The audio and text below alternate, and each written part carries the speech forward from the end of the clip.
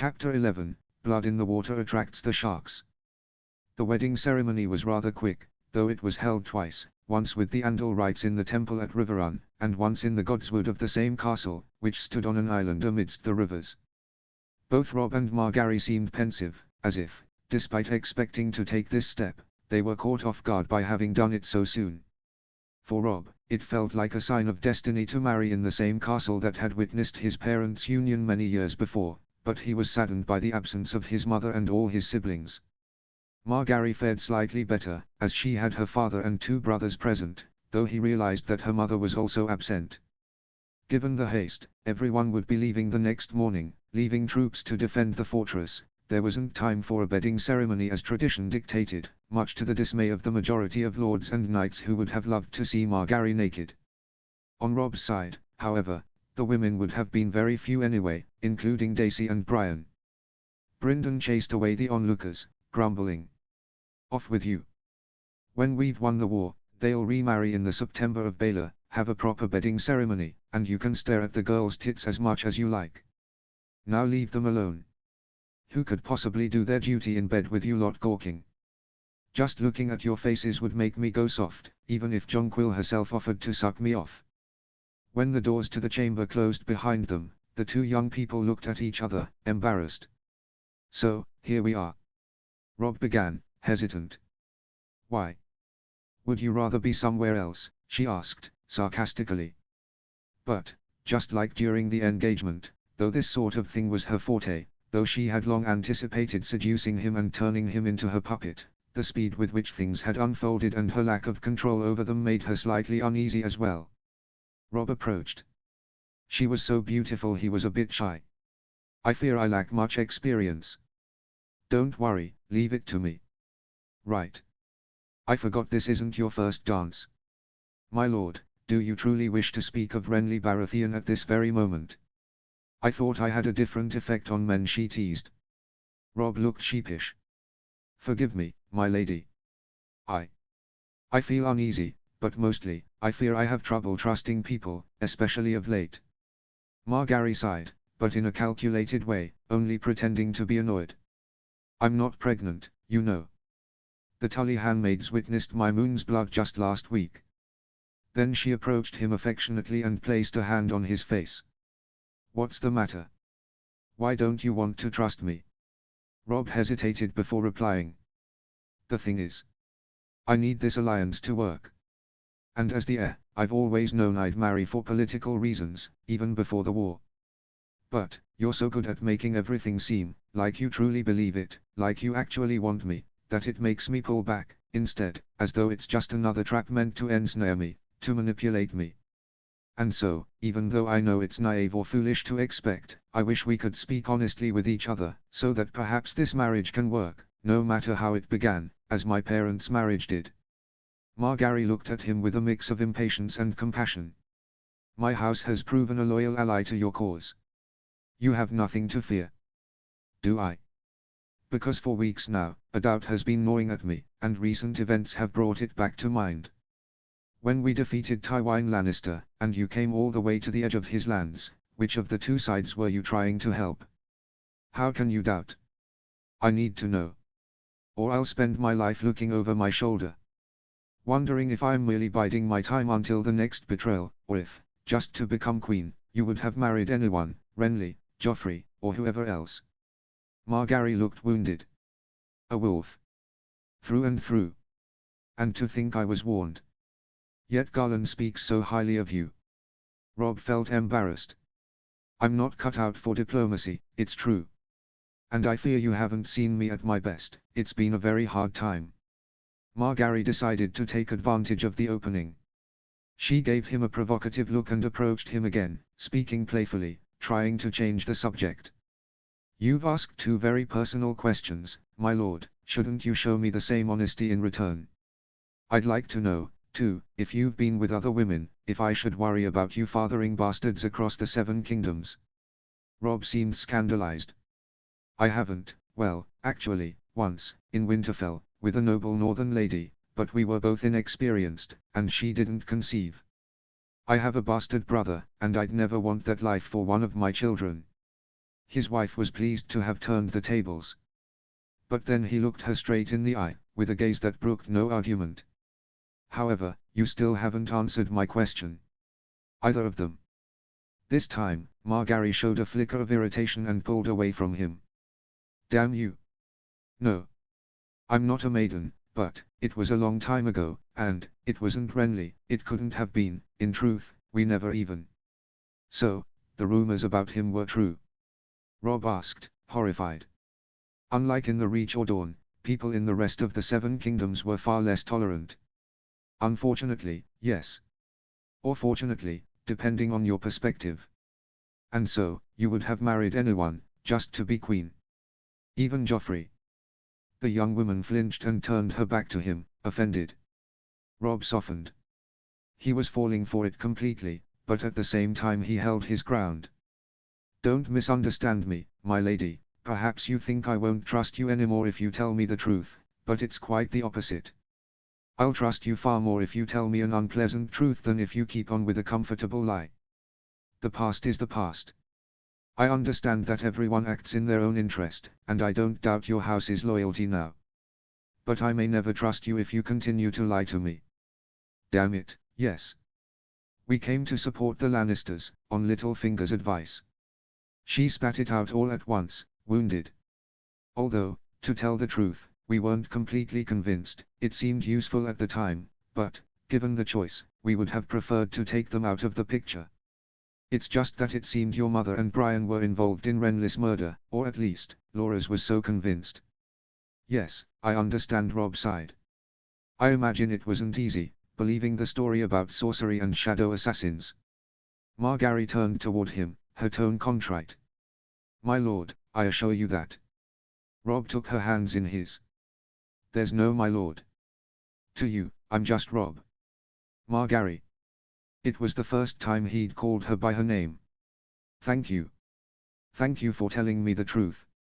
I know I forced you into such a painful test, but it was very important to me. Margaery looked at him, surprised and, in some ways, admiring. But then, she glimpsed something else in her husband's blue eyes. You're not just distrustful. You're also, insecure. Robb looked away, as if in shame. That's the truth, isn't it? The young woman continued, surprised by her own words. You fear you're not up to the task, despite all you've accomplished. You seem to constantly question what the right course of action is. Well, can you blame me? The situation keeps changing, and no matter how successful I am, everything still falls apart. It feels like the gods are playing dice with all our lives. I used to have my mother to help me decide, but...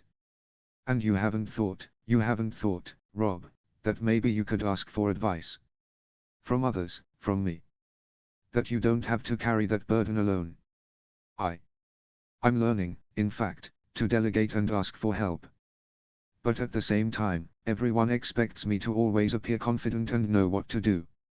You don't always have to appear confident with me, Robb. I'm your wife, not your vassal. It's a political union, true, but that's all the more reason I have both the power and the influence to help you reach places you couldn't on your own. What do you mean? Margaery gave him a sly smile. Surely you didn't think that marrying a Tyrell meant just acquiring her father's swords and money, did you? Robb, my house has influence unlike any other in the Seven Kingdoms. My mother is a Hightower, her family has ties to both the Citadel and the Faith. The Game of Thrones isn't just about swords. It's also about politics. And while your northern women sometimes govern in their husband's stead or even take up arms, southern women are taught much more than how to sing and embroider lace. They learn how to weave alliances and make decisions. So how could you help me? He asked, intrigued. For instance, your idea of sending ravens to all the houses to denounce Stannis's crimes. A brilliant plan. But incomplete. Imagine how much greater an impact it would have if, say, a week after your messages were sent, the High Septon himself declared Stannis illegitimate. Your family could really achieve that. Persuade the High Septon to, but on what grounds? Grounds. Robb, don't you see? You're so fixated on honor and respecting formalities, yet you don't grasp the actual implications of rules and procedures. Every time a technicality is added to a ritual, it's not just to complicate matters for the sake of it. It's creating a potential loophole for the future. The title of king on the Iron Throne has never been solely a hereditary political position. It's a religiously sanctioned one. Only someone officially anointed with the 7 oils in the September of Baelor by the faith is recognized by lords and commoners as the rightful king. Being the previous king's rightful heir isn't enough. How many times, during the Targaryen reign, was the eldest son bypassed for one reason or another in favor of a younger brother? But once officially proclaimed by the High Septon, that person was the king, and no one could argue. Even Aegon too seemed more legitimate because he was crowned there, unlike his sister Rhaenyra. And the Blackfyre pretenders were never considered true kings for the same reason. And so, even if Stannis is Robert's rightful heir, since he hasn't received that anointing in the temple, he isn't the rightful king of the 7 kingdoms, the girl concluded with a smile. In fact, one could even argue, she added slyly, that the Starks, who knelt willingly only to the Targaryens, had every right, once their dynasty ended, to choose whether to remain part of the 7 kingdoms or not. Your kind willingly bent the knee to Robert, too, but you're not obligated to do the same with Stannis, especially if he isn't officially recognized as king. Robb Stark looked at his bride as though she were from another world. I could see for myself that you're incredibly beautiful, but no one warned you there was a brain inside this pretty little head. Well, now you know, husband mine. And you're lucky, it's included in the package, she concluded, pleased. Robb moved closer to her, suddenly feeling very fortunate. He rested his forehead against hers, breathing slowly, the atmosphere shifting. I'm starting to think that all of this will work out. Good. She whispered, savoring the moment. And now, start doing your duty, or all those people with their ears glued to the door will start worrying you're like Renly, but try to do a better job than with that northern girl, if you can. Gods. I get the feeling you'll never let me live that down, will you? Who knows? Try to change my mind. Arya couldn't forgive. And she wouldn't forgive, but for now, she had to put on a brave face. It had taken days to evade the Brotherhood's pursuit, an effort made all the more difficult by the fact that they were both on foot. When they'd let him go, they had returned Sandor Clegane's weapons and armor, but had kept his horse, and further complicated by the fact that the Hound always moved in full armor, which slowed him down. Yet he was still quick enough to catch Arya if she tried to escape, of that she was certain. At the same time, paradoxically, the fact that he was such a formidable warrior, that he needed her alive to claim a ransom, and that he intended to sell her only to a member of her family, made her feel strangely safe. Even someone she hated, but who was more familiar, was better, for the moment, than her new friends who had turned out to be traitors, ever since they'd sold Gendry to the Red Woman. It was thanks to Arya that they managed to shake off their pursuers. Having become an expert in their tricks and usual routes, the girl was now a master at moving through natural environments unnoticed and traversing terrain where no tracks could be left. It seemed that Robb's troops had moved west, so they headed there, albeit taking long and winding detours. Eventually, they arrived at an inn near High Heart. Exhausted after several days of travel, they entered, seeking food and rest. Sandor had some money, and Arya chose not to ask where he had gotten it. There were about half a dozen other patrons seated at different tables. The innkeeper served food and drink without asking questions. 3 of the patrons looked like soldiers, and Sandor cautiously sat with his back to them to avoid being recognized, keeping his ears alert nonetheless. Arya felt uneasy as soon as they entered, experiencing a sense of déjà vu. Gradually, she realized why. She had seen them all before. Worse yet, all 3 were on her list. Dunsen, with the bull-horned helmet that Gendry had forged for himself but had been stolen when they attacked the Night's Watch caravan. Polliver, nearly as tall as the Hound but less bulky and almost entirely bald, carried as a trophy needle, the small sword her brother Jon had given her and which he had taken when they captured her. Chewik, the disgusting soldier who often helped Sir Tickler torture prisoners at Harrenhal, tormented Hot Pie, forcing him into dark, creepy places, asking if he preferred to see ghosts, or become one. She whispered to her traveling companion. We're in trouble. Those men are Gregor's men, he grunted. Shut up and don't draw attention. But as the 3 men got rowdier, drinking and toasting, they began to glance around. I'm telling you, Chiwick continued, not having that leech Gregor as a commander anymore has been a blessing. Sure, for a moment it seemed like peace was coming here, which would have been bad for business, but soon Riverrun and Stonehenge will turn into battlefields, and no one will notice if travelers get lightened of their coin, or if someone has some fun with the girls. Yeah, but when the fighting starts, it's better to head northeast. Things should still be calm over there, Poliver noted. After all, neither the young wolf nor Stannis will have much love for us. Still better than riding with the mountain, Dunsen confirmed. He could have killed you just for looking at him wrong. I don't know what happened to him, but I hope those wolves in the woods, led by that giant she-wolf, tore him apart alive. That'd be funny, a hound torn up by wolves.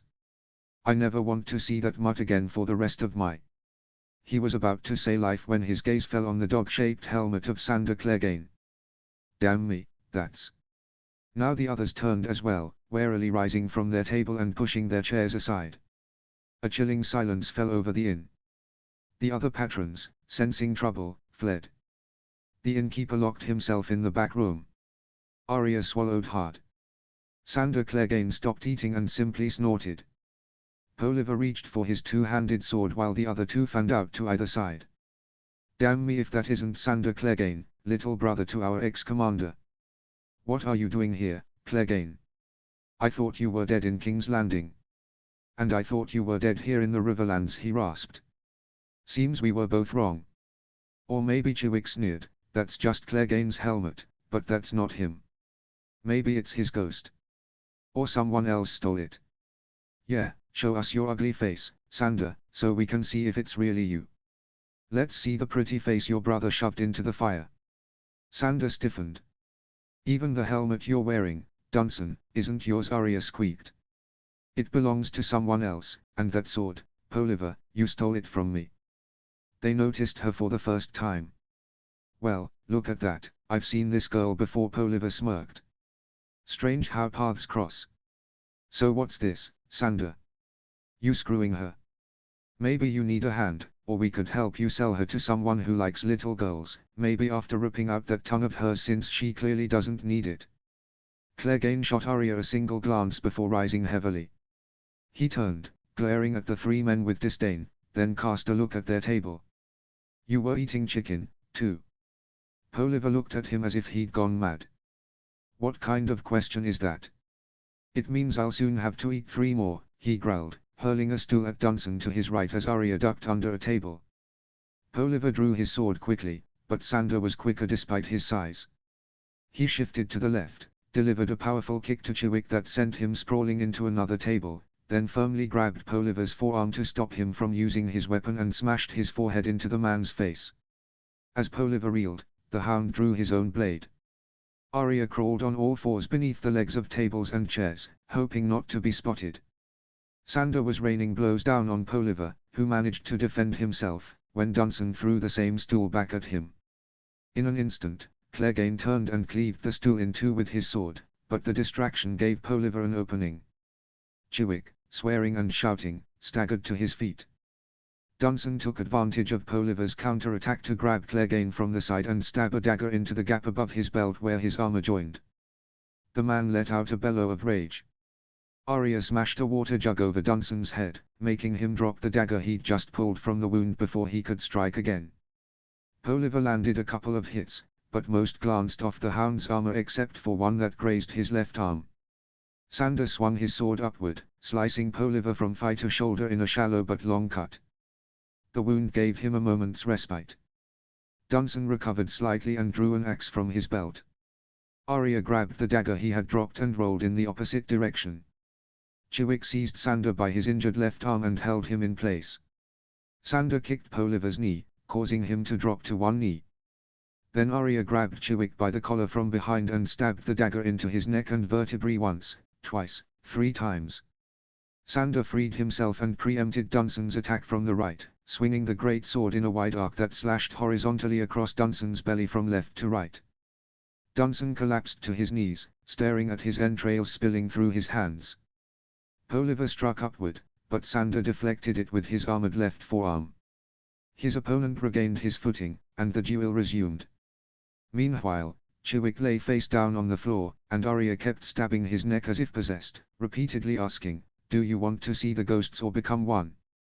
Do you want to see the ghosts or become one?" Sander and Poliva locked blades in the narrow space between two tables. Despite his injuries, Sander's greater strength made the difference. He pushed his opponent back against a table, then diverted the blade diagonally and slashed deep between Poliva's chest and left arm. Poliva screamed. He attempted a counterattack, wielding his sword with only his right hand, but Sander redirected his blade to the left, intercepted Poliva's sword with brute force, and sent it flying out of his hand. Then Sander lowered his sword and drove it straight through Poliva's gut, piercing him completely.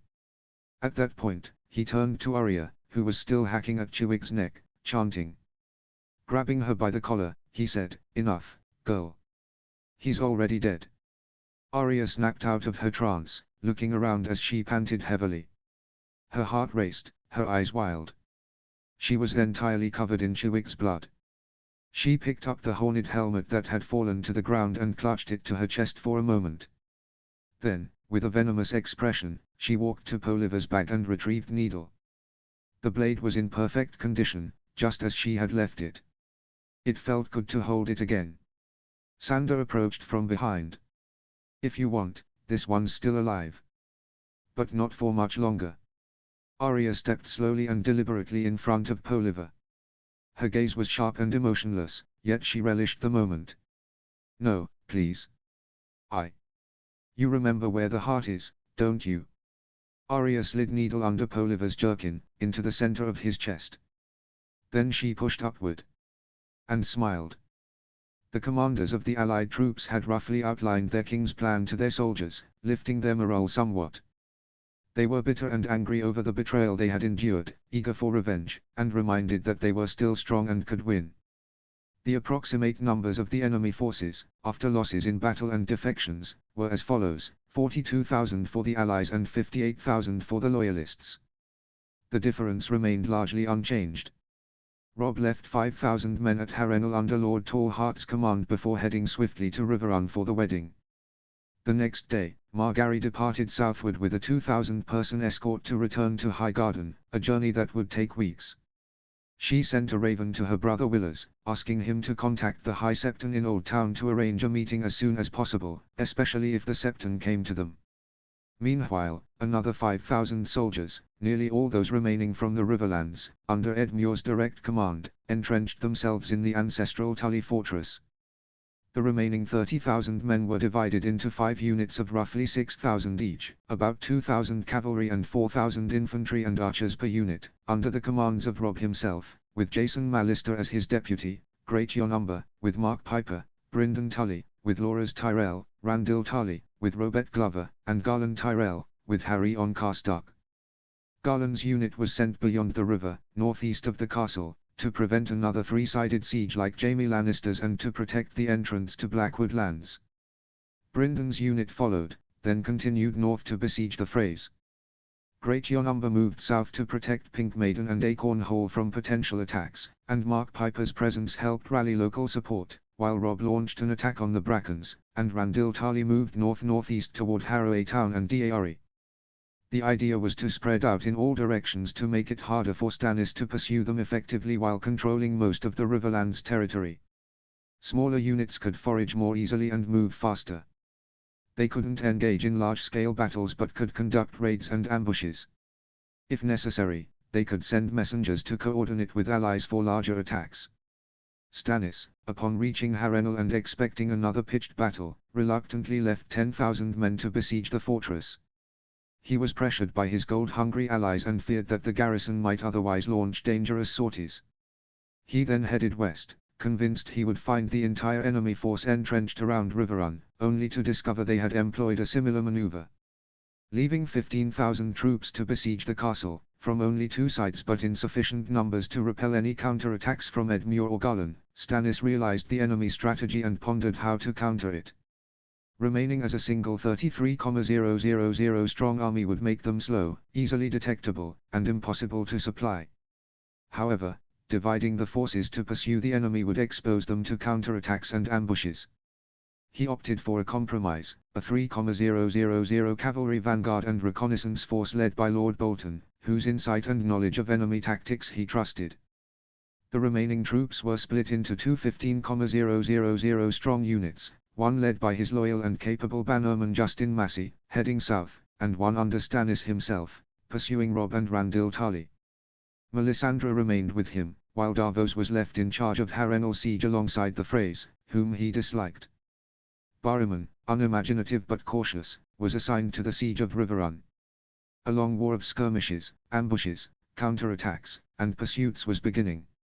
Meanwhile, the rest of the realm was burning. Yara Greyjoy stood at a crossroads. For weeks, a revolt had openly broken out in the Iron Islands against her father Balon Greyjoy's authority. The failure of the invasion of the North, the heavy losses they had suffered, and, most of all, the humiliation, had dealt a severe blow to the pride of the Ironborn nobles, and their frustration now needed an outlet. Why, they asked, had Lord Balon insisted on invading the North, where there was little to pillage anyway? Couldn't he have accepted Robb Stark's offer, who, in the meantime, had won his war against the Lannisters? If they had raided Lannisport while they had the chance, they might have gained independence from the Iron Throne and a vast fortune. Instead, both the Westerlands and the Reach had been placed on high alert, and their fleets now guarded their coasts. After the failure of the rebellion 10 years ago, this was yet another demonstration of Balon's incompetence. His desire for petty vengeance had outweighed the needs of his people. Since the nobles had gathered at Pike to challenge his authority, her father had locked himself away in his old tower and hadn't come out. Meanwhile, the various fleets had returned home, often not without skirmishes among rival factions. Old WYK was in open revolt, as was Black Tide, while Great WYK was split into three factions, Sealskin Point, Hammerhorn, and Pebbleton. Harlaw remained loyal for the moment, except for the Ten Towers, which had declared for an alternative ruler. Saltcliffe and Orkmont, for the time being, were merely biding their time. Yara didn't know what to do. She had perhaps 200 men personally loyal to her, a significant feat for a woman in the Iron Islands, but while she agreed with the absurdity of the campaign, she didn't want to rebel against her own father or defend him against overwhelming odds. Besides, he wasn't giving orders or formulating a strategy, secluded in his tower, perhaps conversing with ghosts. It would have been simpler if Victorian were still alive, she thought. True, Balon's brother had been a valiant warrior but neither a charismatic leader nor a skilled politician. Still, his name might have united the factions and ended the infighting before it began. Instead, her uncle was dead, poisoned by the arrows of those damned men of the crag. Yara made a mental note to avenge him one day. She also remembered Victorian's final words as he lay on their retreating ship, delirious and in pain. Yara, when we return home, blood will flow. Promise me, whatever happens, he must never sit the Seastone chair, or our people will be doomed. Just then, her other uncle, Aaron, the drowned priest, entered the room. His long green-grey robe, his unkempt beard matted with seaweed, and his fanatical eyes always unsettled her. When he spoke, though, he said, "Yara, the time has come. If we are to prevent the Iron Islands from destroying themselves, we must name a new leader in place of your father. The men speak highly of your prowess in battle and your leadership. With Victorian gone, you may be the only one who can unite our people. Submit to the ritual, Yara, and prove yourself worthy of the Seastone chair." Robb Stark gazed impassively at the smouldering ruins before him. Once, this had been Stonehenge, the ancestral seat of House Bracken. Now, after his forces had besieged and taken it, cutting down its soldiers and taking the treacherous lord's family and retainers hostage, they had looted it and set it aflame. At first, the fire had only licked at the wooden beams, but as it spread, it weakened the supporting structures. 4 hours later, the central tower had collapsed sideways, crashing into the main hall and obliterating it. Amid the screams, tears, and despair of Lord Bracken's wife, daughters, and servants, their ancestral home would soon be nothing but stone and ash. Robb forced himself to ignore their cries. Once, he had fought alongside these people and would have done anything to protect them, but war was war. He turned his horse away, passing the hostages.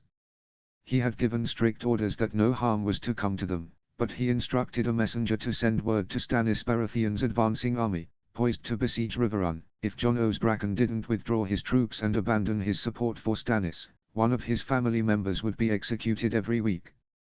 Once the music starts playing, you can't stop dancing. The ravens sent by Robb Stark caused chaos in the north. The Northmen, accustomed to viewing themselves as a single, united land, were aghast at the thought of harboring traitors among them. Orders were sent to the houses near Bolton Lands to attack the traitors' holdings and, if possible, capture Ramsay alive. Hodder and Mors Umber, the massive and formidable uncles of Gratian, stormed towards the dread fort with their forces, expecting to find it besieged on three sides by other loyalist houses. Growing wary, they wondered how many others might have turned traitor to the Boltons. But true to their banner's spirit, the roaring giant, they pressed on. What they found surprised them. The dread fort was completely abandoned. There was no trace of Ramsay Snow or his men. A similar fate befell Marlon Mandaeli, the corpulent yet capable cousin of Wyman and captain of his troops. Marching into the neighboring lands of the Hornwood with 500 men, he found traces of combat here and there, the small castle with its gates wide open, and desolately empty. Exploring all the rooms one by one, they made a macabre discovery that enraged them to their very cause. Inside a high tower of what had once been her ancestral home, Donella Mandaeli, widow of the Hornwood, lay lifeless on the floor. Her terrifying thinness suggested she had starved to death, as did a horrifying detail: the fingers of her right hand had been bitten off, and her mouth was smeared with blood. She had eaten her own fingers in a desperate attempt to survive. Beside her body lay a letter, scrawled in blood.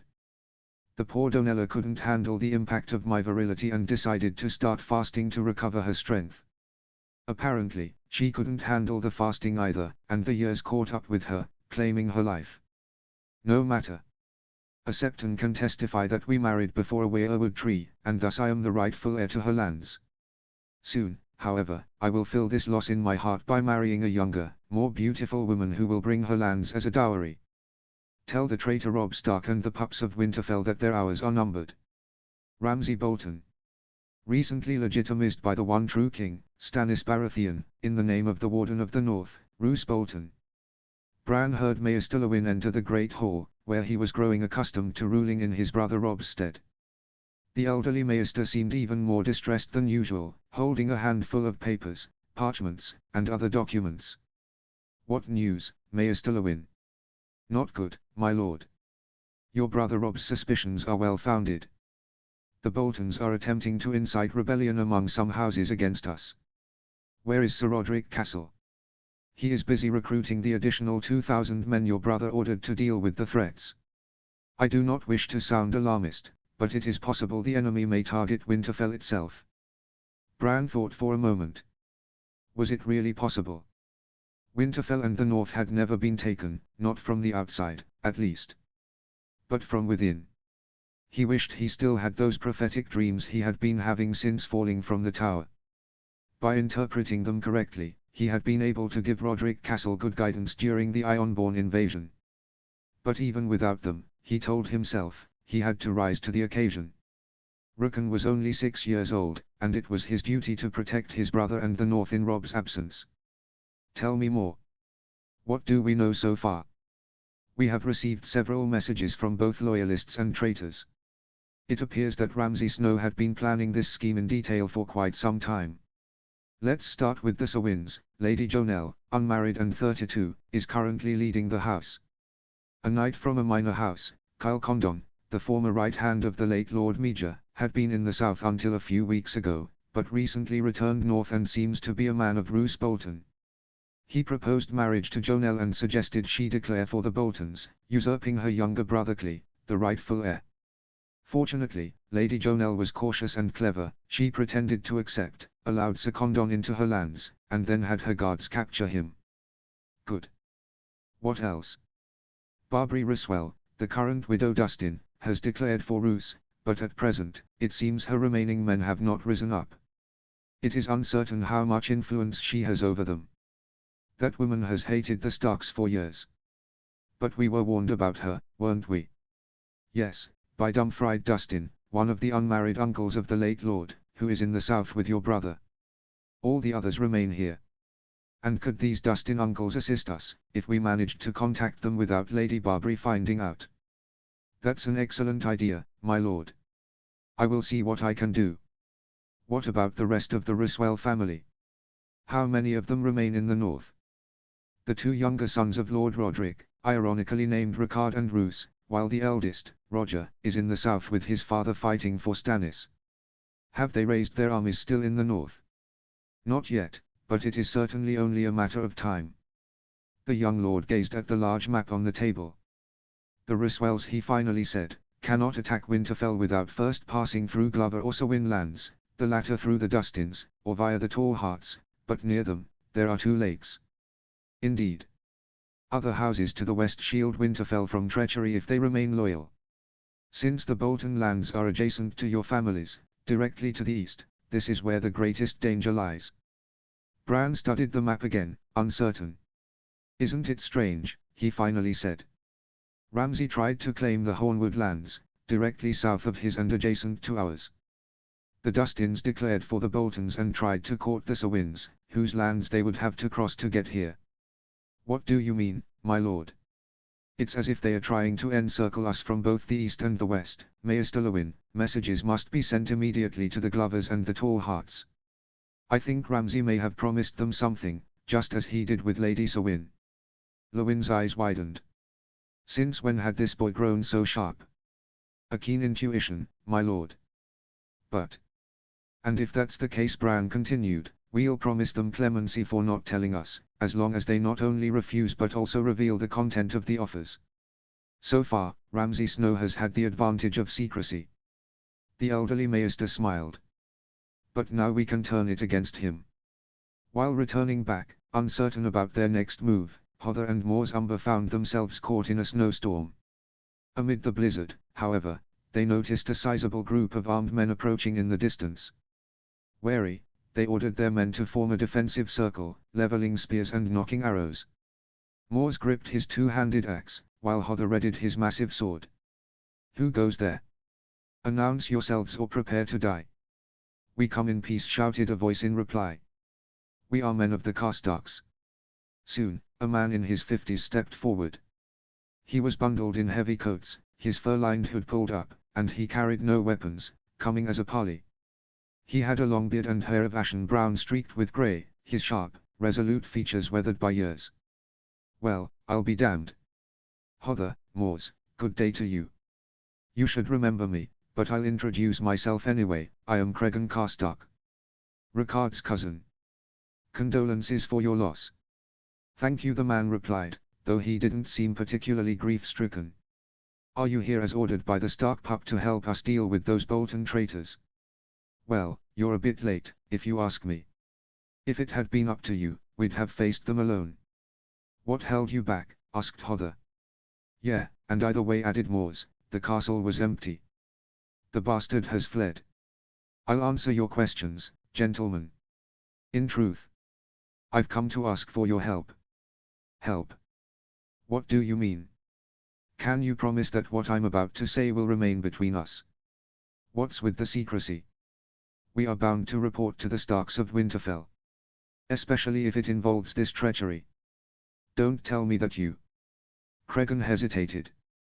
Finally, he spoke. In a way. A few weeks ago, we received a proposal from the Bolton bastard, shortly after the news of Robb's defeat in the south. He claimed that soon all loyalists would be dead, and the Boltons would be proclaimed Wardens of the North by the Iron Throne. Both of Great Jon's uncles spat on the ground at those words. And he added that if we sided with them, we could have whatever we desired. In particular, he suggested I seize Lady Aelys, my cousin's only daughter, marry her, and declare myself the new Lord of Carhold by swearing loyalty to the Boltons. Treachery. Infamy. But as you see, I didn't do it. However, Hodder added with a sharp glare, you didn't report it to the Starks of Winterfell either. Cregan looked at his feet. I admit, for a few days, I considered it. As you know, my two poor wives have died without giving me heirs, and I've always come second to that madman Ricard. If Harryon, my cousin's last surviving son, doesn't return from the war either. But in the end, I didn't go through with it. Or maybe it was because I hesitated for so long that my father Arnulf and brother Arthos took matters into their own hands. They tried To usurp my birthright, since my brother has sons, and I have none. What? They seized the girl. Let's say they tried. Arnulf and Arthur gathered a group of loyal soldiers and attempted to capture her. But young Alis, though only 16, is tough as steel, a true woman of the north. She had sensed the danger, gathered the help of 50 guards, and barricaded herself with water and supplies in the great tower of the castle, the one perched on a rocky pinnacle accessible only by a rope bridge, and then she set it on fire. Well, I'll be. She's got guts, that girl. And that's when I made my decision. I gathered 300 men loyal to me and came to ask for your help. I couldn't send a raven, my father controls the Maester and the Rookery, and I didn't want to fight my father and younger brother and become a kinslayer. But I also couldn't leave poor Alis there. The two uncles of Gratian scrutinized him for a moment longer. Well. Better late than never. We'll send messengers to Winterfell with this news, and then, lead the way, Cregan. You'll make up for your hesitation by helping us save your niece. And don't worry. We won't kill your kin, though I can't promise what the young wolf will want to do with them when he's back up here. Elaine Stone had grown well acquainted with all the residents of the Eyrie. During the 3.5 months she had spent there, the dark-haired girl had become a comforting and helpful presence in that snowy castle atop the mountains.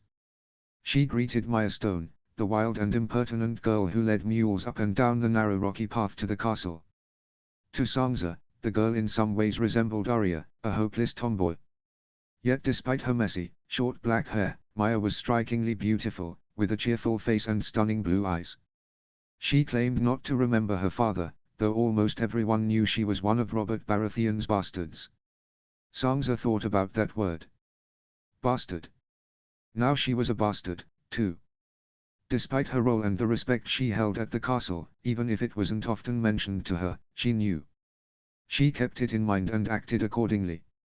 This made her think of Jon. She missed him. She missed them all, but she realized, she missed Jon, too. Now she understood better how he must have felt. Over the years, she had been kind to him but cold, polite but distant.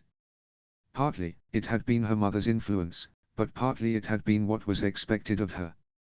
And now, all she wanted was to hug him and tell him she was sorry. She shook herself from her thoughts. Sansa had a half-brother who was a bastard, but Elaine didn't. Elaine made her way to the castle kitchens, where she unexpectedly found Miranda Royce giving instructions on how to serve the guests. As always, the buxom young widow linked arms with the bastard daughter of the Lord Protector and began chattering away, flitting between topics and firing off questions about her and her father so quickly that Sansa struggled to answer without giving herself away. Still, the daughter of Lord Nestor Royce, cousin to the more famous Bronze Yohn Royce and former regent of the Vale during Jon Arryn's tenure as Hand, was always a treasure trove of information, and it was always worth listening to her, if one could get a word in edgewise. After all, the castle was abuzz with preparations for the upcoming tourney to be held soon in the Vale. Many noble lords and knights would be in attendance. Half the time, Miranda gossiped about this or that night, such as when she revealed that Michel Redfort, youngest son of Lord Horton and current squire to Lyn Corbray, had taken Maya's virginity, and that the girl foolishly believed she could marry him. The great tourney was meant to determine the members of a Falcon Guard, a sort of equivalent to the White Swords for the Lords of the Vale, and to appease the insufferable little Robert Arryn, an 8-year-old brat who behaved as though he were 3. Lately, his bouts of convulsions and trembling had become more frequent, whatever his ailment might be, and the castle's maester now often put him to sleep with potions. Being raised by Lysa Arryn would have ruined anyone. If Jon Arryn's widow and Catelyn's sister had seemed unstable before, Elaine could now say with certainty that she was unhinged. However, Petta's arrival, for whom Lysa harbored a consuming obsession, had, for the time being, overshadowed the unhealthy relationship she had with her son. Despite their dislike of the Lady Regent's swift and less than prestigious second marriage, the Lords of the Vale had no choice but to accept it. Over time, many had approached her, urging her to declare for Robb Stark, who had sent several ravens with such requests, but the woman had always refused. Now, all of them were gathering for the tourney, and they were certain to plot against their new lord.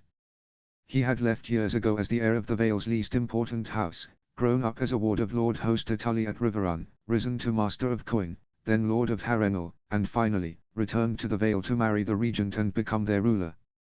No, they could not stand him. Still, Baelish was thoroughly used to being underestimated. It had been the story of his life since Edmure Tully had nicknamed him Little Finger, for coming from the fingers and being short for his age, yet he continued to climb the social ladder, brick by brick.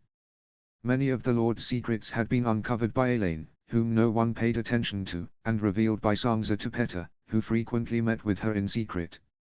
During these encounters, he often gave her little lessons in politics, no doubt pleased to seem brilliant, explaining, for instance, the rivalries among the Lords of the Vale and how he exploited them to his advantage. House Royce had its rivalries with its cadet branch and also with House Corbray, whose lord, Lenal, had lost a wife and sickly son years ago. Lenal's younger brother, Lyn, was a skilled knight who had slain Luin Martell during Robert's rebellion, avenging his father and earning their house's ancestral Valyrian steel sword, Lady Forlorn. The two brothers despised each other, but Lenal had no other heirs, and the house was in dire financial straits. Now, Baelish was maneuvering Lenal by arranging a marriage for him with the daughter of a wealthy Gulltown merchant, solving two problems in one stroke, while the younger brother was easier to sway, with money, boys, and pleasures, apparently. Thus, one great house was already on his side. Elaine reflected on these things as Miranda bombarded her with chatter, eventually confessing her attraction to another young knight, Harry Hardyng, who would compete in the tourney, and her hope to marry him. Sansa flinched. That Harry was undoubtedly as skilled as he was handsome, but also rather audacious. Elaine often drew attention wherever she went, with her hair of any color, it was inevitable, though she preferred to keep as low a profile as possible, and Miranda teased her playfully for this. Or is it jealousy? Behind this friendly facade of compliments. I remember Harry. Just the other day, he made me some rather explicit advances. Better that Miranda doesn't know. King's Landing was boiling over. Months earlier, the young wolf, whom Stannis's troops insisted on labeling a rebel and traitor, had sent word across all 7 kingdoms that Stannis Baratheon had burned Edric Storm alive, and the populace was in turmoil. Already scarred by the city's assault, with its accompanying rapes, looting, and destruction, the people had rejoiced at the executions of the Lannisters, only to realize that burning people alive was precisely what the Mad King had done. From the early days, small gatherings of people began forming at street corners, first a few, then larger and larger crowds, to listen to self-styled preachers. They railed against moral decay and corruption, not only among the nobility but also within the clergy of the 7. They claimed that the High Septons had become indistinguishable from lords and merchants, rich, fat, and corrupt. They preached well but practiced poorly, and no longer had the authority to guide the people. According to these preachers, it was the sins of the people themselves that attracted disaster upon them. Therefore, they must pray, repent, and purify themselves to banish the evils above their heads. At first indirectly, then increasingly openly, these preachers began to denounce Stannis himself as an enemy of the faith, and thus of the people, as he worshipped a foreign god who demanded human sacrifices. The fish rots from the head. The fact that the new High Septon, who had remained in Old Town since his election, initially due to his predecessor's fate in the bread riots, later because of the siege, and then for murkier reasons, had finally declared openly that King Stannis Baratheon was illegitimate for not being officially consecrated by the faith and for being the follower of a foreign god only reinforced the obvious and brought the situation dangerously close to breaking point. So much so that these preachers, while agreeing with the High Septon's opinion, nevertheless rejected his authority, claiming that a sycophant of the nobility draped in gold and purple is unworthy to represent the people before the gods. To embody this vision, they roamed barefoot, clad in rough fabrics, with disheveled hair, spending all their time, when not preaching, helping the poor, hungry, and sick, decrying the indifference of the powerful.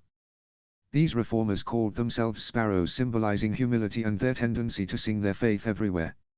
Finally, the sparrows took the ultimate step, which some believed had been planned from the beginning.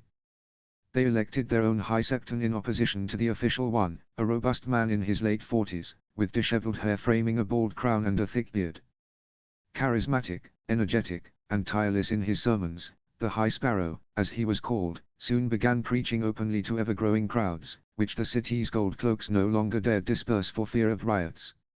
Eventually, he grew bold enough to declare his intentions outright. It was necessary to recreate the faith militant that had once served the church, to protect the faithful, and to form new divisions of poor fellows and warriors' sons to cleanse corruption from the realm.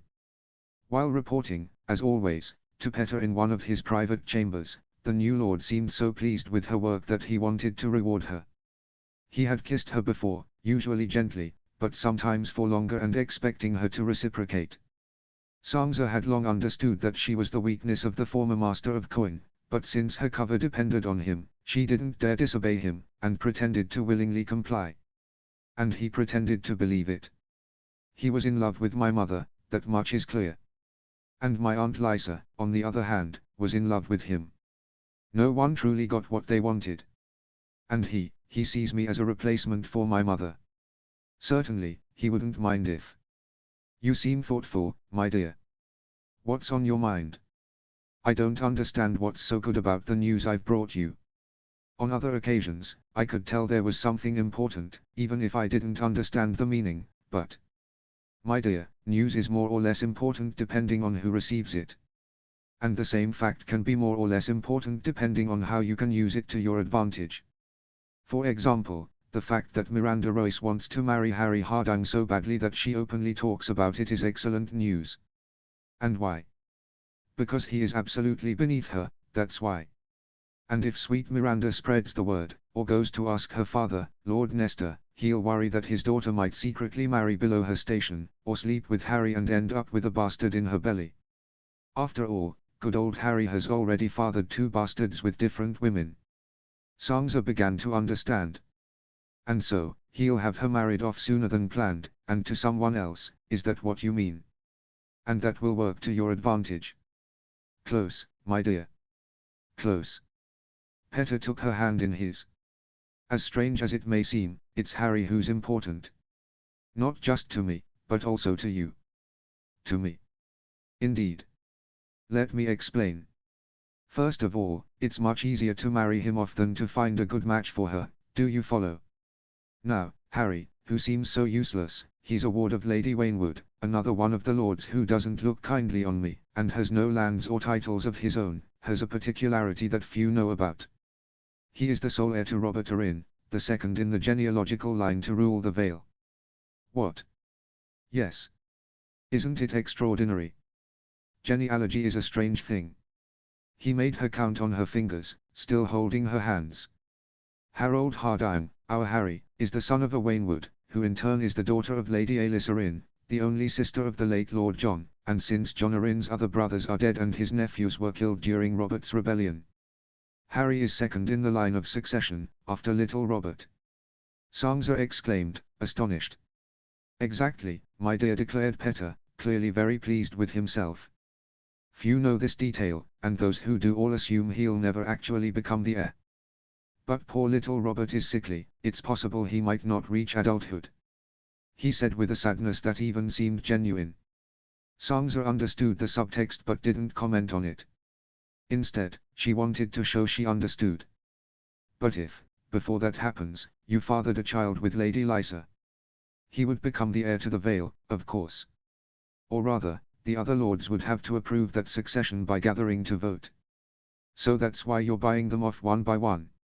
All right, but why would this be an advantage for me? Petter grinned. Now we come to the juiciest part. As you know, 3 months ago, following Robb's defeat, King Stannis Baratheon declared that the Freys are the rightful lords paramount of the Riverlands, and the Boltons are of the north. Sangza frowned. Yes, but Robb Stark hasn't been defeated yet. It'll be hard for them to claim such titles, with all the other houses against them. That's true, but Robb could be defeated very soon, along with his allies. In that case, the Boltons would return to the north as victors and take Winterfell. As for your brothers, it's likely that, to save them, Maester Lewin would have them flee across the narrow sea. Sangza's face was like a blade of ice. You don't like that prospect, I see. Of course not. I understand, and we can prevent it.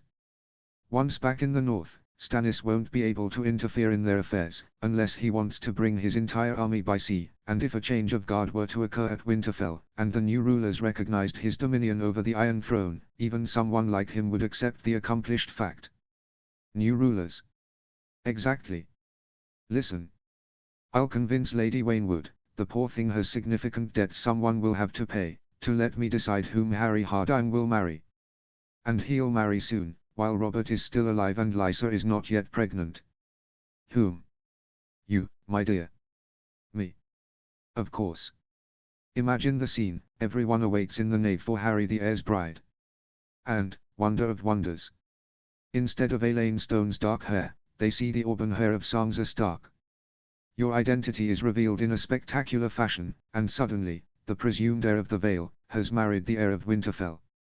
The lords of the Vale are proud, they won't let those filthy traitors, the Boltons, take the seat that rightfully belongs to one of their own. The Knights of the Vale are the best in the Seven Kingdoms and know how to fight on ice, they'll sweep away Roose and his bastard, and you and Harry will rule Winterfell. Better than nothing, don't you think? Sansa was dumbfounded. What do you say? Don't I deserve another kiss? Chapter 12, For every action, there's an equal and opposite reaction. The skirmishes and guerrilla warfare had been going on for quite some time. Stannis was a prudent and cautious commander, especially after being burned by the opponent's skill in the Battle of the God's Eye, and Roose Bolton, also known for his cautious nature, understood Robb well enough to grasp the intent of his actions but rarely launched a reckless attack. The Riverland's population was weary of war but held firm. The veterans sent home by Edmure had planted a new crop, and many of them endeavored, when possible, to assist the Allied troops, conversely hiding their supplies when the king's forces passed by. Some even went so far as to organize small groups to carry out sabotage and guerrilla actions before returning to their homes as if nothing had happened. The capture of all members of House Bracken, his wife and 5 daughters, had the desired effect. Lord Jon O's nearly lost his mind upon hearing the news and ordered his men to lay down their arms, refusing to continue advancing. This did not sit well with King Stannis, who had him disarmed and imprisoned, along with his 2,000 men, all confined within large enclosures made of wooden palisades, guarded by another 3,000 soldiers.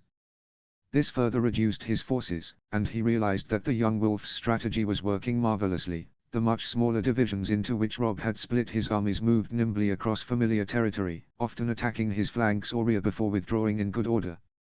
Roose Bolton, countering this strategy, suggested committing atrocities against civilians to persuade them, if not through love, then through fear, to stop supporting the king in the north. Meanwhile, the various armies played a game of cat and mouse, moving north and south, east and west, across the vast rectangular area between Riverrun, Deari, the God's Eye, and Pink Maiden.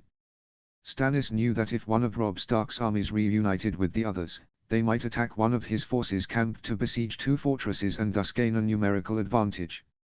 As a result, rival divisions often maneuvered, like pinballs, to cut each other off whenever the enemy approached a strategic objective.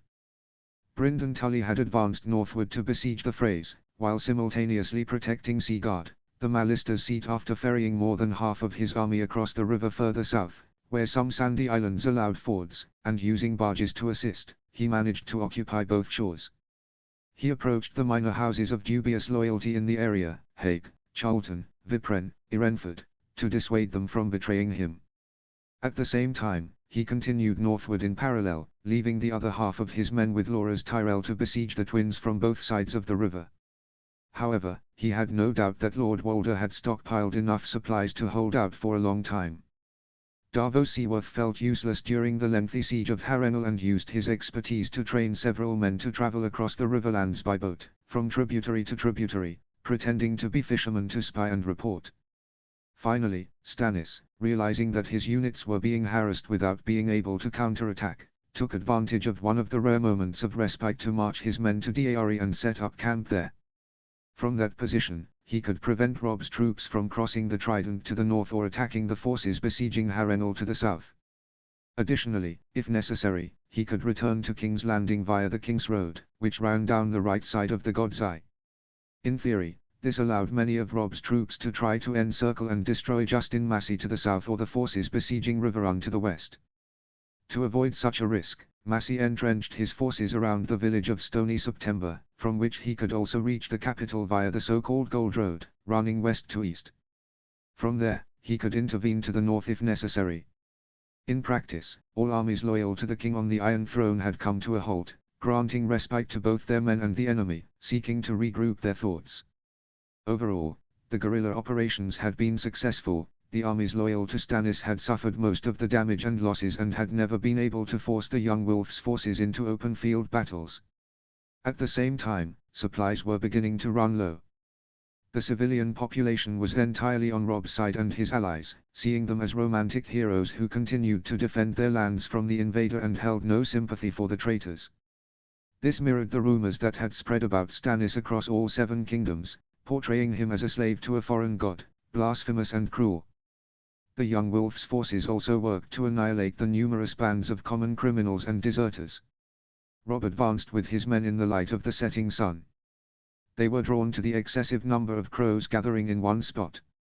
It was rare to see crows. Roose Bolton had started sending out mounted archer teams to shoot down every crow they spotted, disrupting communications. They didn't want Robb pulling any more tricks like when he exposed Stannis and didn't want him coordinating with Winterfell. In this respect, they had succeeded. It had been weeks since Robb had received any replies, and he didn't know how his mother and brother were faring up north. Smallgen and Daisy Mormont were the first to dismount. Despite not being novices, it was always a hard sight to stomach. 6 stakes driven into the ground, crossed to form 3 XS. And on each X hung a human skin, so expertly flayed that it had been removed whole and now hung like a single dripping carpet. Using the same blood, a message was written across the skins as if they were scrolls, continuing from one to the next. We saw nothing. Our scouts said Smallgen, while Daisy vomited. And with those from yesterday, that makes 6. Plus the 2 farmers last week accused of being collaborators, recalled Jason Mallister. They bore the message. We heard nothing, remember. If Robb could have snarled like Grey Wind, he would have. His face was painted with pure hatred. Forgive me, my lord, but I believe your Stark ancestors would have done better to eliminate the Boltons when they had the chance rather than make them kneel to serve you. You know how it is, Lord Mallister, they allied with them to repel the invasion of your Andal ancestors, but perhaps you are right. It was a mistake. One I will soon correct. Davos was relieved to have been summoned to Daari. He couldn't take the siege any longer, nor could he stand the company of the Freys. He wondered how the young wolf had endured them for so long. Moreover, he felt useless. On land, his talents were wasted. However, he was less at ease about meeting his lord after months, especially when he entered the tent and saw Melisandre with him. My king, he said, kneeling. Welcome, Davos. What news? Unfortunately, none, your grace. Our enemies can hold out under siege for a long time. And our supplies are beginning to run low. I've had to put 1/3 of the men to farming the land, imagine that. And Randyll Tarly could have caught us off guard 2 or 3 times if it weren't for you. Discipline among the troops, I won't hide it, is starting to decline. I suspected as much. This game has gone on for too long. The young wolf has forced us into a stalemate that is becoming uncomfortable. We cannot defeat him, and he cannot defeat us. But I believe that, in the long run, he will gain the upper hand. He has continued to harass us, weakening our armies. Soon we'll have to pull back part of the troops due to lack of provisions, and he'll combine 2 or 3 of his companies to crush those remaining, or the besiegers at Riverrun, and defeat them. No, we must destroy him before that happens. And how, my king? Melisandre claims to have an idea. How? I thought I said. Calm down, Davos. Melisandre swears she won't sacrifice anyone this time. Let's at least hear her out. Melisandre made a gesture, and from behind the tent, 2 of her hooded followers entered, dragging Gendry inside. He was chained and dirty, but otherwise unharmed. What does this mean? This, your grace, Melisandre said sweetly, is a gift from the Lord of Light. This young man, whom I recovered several months ago, is the key to our victory, without needing to sacrifice him, however, she added preemptively. And why should this young man be useful to me? Stannis asked. Then he looked at Gendry more closely. Ah, but he is. You knew him already, your grace. I saw him while investigating with Jon Arryn. He is one of my brother Robert's bastards. Of course. Now it makes sense, but how did you? Perhaps only then did Gendry understand. He understood a great many things. But he would have preferred to remain in the dark. What? A bastard of your brother? Davos asked. Yes, and I believe Ned Stark also discovered it, if he followed Jon Arryn's trail. But tell me, Melisandre, what do you intend to do with him? He is of kingly blood, the woman reiterated, and can be used in many ways. Like what? Davos asked sharply. I can use him to create a shadow, the woman said coyly, and send it to kill the young wolf. That story again. But is it really possible to do that? To use someone else's power? It is possible, in theory, Melisandre confirmed. As you recall, we stopped creating shadows from Lord Stannis because his fire had weakened. Trying again could kill him, but this boy is young and strong, he could create 2, perhaps even 3. She said seductively. But that could kill him. Davos protested. And are we even sure he has this power? Or that you can command a shadow created from someone who doesn't harbor ill intentions toward Robb Stark, as if you had created it directly with Stannis? I anticipated this objection, the woman said serenely. That's why we can test it. If I succeed in killing someone using this boy, it will mean I can control his power at will, and only then will I use it to create a shadow. What do you think? What do you mean? Stannis asked.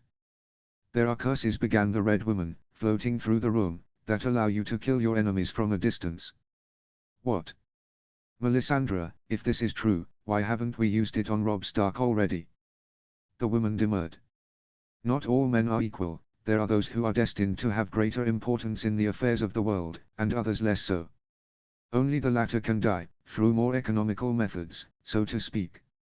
Choose, my king, who else do you believe still deserves your judgment? Who else has defied your rightful authority over the 7 kingdoms? Davos was uneasy as Stannis, after brief consideration, said, Balon Greyjoy, who has proclaimed himself king of the Iron Islands. Melisandre signaled her followers, who forced Gendry onto a couch. Then she used a dagger to cut open his shirt. The boy was frightened, then momentarily excited as the Red Woman ran a hand across his chest. Instead, she made only a small, tiny cut with the dagger and finally took a leech. Wherever Lord Bolton went, there were always leeches. He believed bloodalting was good for health, and placed it on the wound, letting it suck greedily at his blood. When it had finished, she pulled the creature off, placed it in Stannis's hand, and said, Pronounce your judgment, your grace. Davos tried to dissuade him, Your grace, no. If we use these methods again, there will be consequences. The gods will punish us. Stannis, after a brief hesitation, looked at the creature and said, I, Stannis of House Baratheon, sentence the traitor Balon Greyjoy to death. And he threw the leech into the brazier that lit the tent. Brienne was not, as they say, in her best shape. As if the daily insults from Randyll Tarly, who couldn't stand to see a woman playing at war, as he called it, weren't enough, she had just completed a rather demanding mission. Part of the strategy to maintain the support of the Riverlands included helping the population. But after a year of war, deserters and brigands of every kind infested those lands, as if the opposing armies weren't trouble enough. Brienne had led a small elite squad to eliminate a dangerous group, which seemed to consist of former Lannister servants. They had caught them while one of them was torturing a merchant, almost certainly to extract the location of his valuables. A small iron pen housed 4 ferocious dogs, tended by a man who seemed to go by the name Weasel. The other 2 were even more frightening. The man called Rorge had no nose, cut clean off, and was as savage as a beast. Brienne faced him in combat and, despite his immense strength, defeated him and ran him through. At that moment, she was attacked by his companion, known as Biter, a madman who had filed his teeth to make them sharp like fangs. He attacked her by surprise, knocked her to the ground, pinned her under his weight, and began biting her cheek. Brienne was beginning to lose hope when a spear pierced the man's neck and then, as it was withdrawn, rolled him off her, dead. It was Lucas Blackwood, the second son of Lord Tytos, who had saved her. As she stood up, she saw that Weasel, who had been fighting her men, had fallen into the cage of his own starving dogs, and they had torn him apart alive. An old maester, apparently, that was torturing the merchant, tried to escape, only to be took down by 3 arrows. Gods, when will this cursed war end? It's nothing like the songs. Arya Stark, despite the situation, was happy. She was practicing with Needle, as she had been doing for some time, repeating the movements and forms of the water dance that Syrio Forel had taught her. At the same time, she mentally recited her list. She couldn't believe she had actually crossed some names off, killed by her own hand. She was only disappointed that some, like Joffrey and Cersei, had been killed by others. Could it have happened to others I haven't seen again? The war's been going on so long. Then she glanced at Sandor Clegane, who had reappeared from behind a rock where he had been relieving himself. But there are always plenty left. Hey, girl. Still at that nonsense? And what else should I be doing, in your opinion? We've been stuck here forever, Arya retorted. In the early stages of the campaign, Arya and Sandor had been forced to retreat northeast to avoid Stannis, who was heading to lay siege to Riverrun, but then the king had turned in their direction. Having narrowly missed Robb, the two had first taken refuge at Daeari, where the Hound had come close to dying from the wound he'd sustained at the inn. Slowly recovering, Arya had had to take care of him if she didn't want to lose her protector. Inally, they had crossed the Trident on a barge and ended up at Solpans. There, the war had not yet reached, and they could live by hunting, at least while waiting for the right moment. That's no reason to keep doing that useless dance, the Hound spat. It's not a useless dance. Take that back. Arya flared up.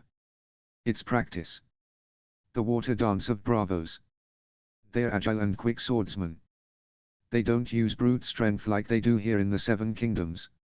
Oh, really? And who's the one who put all that nonsense in your head?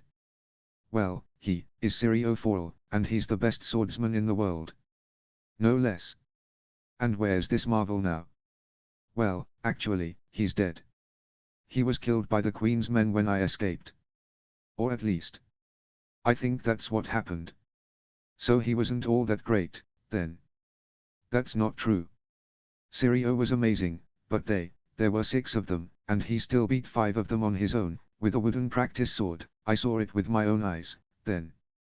I had to run, but the last of them was in heavy armor. He broke Syrio's sword, so I think. And who did they send to fight your legendary swordsman? Meryn Trant. What? A whore with a broom is more dangerous than that filthy Meryn Trant. And your Marvel got himself killed by him. But listen to me, girl, you can fill your head with all the dreams you want, but you need to understand how the world works, and if that swordsman, no matter how skilled, got himself killed by Meryn Trant, it's because that style is worthless. No matter how agile or quick you become, you can still get killed by any Meryn Trant, as long as he, unlike you, is wearing heavy armor and holding a Raoul, bloody steel sword. Arya went to a corner, grumbling. Don't just stay there. We're moving. Where do you want to go? From what the fishermen say, the war's far from over. And I'm tired of waiting for your brother to win or get himself killed. I've come up with a better idea. From here, we can get there in no time. Where? To the only other person in your family with enough money to pay a ransom, your Aunt Lysa Arryn, at the Eyrie. Balon Greyjoy was a broken man. His sons were dead, the other one had betrayed him and was fighting alongside his enemies, and his daughter, well, she seemed to have abandoned him. His brother was dead, his war had been a disaster, yet again, and his subordinates were in open rebellion. Things couldn't possibly get worse. He was crossing the long wooden bridge suspended in the void between the 2 towers of his castle at Pike, despite the howling wind and lashing storm. Balon Greyjoy didn't care. He was an old sea wolf, unafraid of storms. He feared nothing, except. He saw a dark figure halfway across the bridge. A man cloaked and hooded. At first, he didn't understand why the man was there. He shouted at him, demanding to know who he was, but the man couldn't hear him over the tempest. Balon moved closer and ordered him to step aside, in the name of his king. The man didn't budge. Balon squinted and took a few more steps forward, trying to see him more clearly by the light of a lightning flash. He recoiled in horror. You. But. And then his next scream was drowned out by the voice of the storm. Hugh of the Mill gulped nervously. He had been following Ramsay for 3 years, but in some ways, he still hadn't gotten used to it. In fact, considering they had never played for stakes this high, he was more aware than ever that he couldn't afford to say the wrong thing at the wrong time. Ramsay scared everyone, but he terrified his subordinates even more because they knew better than anyone else what he was capable of. Ramsay Bolton, Hugh reminded himself. He had to avoid calling him Ramsay Snow at all costs, or he knew he would be next. Like that poor girl Ramsay and Miranda were hunting in the woods. Apparently, Miranda was jealous of her, and Ramsay had obliged, letting Miranda hunt Tessa down with the hounds. When he finally heard screams and the gurgling sounds of dogs feasting on their meal, Hugh knew that entertainment was over. Ramsay returned in high spirits, while Miranda, bow slung over her shoulder, escorted the dogs back to their cages. The heir of Roose Bolton passed by the girl tied to the large pine tree without sparing her a glance. Hugh summoned his courage and said, "Did you have a good hunt, my lord?" "Excellent, Hugh, thank you," Ramsay replied. "It's just that I was wondering." "You were wondering what, Hugh?" Ramsay asked, turning his head towards him and raising an eyebrow, his tone turning colder. "Well, if this hunt wasn't a risk. I mean, we're camped in the Wolfwood, right behind Winterfell, the last place Roderick Castle might come looking for us. Maybe we should keep a low profile." Ramsay turned fully to face him, planting both feet firmly on the ground. He stood there silently, savoring Hugh's terrified expression and the sweat trickling down his cheeks. Then he chuckled and gave Hugh a few light slaps on the cheek. "My dear Hugh. Always so cautious. I understand, you know. You're concerned about the mission's success. But you don't need to worry. I've calculated everything. My plan won't fail. And, may I ask, my lord, what it is?" Ramsay shot him a sideways glance. "It's just that, the men, they are starting to get restless, my lord. They don't understand why we're just staying here." Ramsay smirked. "My dear Hugh, appearances can be so deceiving. For example, you might look like a quivering lump of jelly, and yet you're the only one with the guts to ask me this question. I want to reward your bravery, Hugh. I'll explain my plan to you." Hugh exhaled and let out a sort of relieved sigh, leaning forward and widening his eyes. It was the first time his lord had confided in him. "For instance," the legitimized bastard continued, "right now, it might seem like things are going badly for us, right? Like even Winterfell's cripple has guessed part of my plans and taken measures, right? The Marndale is hunting us. And also," Hugh dared to add, "Cregan Stark, who has turned against us, as Arnulf managed to let us know." Ramsay gave him a sly look. "Exactly, dear Hugh. Exactly. But all of this is part of my plan. Or rather, even Cregan, whether he wins or loses, is at worst a negligible obstacle, and at best, a useful distraction that will divert our enemy's attention elsewhere." "A distraction, my lord?" "Indeed, Hugh. Bran Stark and that old fool of a Maester are surely expecting trouble from the east. They think we've gone into hiding somewhere and that their allies will protect them from our Ryswell friends to the west. Well, my lord, if I may, in the west, there are the Glovers, the Tall Hearts, and the Sowins, very loyal to the Starks of Winterfell. And Lady Dustin isn't very popular with her subjects." Hugh gathered his courage to say, "My dear Hugh, you should know that the most effective tool for binding someone to you is fear. When the Ryswell, Sowin, and Tall Heart armies show up at their gates, demanding they obey the orders of their lady, you'll see that even the people of the Dustin lands will become more pliable. And how will we persuade them to do this?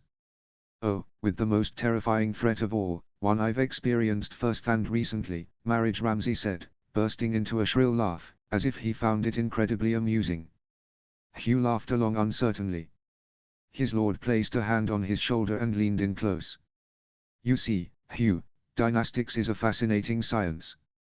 Just as bastards envy legitimate children and want to overthrow them, so do the second sons of great lords envy their elder brothers and hope their children will one day succeed them. And that's what I've exploited, in some cases, appealing directly to the second sons, spineless men who've spent their lives whining about their condition, in other cases, to their wives, weak but treacherous women left to govern their lands while their husbands fight the young wolf's war in the south. And what have you offered them, my lord? Let's start with Lady Sowin, still unmarried at 32, Kyle Condon will wed her, let her experience the joys of marriage, and persuade her to imprison her foolish 14-year-old brother, whom she has nursed and whose lands she has governed all this time, because why do all the work only to let someone else enjoy the fruits, am I right? The glint in Ramsay's eye hinted to Hugh that any child Lord Bolton had fathered with Walder Free the Fat wouldn't live long, but he simply nodded. And speaking of old hags in need of a good fuck, something I've become quite adept at recently, even Lady Dustin would do well to remarry. Maybe having a young cock in that rotten old cunt of hers will make her more agreeable, though I doubt it. After that, I've sent a message to the Tall Hearts. You must know that Lord Hellman, who is in the south with Robb Stark, had a son named Benfred, who was killed at Torrens Square by the Ironborn. Oh, what a terrible tragedy. I can already imagine the sobbing of his poor little sister Edara, only 10 years old. Boo-hoo, boo-hoo, Ramsay mimicked, wiping tears with his fists. But what's a tragedy for some, he continued with enthusiasm, is an opportunity for others. For example, for that jellyfish Leopold, the Lord's younger brother, he has 2 sons with his wife Birina, whom he unimaginatively named Brandon and Biron. And you've proposed to him. A deal similar to the one with the Karstarks. Of course, dear Hugh, you're becoming sharper by the day. Ramsay complimented him with a pat on the shoulder, making Hugh tremble. If Leopold grows some balls, he'll seize little Edara and betroth her to his eldest son. The Iron Throne will hand Torrens Square over to him. Brilliant. But there's one thing I still don't understand. The Glovers. They're among the most loyal bannermen of the Starks, always have been. What have you promised them?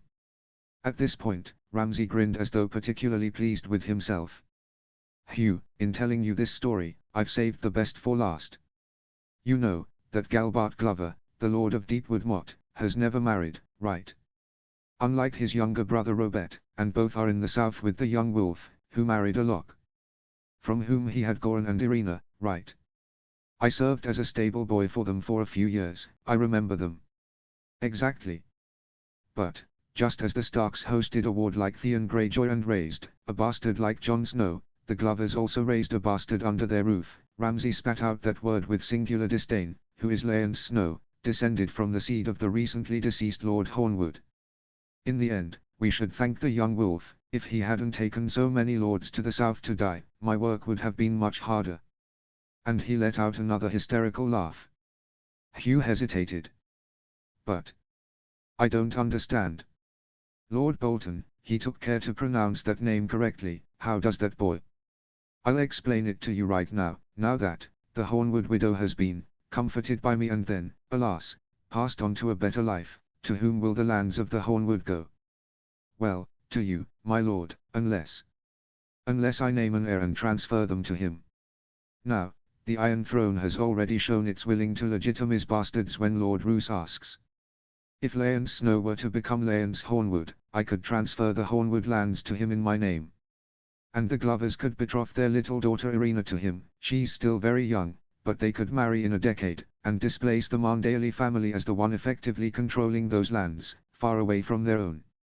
Hugh no longer had to feign admiration. He was genuinely impressed. Ramsay enjoyed that look. It's brilliant, my lord. But, going back to us, Hugh, why do you think all these marriage alliances are being made? To warm beds? No, for swords, Hugh. That's their sole purpose. In a few days, the Roswell troops will march east, and they'll be joined by those of the Tall Hearts, Sowins, and Dustins, while the Glovers will descend from the north. Meanwhile, thanks to a few rumors I've spread, Roderick Castle will march east with all the men he's recently gathered, convinced I've been spotted near the Fingers of Flint, trying to kidnap poor Lady Lyanna to make her my new wife. And Winterfell will be left defenseless. Do you really want to attack Winterfell? No, Hugh, I want to occupy Winterfell. Some of my men, whom I've had infiltrate the stables, will start a nice little fire, and those handful of ragged defenders won't be able to defend themselves from the inside and outside, especially if the orders are being given by a boy and an old man. And when I've taken the 2 youngest siblings of the so-called king in the north as hostages, I'll let Robb Stark know that he'd better surrender to my father, if he doesn't want their skins decorating the walls of his ancestral castle. Hugh was terrified. Perhaps then, my father will understand who his true heir is. Ramsay concluded. But, my lord, the other houses might not accept you as their supreme lord after such an act. The memory of Eddard Stark is still very much alive here. They were all fond of him and... Ramsay, in a slow and controlled manner, stroked Hugh's cheek. His voice was icy, threatening, with a guttural undertone, like a growl. He fixed Hugh with eyes as cold as ice. Oh, but we were all very fond of Lord Eddard, weren't we, Hugh? That's why the first thing I'll do, once I've entered Winterfell, will be to go to the Godswood and marry his daughter Arya. He pointed to the girl tied to the tree, whom he had ignored when passing earlier. The poor Jane Poole, Sansa's best friend and the daughter of Eddard's steward, whimpered. She had been sold to a brothel after the slaughter of the Stark men in King's Landing, and it was there that one of Roose Bolton's men had found her a few months earlier, after defecting to Stannis. Smuggling her back to the north by ship, avoiding the Mandaelis' watchful eyes, had been more challenging, but they had succeeded. Jane raised her head at the sound of her name. Her new name. She had been abused, bore signs of torture on her bare legs and arms. She wore only a long dress, despite the cold, and had a black eye, a split lip, 2 missing teeth, and part of her right ear gone. Her eyes were wild. She seemed unaware of where she was. Your Arya will do whatever you want, my Lord Bolton. The warriors' sons had organized themselves well. No one could say for sure how they had managed to forge so many weapons and armors without the knowledge of the Goldcloaks loyal to Stannis Baratheon, who controlled King's Landing. Yet, 1,000 men, all with prior military experience and some arriving recently from every corner of the 7 kingdoms, made up their ranks. Less dangerous but no less fanatical were the poor fellows. They were far more numerous, as their ranks included virtually anyone, beggars with nothing to lose, people genuinely convinced of the righteousness of the High Sparrow's preachings, and perhaps fearful of the judgment of the 7 if they didn't purify the 7 kingdoms of evil, common criminals hungry for blood, loot, and women. There were women, elderly people, and even boys among their ranks, though they were fewer in number. Some had professions that allowed them to use their tools as rudimentary weapons, hammers, axes, pickaxes, but for others, it was the first time holding anything resembling a weapon. Queen's Lys did not approve of her daughter Shireen leaving the Red Keep, which her husband Stannis, after the death of her uncle Alistair Florent, had entrusted to another uncle, Axel, a true incompetent, but the girl, to whom her mother had deemed it necessary to hide the news of her cousin Edric Storm's death, to whom she was very attached, had insisted so much that she finally allowed her, once a week, to go watch the seals leap out of the water in the bay, provided she was under heavy guard. Alas, such heavy guard, though composed of 50 well-armed men with heavy armor, swords, and maces, 10 of whom were on horseback, 5 in front of the carriage and 5 behind, proved utterly insufficient when 2,000 people attacked the procession on its return trip, about halfway to the Red Keep.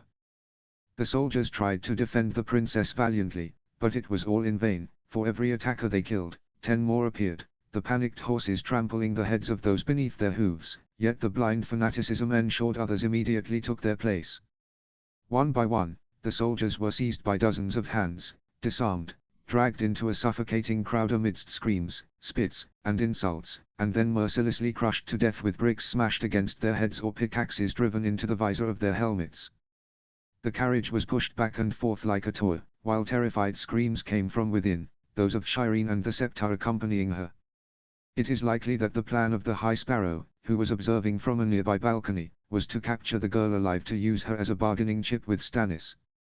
Whatever his ultimate goal might have been, it is probable that he wanted to force Stannis to renounce the Red Woman, affirm the supremacy of the 7, and officially name the High Sparrow as the new High Septon, thereby establishing the Iron Throne as a theocracy in practice, if not in name. But even the gods mock the plans of men, perhaps to show their disapproval or maybe out of mere caprice. In this case, the High Sparrow had underestimated the fury of the fanatics he himself had incited and the difficulty of controlling them once unleashed. As he himself shouted orders to the crowd from the balcony, orders that no one could hear, and some of his faith militants struggled to wade through the poor fellows to restore order, the zealots, screaming that the princess was an abomination and that the grayscale was inflicted upon her by the gods as punishment for her father's sacrilege, ignoring that she had suffered from the disease since the age of 2, finally managed to overturn the carriage, which shattered. Poor Shireen, crazed with fear, slipped out and tried to run away. The crowd pursued her, some of the escort's horses broke free of their control. No one could say exactly how it happened, but within minutes, the unfortunate little girl was trampled to death, to the point of being almost unrecognizable. The Faith militant began using force against their own allies to push them aside in vain, while the High Sparrow pulled at his hair in despair at the counterproductive turn of events. At the same time, throughout the city, other divisions of the Faith militant, leading thousands of poor fellows, launched coordinated attacks on all the city gates and Goldcloak's garrisons, unaware of the plan's failure. It was in a King's Landing plagued by dozens of fires, reminiscent of the siege, and filled with the sound of alarm bells, that Sliss Baratheon leaned out of the window of her room to listen to what one of her guards, the sole survivor, by sheer miracle, of the furious mob, had to tell her. Upon learning of her daughter's horrific fate, the woman staggered, let out a terrible scream, hurled a series of curses at the Red God, and then climbed onto the window ledge and let herself fall into the void. The news of King's Landing's fall did not reach Stannis' troops, most of whom were encamped between Harrenhal and Deari. The messenger on horseback came from Hayford, a town in the Crown Lands north of the capital, and carried no news about Shireen or Sliss. He only reported that the capital had fallen into the hands of rebels, religious fanatics who had reformed the Faith militant. 15,000 beggars belonging to the order were now laying siege to Hayford itself, demanding that its lord supply them with provisions, switch allegiance to their cause, accept the High Sparrow as the protector of faith in the Seven Kingdoms, and join his troops, or suffer the same fate as the capital. To Stannis, stationed in Deari, the crucial importance of this news did not escape notice. The capital in rebel hands, no news of his wife and daughter, and the Crown Lands, which had so far remained neutral, were now being forced by the rebels to side against him. If they did, he would be attacked from behind while fighting the young wolf, and it would be the end. "We must leave immediately," the king growled. "We will crush these rebels like the surats they are, and save my wife and daughter." The king was convinced that they were still in the Red Keep, believing that poorly armed beggars, no matter how numerous, could never successfully lay siege. "My sire," Roose Bolton pointed out, entering to give his report, "if we withdraw the troops from here, Robb Stark will be able to free his forces and send them to encircle your armies besieging Riverrun. We will lose 15,000 men. My daughter is more important than 15,000 men. My kingdom is more important than 15,000 men. If we do not leave now, I can face the young wolf all I want, but I will no longer have a kingdom to protect.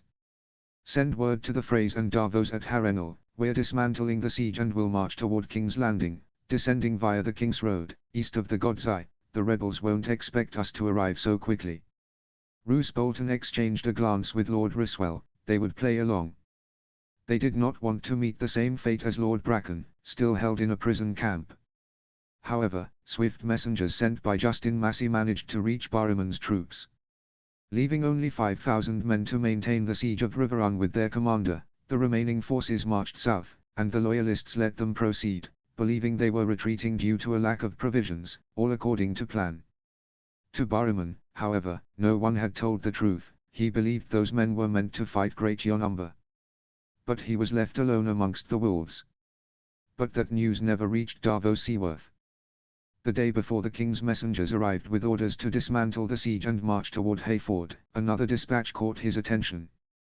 As Hand of the King, he had requested that all ravens carrying messages be shown to him first, and so it was.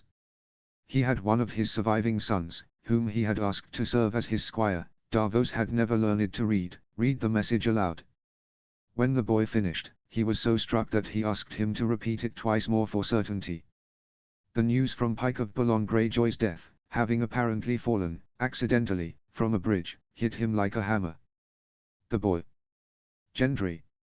Melisandre will use him for another one of her sorceries. To kill Robb Stark. And sooner or later, the boy himself will pay with his life. He thought of Edric Storm. He had been fond of that boy, had known him for years, and had been with him for months after taking him from Storm's End. Even Shireen had loved her bastard cousin. Surely, the princess had not yet been told of his death. I couldn't save him. But maybe I can save this Gendry. The man I knew as Stannis Baratheon, the just, the man who cut off these 4 fingers, no longer exists. Damn Melisandre. 1,000 times damn her. May she burn in the 7 hells. He removed the handspin from his doublet and flung it away in anger. That night, only hours before the orders from Deari arrived to dismantle the siege and march to Hayford, Davos Seaworth began rowing with a surprised Gendry and 2 of his 4 sons stationed at the camp. In a small boat, they travelled along the God's Eye, and by the time their absence was noticed, they would have already reached the river leading to the Blackwater Rush, and from there, the current would carry them quickly enough to escape any pursuers. When it became evident that Stannis Baratheon had moved his troops southeast again, leaving the God's Eye between himself and his enemies, Robb Stark did not sit idle. First, he tormented Stannis' rearguard with a series of small attacks and sabotage to make his departure as bitter as possible.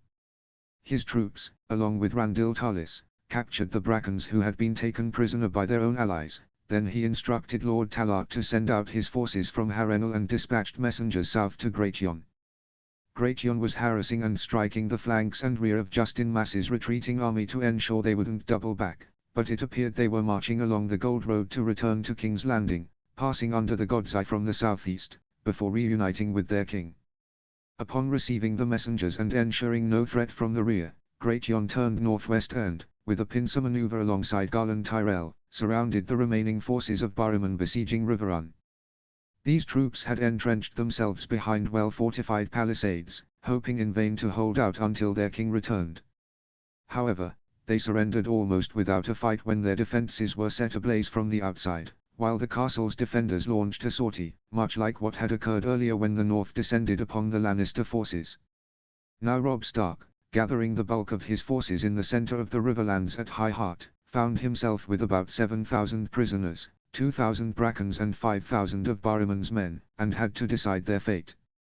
"It will be nearly impossible to feed them," Robert Glover pointed out, "and we can't just kill them all."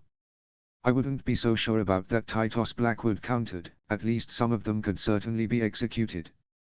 "No one will kill anyone," the king said curtly. "These men were fighting for a cause they likely believed was just. Stannis is Robert's heir, after all, and I have no intention of beginning my reign with unnecessary bloodshed. They surrendered in exchange for their lives, and we will spare them. However, they must swear loyalty anew to me as their king and to Mace Tyrell as their High Lord, since most of them are vassals of the Reach Lords. We will disarm them one by one and send them back on foot to Highgarden. Willers Tyrell will ensure they don't cause trouble until the war is over." Almost everyone approved of this decision. However, Robb continued in a different tone, "I will have no mercy for traitors. Bring Jon Bracken here. I will execute him myself." The joy on Tytos Blackwood's face could have filled a painting. At the same time Robb added, "I will allow his most loyal men to join the Night's Watch, and I will marry off his daughters to second and third sons of lords and knights. His name will disappear, but they will not pay for his crimes. His soldiers, disarmed, will return to their lands. We must also start thinking about the post-war period. I will be ruthless to those who deserve it and merciful to those willing to surrender. Perhaps, in this way, the war will truly come to an end." The besiegers of Hayford were an unruly and poorly armed rabble that had formed countless tents around the town. When they saw Stannis' army approaching from the north along the King's Road, panic was their first reaction. The warriors' sons tried to quell the chaos and impose some semblance of order and discipline on their allies. The High Sparrow, who had hoped to turn the situation around before the news reached the king's ears, realized it was over but refused to give up. He addressed the crowd, as was his habit, proclaiming that the warrior himself would fight alongside them and that they would win against all odds because their cause was just. Alas, he was mistaken. The battle was a one-sided massacre. Stannis Baratheon's army annihilated theirs in mere hours, and the slaughter was so complete that very few of the 15,000 members of the Faith Militant managed to escape. The High Sparrow, along with 50 Septons and Septars and 100 warriors' sons, was captured alive. It would be hard to describe the wrath and grief of Stannis Baratheon when Justin Massey sent a messenger from the south, from King's Landing, where his now 25,000-strong army was reclaiming the city with little difficulty, to bring the dire news, confirmed by Axel Florent himself, the deaths of Shireen and Sliss. Despair and disbelief were soon followed by fury. Stannis decreed that Roose Bolton and the men he had taught the art of flaying should strip at least a piece of skin from each of the prisoners, to prolong their suffering before the fire consumed them. King's Landing, occupied for the second time in just a few months, was a humiliated city, with hundreds of smoke columns rising into the sky, and thousands of dead bodies in the streets. It must be said that a significant portion of those who had risen against Stannis, forming a kind of alternate society based on religion, had disappeared, but even so, the repression was harsh. Justin Massey reformed the city watch with the 2,000 survivors of the 5,000 who had been part of it before the uprising. This was enough to maintain order at this point, and he headed north, as ordered, to witness the king's justice. It took 3 days and a considerable amount of wood to erect all the pyres. When they were finally lit, all at once, they looked like candles on a gigantic birthday cake, visible as far as Duskendale. Stannis personally lit the High Sparrow's pyre. The man could not curse him with his final words, as his tongue had already been removed. On the same day, Shireen and Slyss were burned on a single, taller funeral pyre. The king did not weep as he watched. He no longer had tears to shed. I have avenged them, but I feel no joy. Only the bitter taste of bile remains. The Queen's uncle, Axel Florent, was also executed. He was told that, if he could not protect the Queen and the heir to the throne, it was only fair that he follow them into the afterlife to apologize in person. He was beheaded in front of their funeral pyre. Most of the men in Stannis's armies watched the executions with depressed and disheartened expressions. They were burning representatives of the 7 gods they believed in, all in the name of the Red God.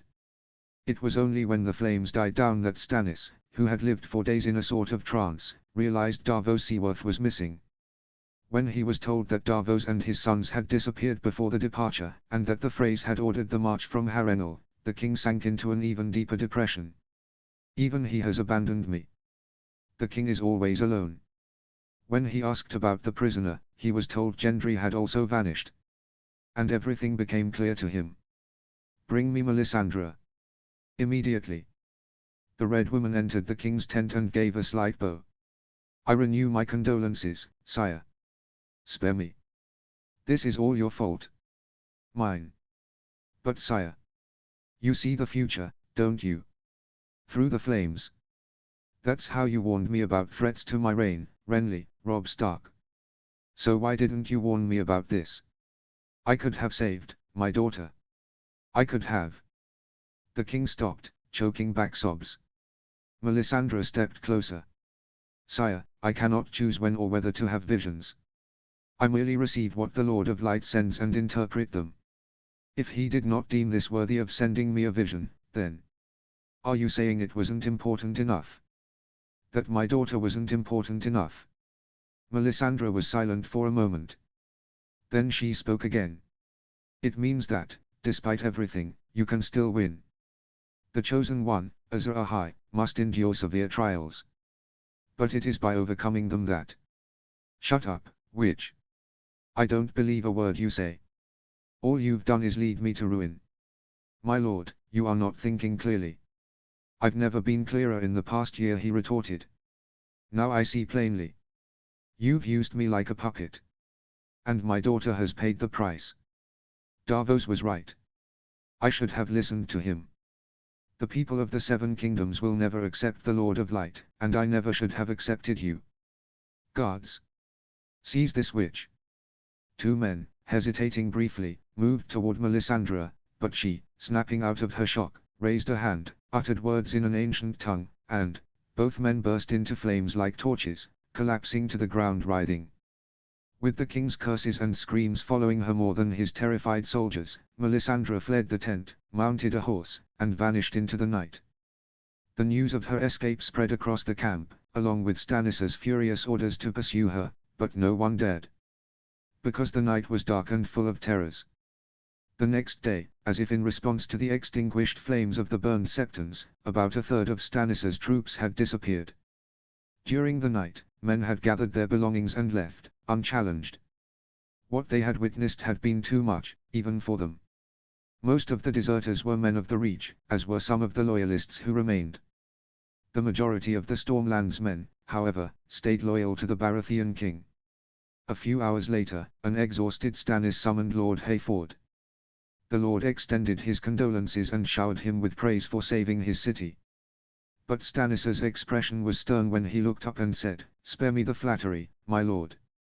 You and the other Crown landlords have kept yourselves carefully out of this conflict, refusing to take a side, and you didn't warn me of what was happening in the capital until much later, when you yourselves were threatened by the rebels, perhaps hoping they'd get rid of me. You will pay for this indecision, by filling the gaps in my ranks created by the deserters. Spread the word to the other Crown landlords. I know you can raise a total of 15,000 men. I want them here within 4 days. I will march north and destroy the young wolf once and for all. Robb Stark was surprised to hear that Brynden and Loras had built rafts and sent their troops south along the Trident, landing near Harroway. He went to meet them, demanding an explanation. Blackfish and the Knight of Flowers approached with heavy hearts. Robb was tempted to ask them why. His great-uncle handed him a parchment. It read, "Robb, don't worry about me. I am fine. Do not yield to the demands of this wretch. Protect your brothers and sisters." The handwriting was familiar. Immediately after, there was a blot in the writing, as if the pen had been snatched from the writer's hand. "My mother." Brynden nodded, grimly. "It's true, Robb. I saw her myself. They brought her to the battlements." Robb resumed reading. Below, the letter continued in a different hand. "To our honorable king in the north, aspiring to be king of the 7 kingdoms, and why not all of Essos, up to As High of the Shadows and Yeti, while we're at it. Now you have proof that I have your mother. Don't even think about pulling the same trick on me that you did with the Brackens. I've had her since she was heading north while you prepared to face Stannis for the first time. It seems Lord Bolton shot down many of your ravens heading south, so you were never informed that she never reached her destination. I also took care of her escort. You can tell Lord Blackwood it was a pleasure discovering that of his 5 sons, he chose the third-born, Hoster, to accompany dear Catelyn. His head decorates my walls along with those of his companions. You've learned to play dirty, boy, but you should have known you can't compete with someone like me, with far more experience. You should have married my granddaughter and gone back north. The South does not favor you Starks. Tell your uncle Edmure to start packing up his things to leave Riverrun to my sons. Affectionately, Lord Walder Free, future Lord Paramount of the Trident." Robb crumpled the parchment, his face livid. Grey Wind began growling in a way that nearly startled Small John and Dace's horses. "Your Grace, but what?" Robb turned, his expression murderous. "Walder Free has my mother hostage. Bring me a parchment. I need to send a message to a certain someone." The tournament of the Vale had ended. The champion had been Michael Redfort, the youngest son of Lord Horton Redfort. Yohn Royce himself had knighted the young man at the conclusion of the tournament. All the lords and knights returned to the ground tents in the Vale for the festivities. In theory, the winners of the individual events, the jousting tournament, mounted melee, foot melee, archery, javelin throw, and wrestling, were to become members of the Falcon Guard. Michael, the one who loved Maya Stone, Alayne remembered, had been the champion of the jousting event, the most important of all, though not of the melee. Despite being one of the best swordsmen she had ever seen, he had been struck from behind by a mace and eliminated but redeemed himself in the final event. If he becomes a member of the Guard, Maya won't be able to marry him. But what am I saying? She couldn't have married him anyway. She's a bastard, he's a knight, the son of a lord. Yes, and now I'm a bastard too. But I have the same problems as the daughter of the Lord of Winterfell. Sansa was restless. Petyr Baelish's plan seemed close to fruition, and in those days, she had thought endlessly about how to stop it. But could she stop it? She was alone up there. And she wasn't Sansa Stark, she was Alayne Stone. And no one wanted to help Alayne Stone. But how many would want to help Sansa Stark instead? Half the lords of the Vale had been bought by Baelish, and it wasn't certain that all of them would prefer Robb to Stannis, anyway. Or that they thought they had anything to gain. If it had been the Lannisters, they would all have intervened willingly. But the lords had neither particular affection nor particular hatred for Stannis. Robb's messages denouncing Stannis as a blasphemer had, however, caused great excitement in the Vale, whose inhabitants were all devoted to the 7 gods, and had increased the agitation for their lords to choose a side. But there was a risk the war would end before they made a decision. In those months, Elaine had learned to understand them well enough. Their characters, their strengths and weaknesses, what they desired, but something new, some event, was needed to push them to act. There was another reason for her urgency. She had realized that Petter Baelish was Lord of Harrenhal, in the Riverlands. And he was married to Lady Lysa Tully, widow of Arryn. He didn't just control the Vale. He also had a foothold in the Riverlands. If Robb, her mother, and her uncle, were to die, she forced herself to think of that possibility. To whom would the Riverlands go? Littlefinger could have been the most credible candidate. He could have used the Knights of the Vale, fresh and rested, to sweep away the phrase, "Surely no one would help them," before heading north to eliminate the Boltons, and installing her in Winterfell as Harry Hardyng's bride. And so, Baelish would control 3 regions, the Vale, the Riverlands, and, through her, the North. Not only were these the regions he believed, rightly or wrongly, had wronged him in the past. If he gained all that power, one day, could he even set his sights on the crown? Was that the ultimate goal he was aiming for in a few years? To ascend the Iron Throne, with her by his side. She was distracted from that thought by a High Lord passing nearby, asking her for information. Elaine composed herself and was perfect, courteous, giving the requested explanations and then bowing, earning compliments from the man as he walked away. At that moment, Littlefinger emerged from the shadows. The girl started. I didn't see you. You almost scared me, father, she added to maintain the charade. Petter had a strange expression on his face. You're exceptionally beautiful, you know. And incredibly clever. Sansa. Just the woman any man would want by his side, and without warning, he grabbed her head and kissed her as she protested. But apparently, there was no one around. That afternoon, Elaine wondered why she was being summoned by Lysa Arryn to her private chambers in the Great Sky Throne Hall. Since her arrival, the Lady of the Vale had almost completely ignored her, which made her very happy, as it meant she never risked being discovered. When she entered, she shut the heavy door behind her. She had noticed, strangely, that there were no guards, neither inside nor outside. You summoned me, my lady. Yes, Elaine, I think I did summon you. Come closer. As she spoke, Lady Lysa was contemplating one of the large vases adorning the room, as if seeing it for the first time. Elaine approached slowly. For some reason, she felt uneasy. When she was 2 steps away, she stopped. Lysa sensed her presence behind her and, still with her back turned, said, "Tell me, Elaine, since you've been here, have I treated you poorly?" Elaine was surprised by the question. "No, of course not, my lady. Quite the opposite. Have I deprived you of anything?" "Absolutely not." "Have you been insulted or humiliated by anyone?" "Not at all. Everyone is very kind to me." Lysa Arryn turned abruptly, and her eyes were like embers. She began to shout. "Then why, you little harlot? Why do you betray my trust in this way?" Sansa jumped back, too paralyzed by shock and fear to try to respond. You. And to think, that you're in my house. Mine. But I don't understand." "Oh. You don't understand?" Sansa had never thought her so fast, nor so strong. Lysa was heavy and had likely never exercised even in her youth, but her rage gave her a surge of adrenaline that made her unstoppable. She crossed the distance between them, grabbed Sansa's hair with one hand, and yanked her downward while her other hand gripped Sansa's wrist like a vice. Sansa found herself on her knees, letting out a small whimper. "Now I'll make you understand. You are not Petter's daughter, you filthy little whore. You're a slut.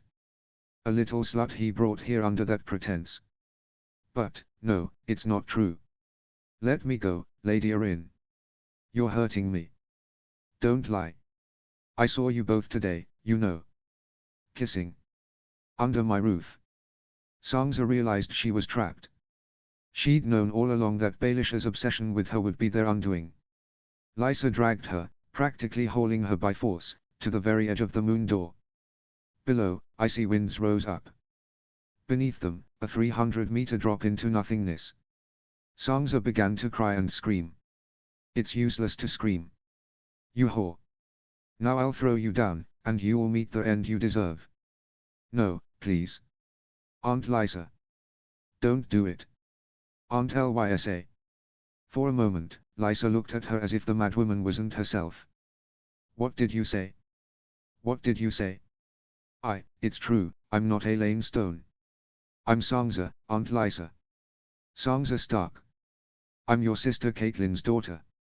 The last time you saw me, I was little, but... Lysa tilted her head away, as if to see her better, though her grip didn't loosen. But yes, it's true. You really are her. So? Petter brought a fugitive, the sister of a traitor, into my house. He's brought war to my home.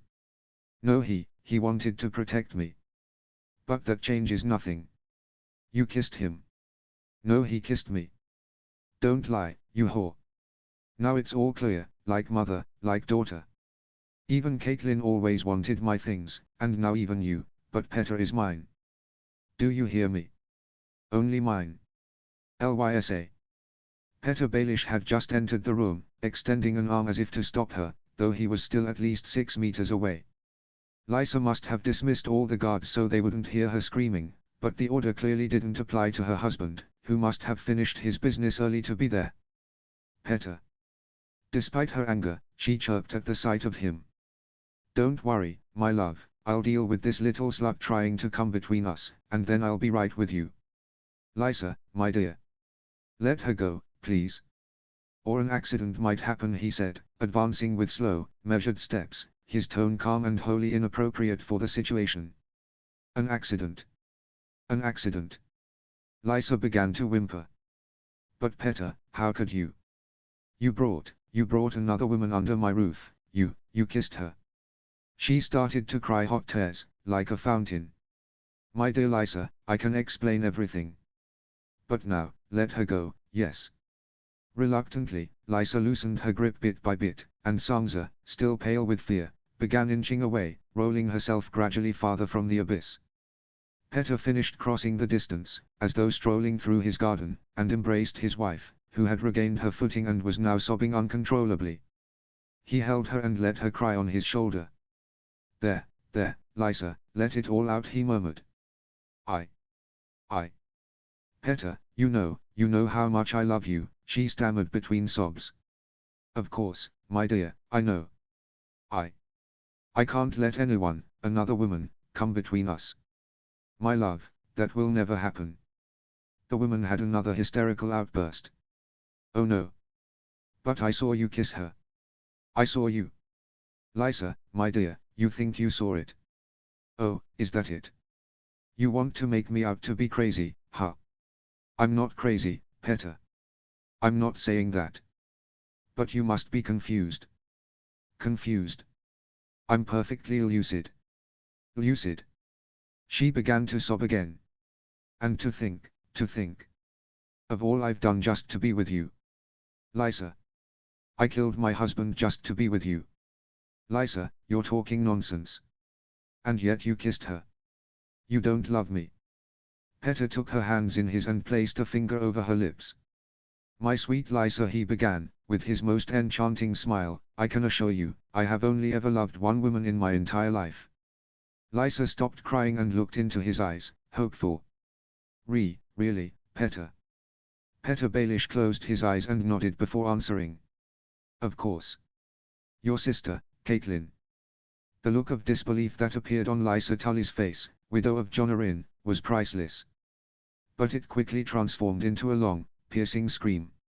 Littlefinger pushed her firmly in the chest, and she fell into the void. Sansa Stark, from where she was, could hear her scream, seemingly endless, as she plunged down, ever farther down. Chapter 13, The Day of the Reckoning. The cell was cold, damp, and dark.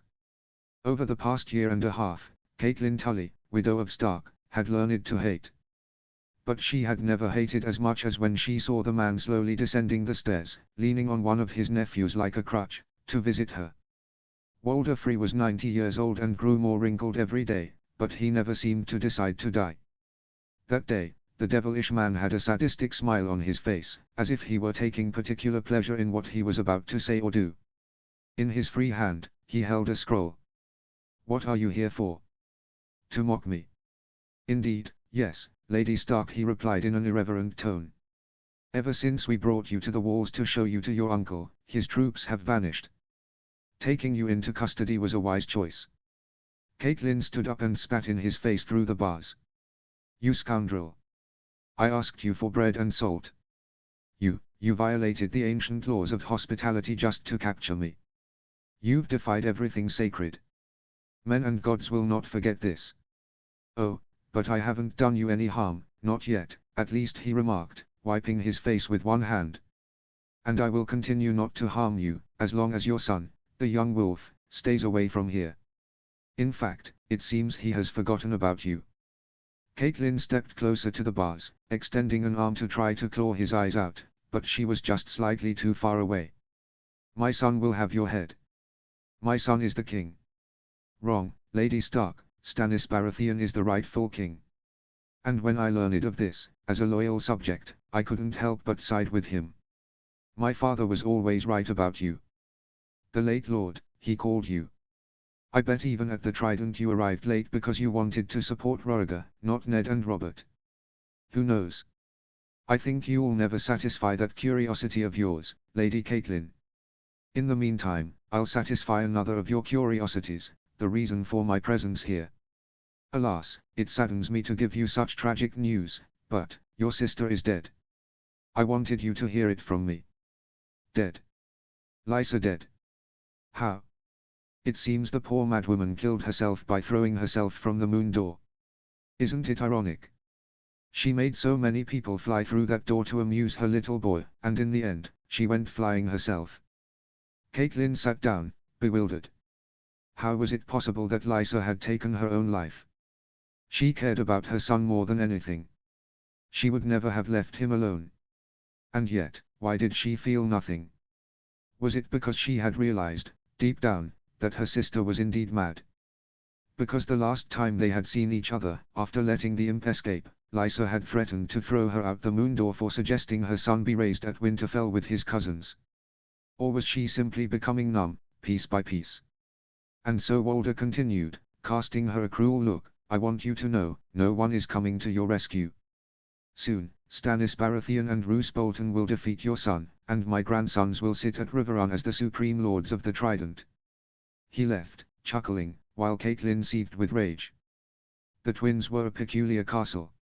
As the name suggested, two large towers, surrounded by walls, rose above the keep of a fortress, one on each bank of the river, connected by a bridge, the only way to cross that river for hundreds of miles. It made no sense for anyone to be able to pass beneath the bridge by boat, so heavy iron grates descended from the stone edge to several meters below the water level, allowing fish to pass but blocking anything larger than a pig. The problem lay in the Moat Cailin marshes farther north. From there, across the neck, pieces of mangrove often broke off, ghastly tangles of vines, sometimes as small as a palm, other times as large as a cart, and floated down the river, eventually getting stuck in the grates. When this happened, the guards on duty at the towers, each tower had many arrow slits, including ones facing downward, would sooner or later notice, curse the inconvenience, and call someone to lean out with long poles to untangle the mess. That night, on a moonless evening, 3 or 4 large bundles of mangrove had become stuck in the grates, and the sentinels on both sides went to summon the servants. The arrow slits near the grates, close to the water, were quite large, large enough for someone to lean out and work, bigger than those on the other sides, since no one could attack them from the river. From within the mangrove bundles, 4 grappling hooks were thrown upward, hooking onto a window in each tower and 2 more in the center of the bridge. Along the ropes attached to the hooks, 4 small dark figures for each rope silently climbed the wall. Those near the windows quickly slipped into the guard posts just before the sentinels returned with the servants. Those who climbed onto the bridge did so carefully, avoiding the guards patrolling back and forth in the near-total darkness, but as soon as they were all safely on the stone, the small men clad in furs crouched, waited for the sentinels to turn their backs, and before they could spot them, they shot them down with arrows from the small bows slung over their shoulders, felling them silently. Meanwhile, those who had entered the guard posts waited for the return of the sentinel and the servant with the pole, pressing themselves against the wall as the doors reopened. Then they leapt on them, slitting their throats with knives. Taking the keys from the sentinels, they cautiously entered the dark corridors. It took some time, and they certainly had to kill other guards with poisoned arrows, before both groups reached the large gates on either side of the bridge, one in the east tower and the other in the west. The west tower was first, and they quietly opened not the massive gate for troops but the smaller guard door, finding 4 companions waiting. Those on the east side, seeing this, made animal-like noises with their mouths to signal a delay, and 5 tense minutes later, their door also opened, giving the all-clear signal to their comrades. Then, 2 small men, one on each end of the bridge, lit tiny torches with flint, waved them 3 times over their heads, and threw them into the river simultaneously. At that signal, 20 boats filled with other small men, a mile to the north, silently slid into the water and began paddling southward.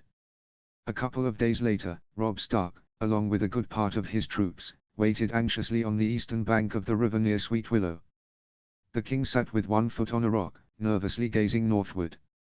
Smalljan and Dacey, as always, stood by his side. "Sire, do you really believe that?" Dacey began to ask. "I'm sure of it." "They must," the king replied impatiently. And 20 minutes later, his patience was rewarded. At first, it was 1. Then 2, then 4. Finally, 20 dark dots in the distance grew larger as they approached, transforming into rowing boats carried by the current. "There they are." Robb's enthusiasm spread into a confused cheer from his troops. But the king wouldn't cheer. Cold sweat trickled down his back. He had to be certain. He had to see it with his own eyes.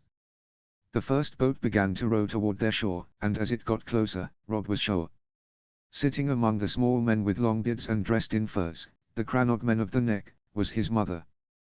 Catelyn Stark disembarked from the boat, slightly stiff from the long journey, and her son rushed to her. In the past, he had avoided embracing her in public, but at that moment, he didn't care at all.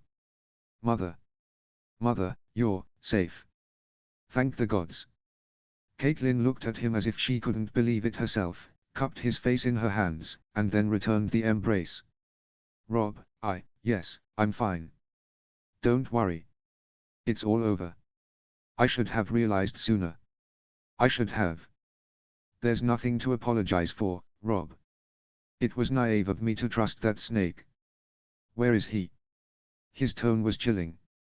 As the boats docked, the men disembarked, roughly escorting the prisoners they had captured. Most of them were women and children, bound with their arms behind their backs.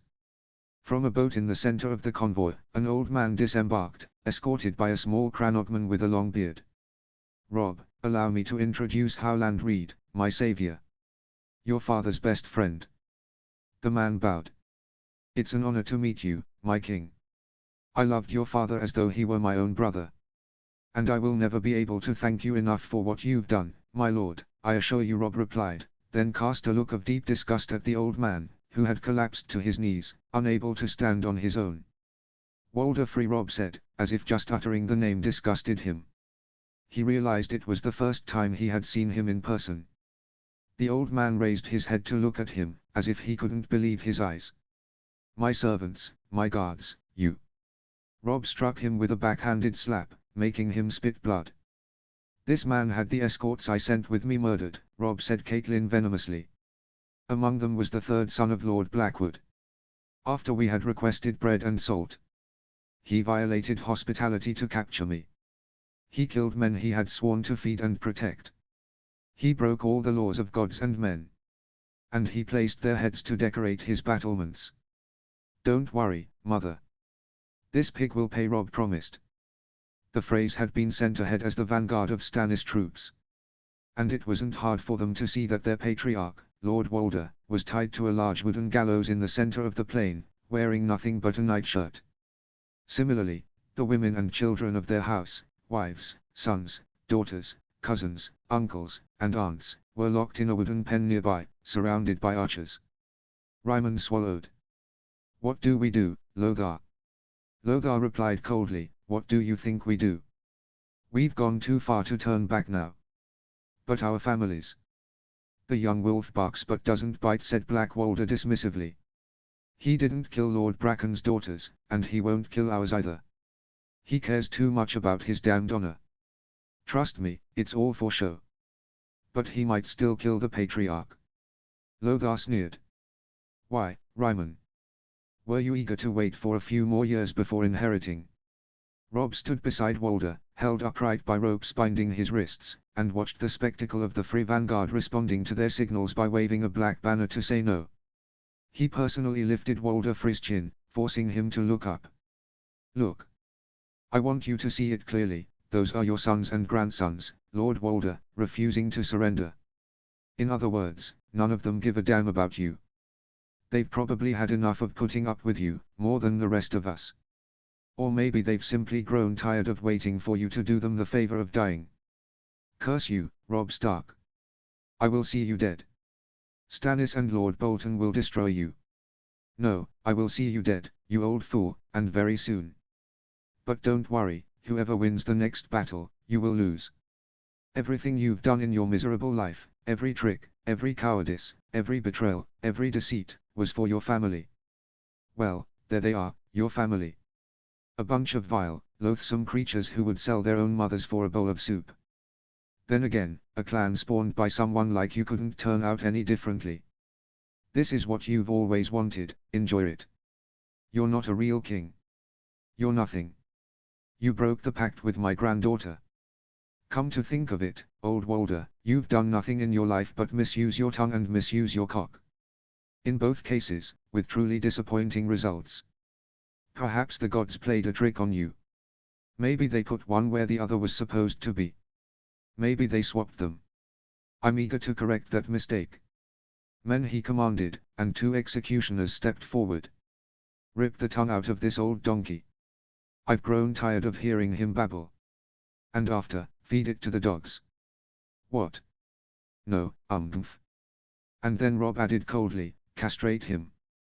Castrate him, and then shove his own cock into his mouth. That way, I won't even hear his pathetic little screams afterward. Yes, my king, but that way, he'll bleed to death. Then let him die. I want his sons over there to see it. What came to be known as the Second Battle of the Trident took place shortly thereafter, slightly further south in the open fields near the Crossroads Inn. Stannis believed it was a sign of destiny, it was where his brother had defeated and killed Rhaegar to claim the throne. Here, everything begins, or everything ends. It's all in the hands of the gods. Robb, meanwhile, moved around his base camp, overseeing the preparations and resolute to end things once and for all. By mere chance, he came across Loras Tyrell, who was cleaning a suit of armor and oiling its joints. And where did that come from? His king asked. I don't believe it's yours. It isn't, the young knight replied. It was his. I had sworn to use it, but it was too big for me. Now that we've had some respite, I had a blacksmith down in the village fit it for me. One way or another, everything ends today. It felt right to wear it, for closure. Robb nodded in understanding, which Loras appreciated. Both knew the weight of revenge. The site of the battle wasn't far from the old inn where Tyrion had been captured by Catelyn some time before, an inn that Tywin Lannister later burned down. It was at the crossroads of the King's Road, running north to south, the River Road to the west, and the High Road to the east, toward the Vale. A wide, rocky plain stretched between the river and the mountains, occasionally grassy on the left side near the Trident, which began just a bit farther south at the confluence of the Tumblestone, Blue Fork, and Green Fork. Scattered rocks rose here and there, and only 2 woods broke the monotony of the terrain, one at the base of the mountains, the other stretching across the King's Road and extending to the river.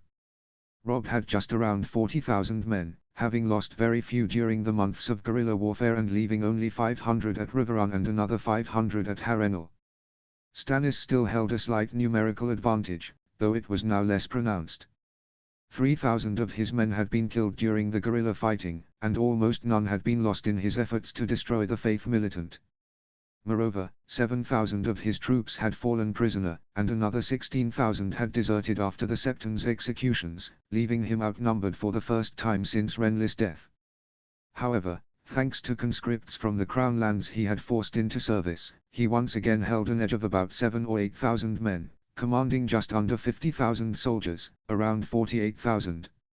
Robb was determined to end the conflict once and for all. The position was not disadvantageous, and the enemy approached by mid-morning. Most of the Allied officers and even the soldiers had grown accustomed to fighting together, doing so with efficiency and cohesion. Morale was not low. With part of their enemies dealt with, the men felt they had turned a corner and believed they could win. While waiting for Stannis's armies to meet them, Robb turned to his uncle, Edmure Tully, standing beside him. "Nervous, uncle?" "Relieved, actually. One way or another, this ends today." "You doubt we'll manage?" "Not at all, sire. I realize we've done everything we needed to turn the tide in our favor, so I know we'll succeed." "Robb, I know this might sound strange, but I feel like I've witnessed something monumental. I'm seeing history unfold in real time.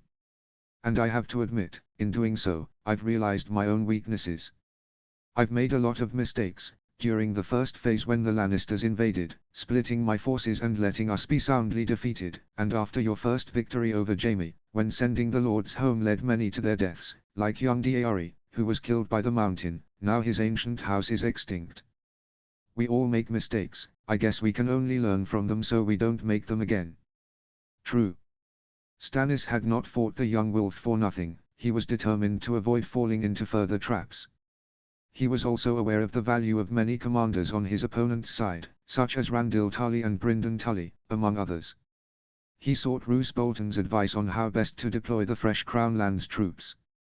The Lord of the Dreadfort suggested sending them forward first, to the slaughter, as punishment for their wavering loyalty, and using them to test Robb Stark's plan before employing his own veterans for a final assault once the strategy was clear. But this time, the king ignored him. It seemed a pointless waste of resources, and he feared, as had almost happened to him at the God's Eye and as had later befallen his enemy, that easily routed troops might turn and flee, crushing their own ranks or impeding their movement. Thus, he did the opposite, placing the recruits in the rear as a reserve to attack at the right moment, while using his veterans to anchor the main battle lines. The Freys, to their great frustration, were placed almost at the forefront, under the pretense that they were seasoned warriors familiar with the enemy. The actual reason was to make sure they wouldn't desert, given their families were hostages. Roose Bolton and Rodrik Ryswell commanded 2 wings of cavalry, positioned on the right and left flanks, respectively. The king himself, along with Justin Massey, who had performed well during the guerrilla fighting, commanded 2 of the main infantry battalions in the center. Archers, shielded on all sides by light infantry, were placed on the flanks behind the cavalry to provide support and open gaps for the horsemen to exploit. Robb, meanwhile, had reunited the forces that had been divided for so long, and he intended to use the terrain to his advantage, as was his habit. The battle took place on a plain between 2 woods, one crossed by the King's Road before reaching the village of Sweet Willow, with the river on the left, the other at the base of the mountains to the right. His troops were partially concealed by the rocky ground, and during the enemy's advance, a signal was given. 2 cavalry columns, much larger in number, launched their attack. One, led by the Gratión, charged Roose Bolton's unit, the other, commanded by Garland Tyrell, engaged Rodrik Ryswell.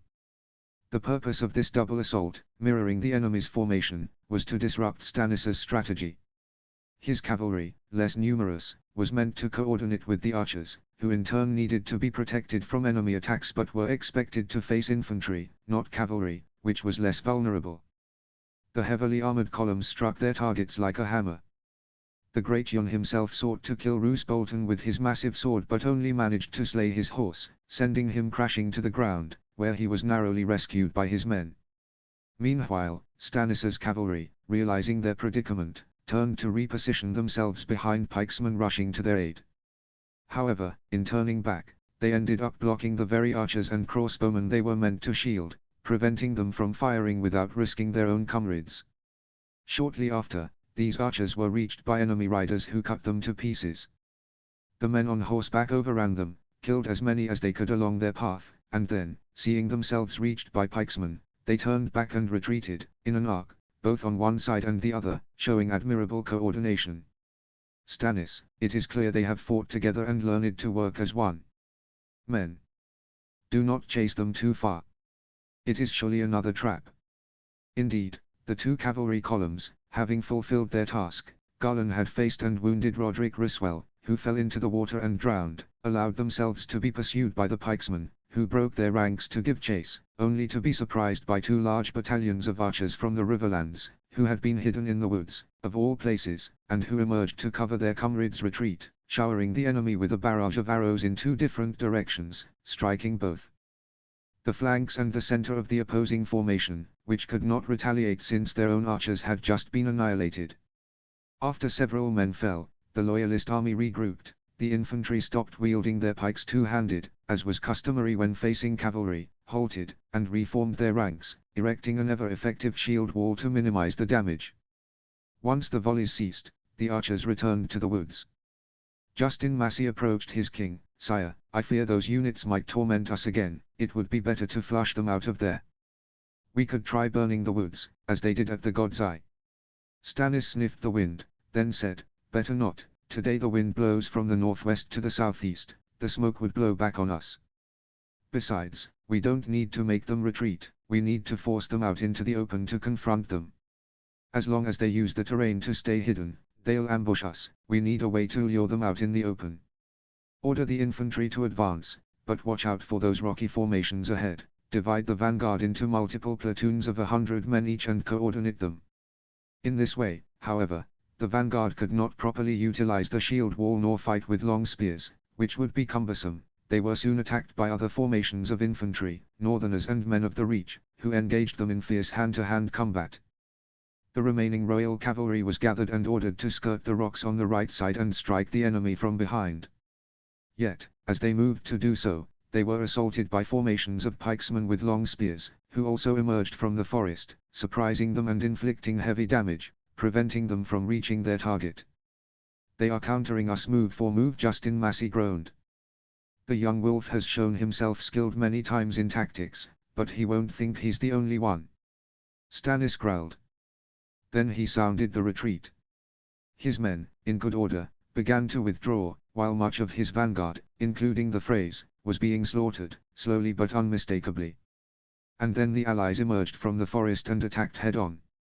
The infantry, composed of 3 large divisions led by Robb, the Blackfish, and Randil Tarly, advanced boldly, even charging on foot, despite taking some losses while exposed to the surviving crossbowmen, ultimately engaging the enemy head-on, shield wall against shield wall, long spears against long spears. Yet, the strongest assault units, wielding massive axes and iron maces, began to carve a path through the thicket of enemy spears, shielded by their comrades, and after breaking through the first lines, fierce hand-to-hand combat erupted. Some men swore they saw Grey Wind leap over the spears and slash 2 men's throats in quick succession. Stannis's troops continued to fall back, and that's when the trap was sprung. While retreating, the king had his center pull back, advancing the wings simultaneously, bolstered on both sides by his rearguard of recruits, split into 2 flanks and advancing, concealed from view by their comrades. Until Robb Stark's infantry found themselves practically surrounded on 3 sides, with Stannis's army forming a wide arc, similar in shape to a half-moon, threatening to close in a sinister embrace. Robb Stark himself gave the order to form a circular formation, lowering spears in all directions to hinder the enemy's advance. Stannis Baratheon smirked. Who was the better strategist now? Yet neither Robb nor his commanders seemed perturbed. Roose Bolton, carried by 2 of his men, cast a glance at his former liege lord. And he suddenly had an epiphany. No. Stop. It's a trick. They planned to get surrounded. Check the... At that moment, archers led by Theon Greyjoy emerged from the forest once again. They began a dense volley of arrows onto the enemy units now facing away, presenting excellent targets. When some of the sergeants noticed, they scrambled to redeploy divisions, form new shield walls, and advance on them, pikes at the ready, determined to chase them into the woods and eliminate them if necessary. And now it was Robb's turn to smirk. The cavalry, which had retreated and hidden behind the forest near their camp, had made a wide circuit, re-emerging at just that moment. Splitting into 2 branches, in a Y shape, they plunged into Stannis's forces like a knife through butter, striking in 2 directions, right and left, always from the outside, creating a second encirclement and targeting the recruits on the outer flanks. Now the king's lines, having stretched to encircle their enemy, had become thinner and less deep, effectively nullifying their numerical advantage, as they could not bring their strength to bear at a single point for a decisive impact. The Northern cavalry encircled the Loyalist infantry on the forest side, while their Tyrell counterparts broke the encirclement on the river side. Particularly terrifying for the already surprised men was the appearance of a warrior in green armor, with a helmet adorned with stag antlers. It's Renly. Renly Baratheon come back to life. He's come to help Robb Stark. He is the true king. It's his ghost. He's come to make his brother pay for murdering him. We'll all end up in the Seven Hells. We should never have followed Stannis, the Kinslayer.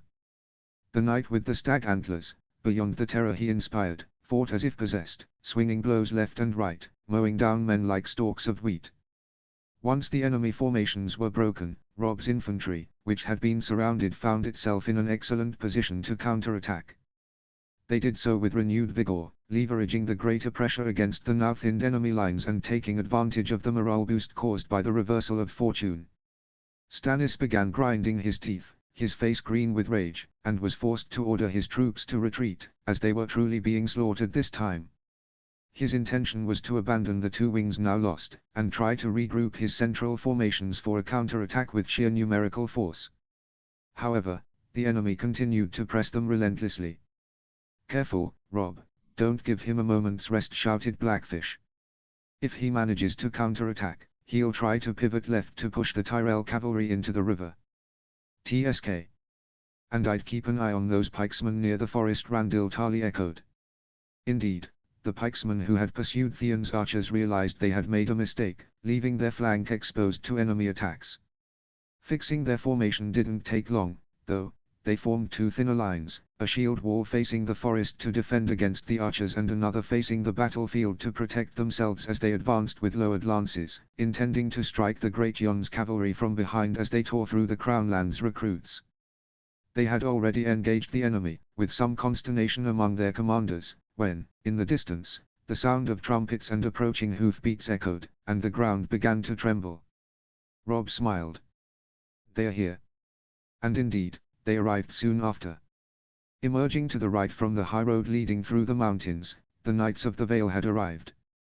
They were magnificent, the most powerful cavalry force in the Seven Kingdoms and the best equipped.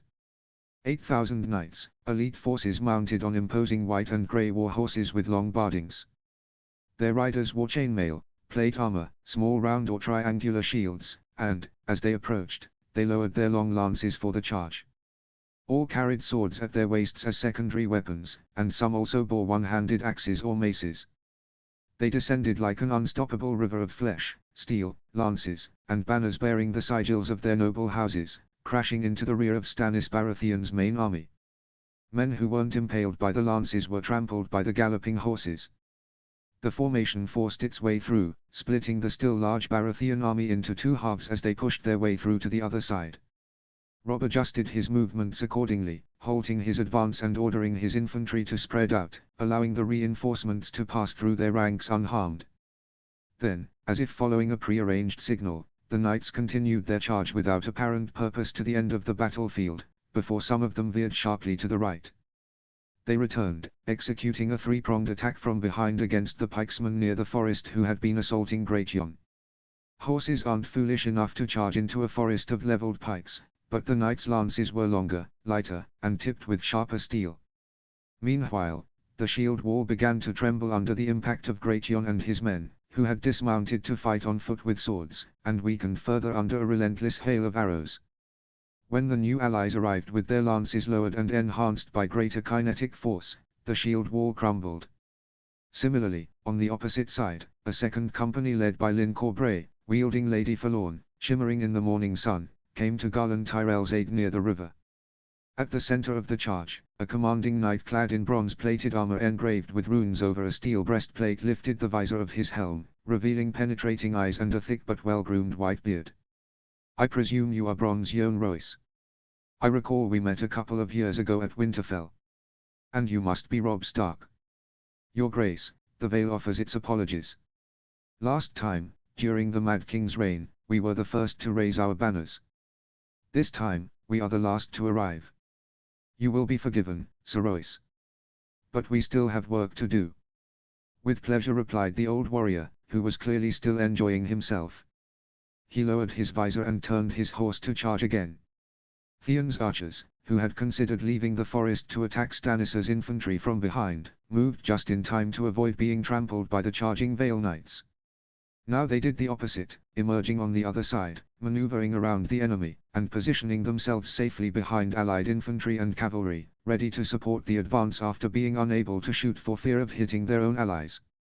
Robb ordered his infantry to regroup into two larger divisions and charge each of the halves into which Stannis Baratheon's army had been split. Meanwhile, on the flanks, Crown Lands soldiers, dragged into this war against their will, began to throw down their weapons and surrender in masses, convincing also others, more experienced soldiers to follow suit. Stannis' veterans, led by him and Justin Massey, almost all Stormlands infantry, proved to be much tougher opponents. However, they were shaken by the collapse of their plan and the sudden appearance of new enemies. The spectre of defeat loomed large on their faces. A fierce volley of arrows broke their ranks further, heralding the final assault. Amid the thick of battle, Robb noticed a young knight from the Vale clad in red and white armor fighting furiously, slashing with his sword and cutting down foes left and right. Michael Redfort, heir to Lord Horton. Randil Tarly reached Justin Massey and gravely wounded him with his Valyrian steel sword, Heartspan. A final encircling maneuver by Yohn Royce's column of knights finally made the last enemies understand the futility of further resistance. Robb himself stepped forward and shouted, loud enough for all to hear, that he did not wish for a total massacre and that all who surrendered would be spared. Despite Stannis Baratheon's protests, most of his men dropped their weapons, raised their arms, and chose life. When it was all over, Robb, exhilarated, mounted his horse and proclaimed the end of the war. 3 enormous cheers echoed in response, shaking the ground all the way to the Vale of Arryn. Long live Robb Stark! Long live the young wolf! Long live our new king! As the battlefield was an indistinct cloud of dust, obscuring friends and foes, prisoners and victors alike, the commanders tried to gather and collect their thoughts, still charged with adrenaline from the triumph they had achieved. Garlan approached Robb and congratulated him, to which Robb returned the compliments for his excellent work. The two brothers-in-law exchanged a brief embrace, and then the knight asked his king. "But, the Knights of the Vale? How is this possible? Did you know about their arrival? Is that why we positioned ourselves on this plain, so close to the road to the Eyrie? To lure Stannis Baratheon into a trap?" Robb replied simply, "I was informed of their arrival by a raven. But I tried to organize everything to win even without them. And I wanted to act quickly to catch Stannis off guard, otherwise, he would have holed up behind the walls of King's Landing, and it would have never ended." As he walked away, the middle Tyrell brother felt genuine admiration for his king. Robb Stark went to speak directly with Yohn Royce and the other lords and commanders of the Vale to whom he owed the day, at least in part. After the introductions and exchanges of compliments, Lord Horton Redfort, a short and stocky man with grey hair and beard, said to him, "By the way, Your Grace, there may be someone you'd like to see. After all, it's thanks to her that we're here today." Now it was Robb's turn to be surprised. Slowly, advancing amidst the knights, as she had remained at the rear with her horse and arrived only now, accompanied by a beautiful young woman in her 20s holding the reins of spare horses, was a girl. Robb, despite all the emotions of the day, felt faint. "It's not possible. I don't believe it. This isn't Winterfell. The gods aren't that merciful." She had tears in her eyes as she looked at him, approaching and staring into his face. It was Sansa. Older than the last time, but there was no doubt. He ran to her as he was, in armor, dirty and sweaty. They embraced in a moment that lasted an eternity. Both were crying like fountains, unconcerned with the world around them. When they pulled apart, they both struggled to find words. Then Robb said, "Wait until I show you to our mother." She was nearly driven mad with worry. "She's here at the camp, you know." "What? Our mother is here?" "Yes, it's a long story, but how is it possible? How are you here? And what do they mean it's all thanks to you?" At the Eyrie, a few days earlier. In a room with uncomfortable stone benches arranged in a semicircle sat 6 lords. Littlefinger was the 7th, standing at their center so that everyone could see and hear him equally. For the first time in his life, the man with the goatee did not seem entirely at ease. He was aware that this would be a tough challenge. The 6 lords before him were Yohn Royce of the main Royce house, Anya Wainwood, Houghton Redfort, Benedar Belmore, Gilewood Hunter, and Simon Templeton, all heads of their respective houses. They had named themselves the Lords Declarant and had started rallying their troops in utter secrecy long before their liege lady's death. It was their intention to actually force her into a standoff and force her to declare for Rob. But as they were planning this betrayal, they were reached by the news of their lady's suspicious death, that their new liege lord claimed as suicide. The Lord Declarants were not satisfied with this response and vowed to uncover the truth behind Lady Lysa Arryn's death at any cost and ensure that the governance of the Vale and its heir, the small Robert, were in capable hands. To assert this principle, they had brought around 6,000 knights to block the entrance to the Vale, preventing supplies from entering and people from leaving until they achieved what they wanted. Among the most notable houses, only the Corbrays and the Graftons were absent, as they were the closest to Littlefinger, as well as the Cadet Royces, who had recently been granted lands by his decree around the Moon Gate. "My lords," the man said patiently, "I understand your concerns, of course, but I assure you that what you assure us doesn't matter." Lord Baelish barked Yohn Royce. "As you may have realized, we do not trust you. All we care about," added Anya Wainwood, "is the welfare of the Vale and of the rightful heir of John Arryn. And if it turns out that you were involved in your wife's death," Lord Redfort concluded, "well then," he made a throat-cutting gesture for emphasis. Littlefinger sighed. He was confident he could handle this as always. But this time, he couldn't be sure. "Regardless," Lord Hunter continued, "we have no intention of putting you on trial based on mere suspicion. We will conduct a proper inquiry, and based on the results, we will make decisions. And we will start immediately." "Let her in," said Simon Templeton. Baelish's eyes widened. He hadn't expected this. In theory, no one knew she was also there. The doors opened, and Elaine Stone, humble and contrite, wrapped in a large cloak, entered slowly into the room, keeping her gaze downcast. As she passed before all of them and then sat on the stool prepared for her, she cast a fleeting glance at Petter. He broke into a cold sweat. Looking from one lord to the other, as if unsure whom to address, the girl appeared timid and insecure, as though they might devour her at any moment. I don't know how I should behave," she began. "Calm, girl, calm," said Simon Templeton. "I assure you, no one here wants to harm you." Anya Wainwood did more. She leaned forward, took the girl's hand in hers in a motherly gesture, looked her in the eye, and said, "Even more than that. No one here can harm you. Do you understand? You're safe. So feel absolutely free to tell the whole truth without fear. There will be no repercussions of any kind. We only want for you to tell us what happened, leaving nothing out." The girl had teary eyes, as if she were recalling something terrible. She nodded, then turned to Littlefinger and said, "I'm sorry, Lord Baelish, but I'll have to be honest." He nodded and lowered his gaze. She looked back at the Declarant lords, as if unsure where to start. "My lords, I must begin with an uncomfortable truth. Lord Baelish has lied to you." 6 pairs of ears perked up at that statement, hopeful. "I am not actually his daughter." And then who would you be?" asked Lady Wainwood. "I'm just a poor girl fleeing the war. My name isn't important, not for now. Lord Baelish has been very kind to me. He had a debt to my family and promised them he would help me, educate me, and give me a position. And so he did. I owe him everything," she added, giving him a warm, grateful smile. "And Lady Lysa, was she aware of this?" asked Lord Belmore, leaning forward.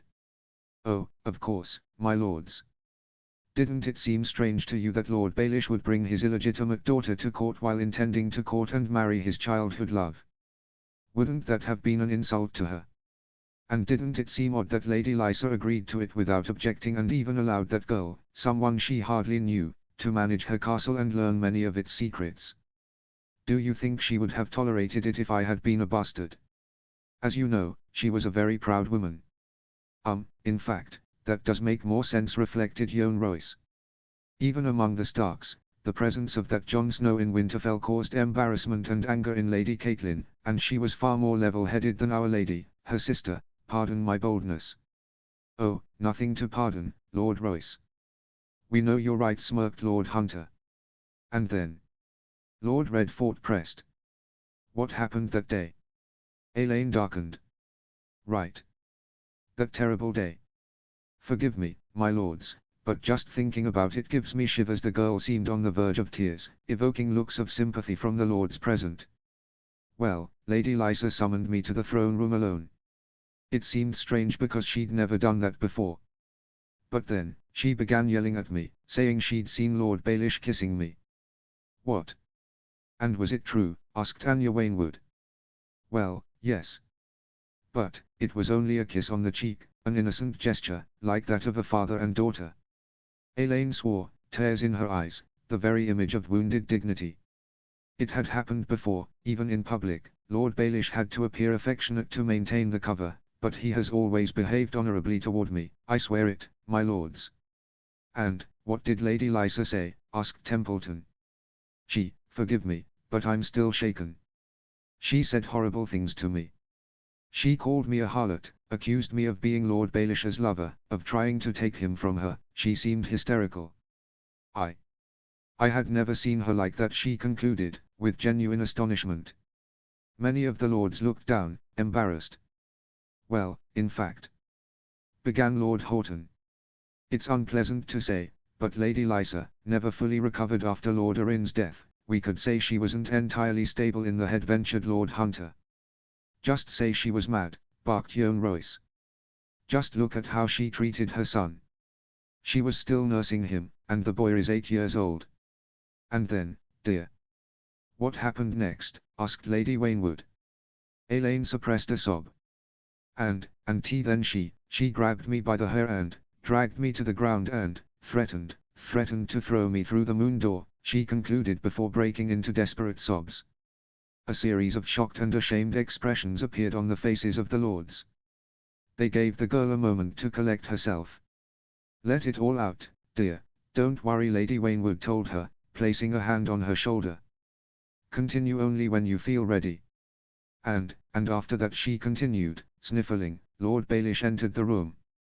He told her to stop, asked her what she was doing, and when she shouted at him, he tried to calm her, assuring her he had always loved only her in his life. When he said that, Lady Lysa let go of me, and I moved away from the abyss. But shortly after, she burst into tears and told him it wasn't true, that everyone was against her, that everyone threatened her and her poor son, that the Lannisters had killed her husband and that she was no longer safe even in her own home. She said that if even the only certainty in her life, her love for Lord Baelish, was taken away from her, then life wasn't worth living anymore. The girl buried her face in her arms and continued to sob. The lords around her began to understand. Elaine raised her beautiful face, red from crying, and forced herself to continue. And then, Lord Baelish tried to calm her, took a step toward her to embrace her, but she said that if he took another step, she would throw herself down. And so he stopped, and he tried to reason with her, begged her, but, then she. Another bout of desperate crying interrupted her story. The lords exchanged glances, nodding and sighing deeply. Then Lord Belmer addressed Petyr Baelish. My lord, it seems we judged you too hastily. And unfairly, I might add. On behalf of everyone, our apologies, added Lord Templeton. My loyal lords, you have no reason to apologize, said Lord Baelish, conciliatory. I fully understand your concerns and your perspective. In your place, I assure you, I would have acted the same way. You care about the Vale and Jon Arryn's heir as much as I cared about Lysa, so I completely understand how you must have felt. However, I believe that, now that we've moved past this tragic incident, this is an ideal moment to establish new, fruitful relations for the future of the... Elaine began to sob louder now, almost angrily. It's my fault. It's all my fault. Lysa Arryn died because of me. Again, Lady Wainwood tried to console her. Oh no, dear, don't say that. I assure you, no one blames you for this. But I do, the girl insisted. If only Lysa had known the truth about me, she would never have acted that way. Her demeanor had changed, and she was no longer as submissive as before. The truth, about you? Yohn Royce asked, raising an eyebrow. Well, I believe this isn't the moment. Began Littlefinger. Yes, the truth about me," concluded the dark-haired girl, drying her tears. Petter wanted to tell her, but I was too scared. I had seen that she hadn't even helped my family before, so I wasn't sure she would now. I feared that Lysa would sell me to Stannis Baratheon. And why would she ever do such a thing? Lord Hunter asked. And then Petter, Elaine had begun addressing both Lysa and Petter by name, and the others had noticed it, was trying to convince Lysa to rally the Vale in support of the young wolf, but she always refused. She was too scared for little Robert.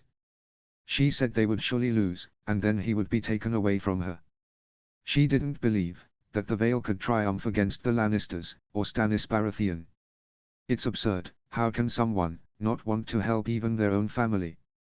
Lord Baelish, is that true? Asked Lord Redfort suddenly. Well, Elaine stood up, solemn, dignified, and regal. Lady Waynwood observed her and noticed that something about her had changed. My dear girl, but who are you, really? The girl turned her gaze to Yohn Royce. You've already met me, Lord Royce. It was a couple of years ago, maybe more. You traveled to Winterfell to escort your third son, Waymar, to join the Night's Watch. That time, you duelled both Ned Stark and Roderick Castle and defeated them both. Yohn Royce's eyes widened, and he began to rise from his stool. Elaine drew a bottle from under her cloak. It contained a frothy liquid. She held it above her head, threw her hair back, and poured its contents over her long, raven-black locks. As the solvent flowed down, the dye dissolved, dripping onto the wide cloak, revealing a cascade of hair the color of sunlit copper. 7 pairs of eyes watched in astonishment as the transformation unfolded before them. With a new gaze, one she turned to each of them in turn, the girl proclaimed in a loud voice. I am not Elaine Stone. I am, and have always been, Sansa Stark of Winterfell, daughter of Lord Eddard Stark and Lady Catelyn Tully of Riverrun. Petter Baelish took me away from King's Landing to protect me during the siege because he has always been a loyal friend to my family. He had to pretend to serve the Lannisters to survive. And he brought me here, because he believed that, over time, he could convince Aunt Lysa to support my brother Robb Stark in the war, and that you would approve. But he wasn't sure that you would all have agreed, so we decided not to tell you, until we were certain. Forgive me, my lords. I am sure you can understand. 6 pairs of eyes turned to Petter Baelish, who might have appeared embarrassed if his mouth hadn't been agape, contemplating Sansa. Lord Baelish, Anya Waynwood asked, is what this girl says true? Littlefinger looked at Lady Waynwood, then Sansa, then back at Lady Waynwood, and again at Sansa. On the redhead's beautiful face, turned toward him so that only he could see it, there was just the shadow of a smile. The battlefield was partially obscured by the dust kicked up by the cavalry. Entire fields were covered with dead, wounded, or surrendering men, kneeling and handing over their weapons to the victors. Those who have never been in a battle believe that the after is quieter than the during. It isn't. And in all that chaos, Stannis Baratheon managed to evade pursuit, for a while. However, he was injured in the lower back and could not walk properly. After covering a few hundred meters, climbing a rocky hill, exhausted, he fell backward and found himself sitting on the ground, his back resting against a rock. From there, he heard someone shouting his name. Then he saw who it was, a man walking across the battlefield in green armor with a helmet adorned with antlers. Stannis thought he had seen a ghost. My brother Renly. Stannis. Where are you, damned man? Don't hide from me. The figure removed his helmet, revealing the curly brown hair of Loras Tyrell, flushed, sweaty, and furious, hunting like a bloodhound. But then. Melisandre's prophecy, the one from months ago.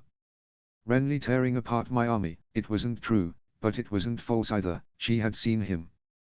Just as she had seen the young wolf defeating me, only it was always today, not the other time.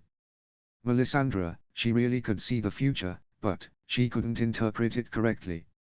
And in some cases, she used this gift to convince me she had other powers. For instance, she predicted Balon Greyjoy's death and used it to persuade me that she had caused it herself. She manipulated me. And I always thought that if her magic worked, then she must have been telling the truth. I was both right and wrong. Realizing how irredeemably foolish he had been, how much he had fought against destiny, thinking he could influence it only to be defeated by it, Stannis, found the entire thing comical. And he did something unimaginable for him. He started laughing, full-throated. And that was how Brian of Tarth found him. The tall warrior had removed her helmet so that he could see her face, and her expression was murderous. "And you, who would you be?" "I am someone you took someone very dear from, Stannis Baratheon. And now you will pay." "Women, I've fought wars, executed traitors, caused the deaths of countless people, you'll need to be more specific." Brian slapped him with her armored glove. "I am Brian of Tarth, the daughter of Lord Selwyn of Evenfall. And I was a guard of your brother Renly Baratheon, whom you had assassinated using dark magic." Stannis turned slowly to look at her, blood dripping from his mouth. In her expression, there was more than pure hatred. There was pain.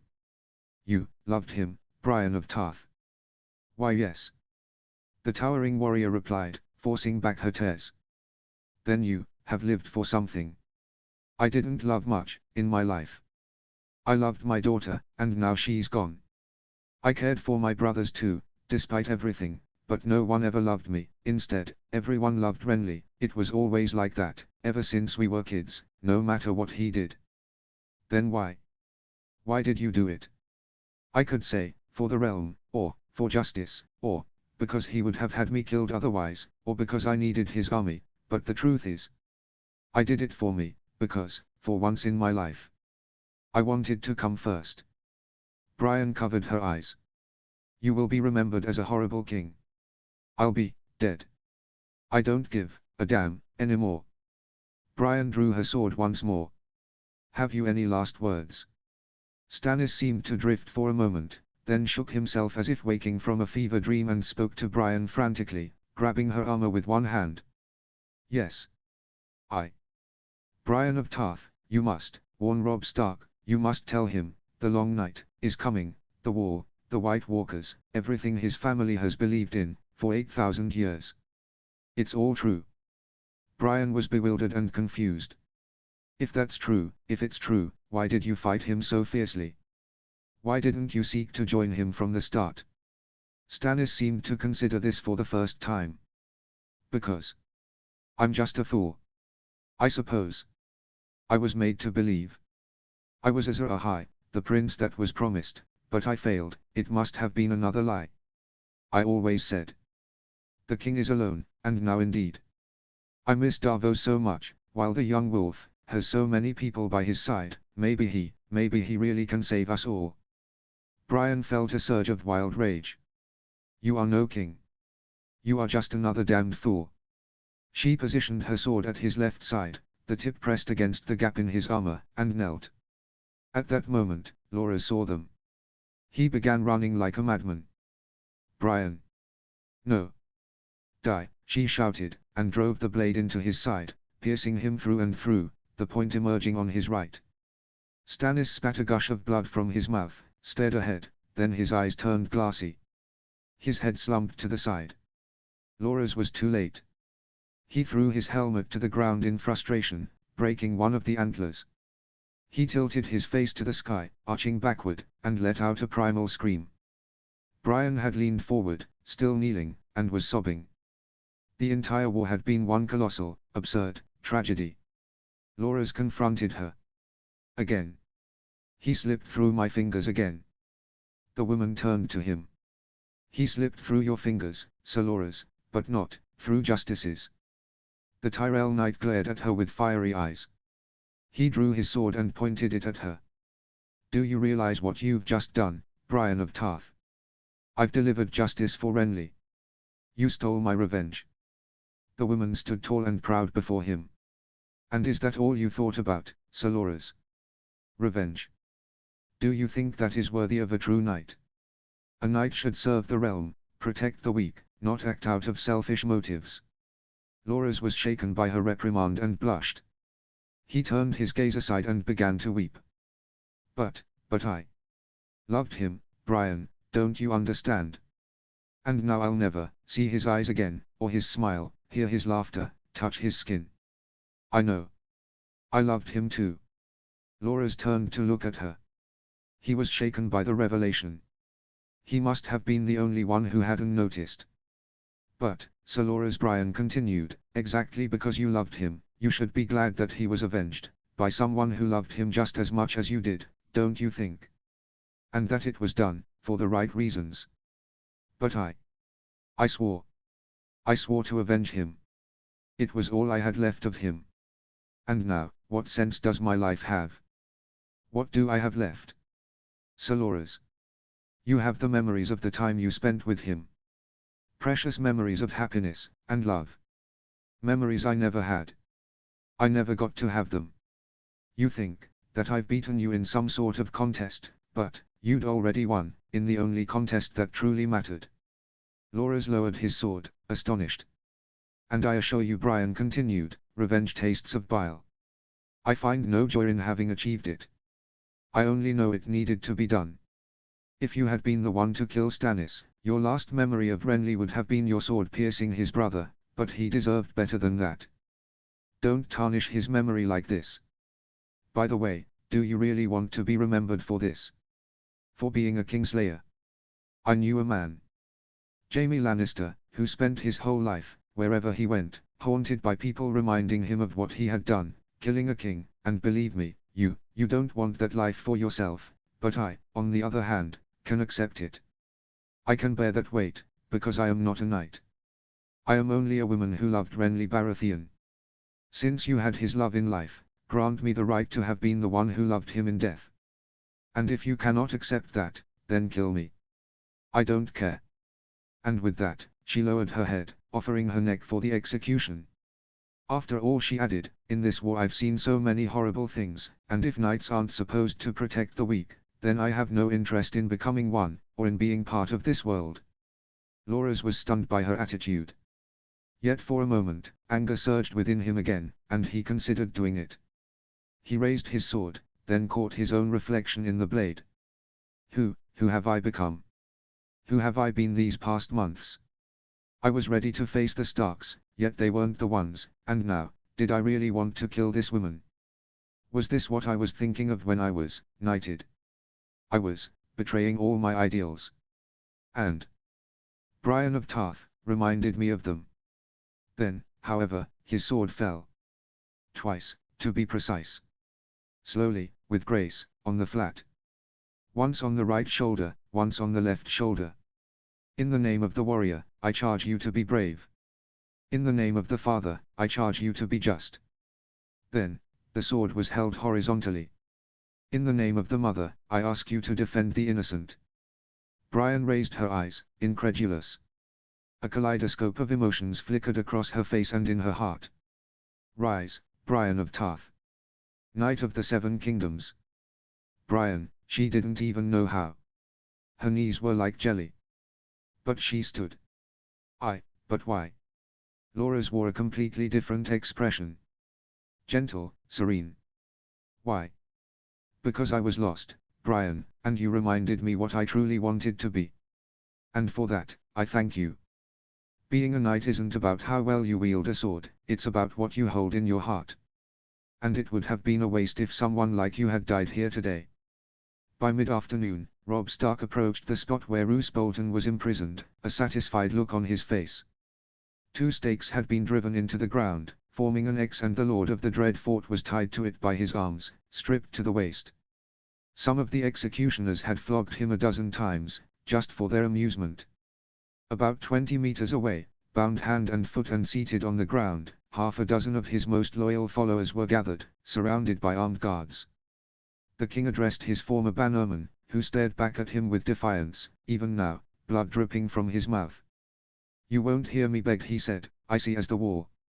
Oh, I never expected you to, Robb replied. Roose Bolton of the Dread Fort doesn't appreciate begging, does he? However, he continued, lowering his voice and giving him a murderous glare, I bet those poor souls you flayed alive in the Riverlands, my scouts, and those farmers, must have begged plenty, yet you showed them no mercy. Mercy is for the weak. Perhaps it is, which is why I'll have none for you. But all your betrayals have amounted to nothing, Bolton. You thought you could supplant my family as the ruling house of the North, but you failed. You overreached. There's a reason the Starks have ruled the North for 8,000 years. And there's a reason why you Boltons bent the knee. You should have kept your head bowed. Are you so certain of that, my lord? He asked, using malice. Because you might return to the north only to find there's trouble at home. For a moment, Robb looked shocked. Oh, you mean your little plan to turn the other houses against us? This time, it was Roose who was genuinely taken aback. Robb pulled out a scroll. I'll admit, it was a clever idea to have all the ravens intercepted to disrupt communications.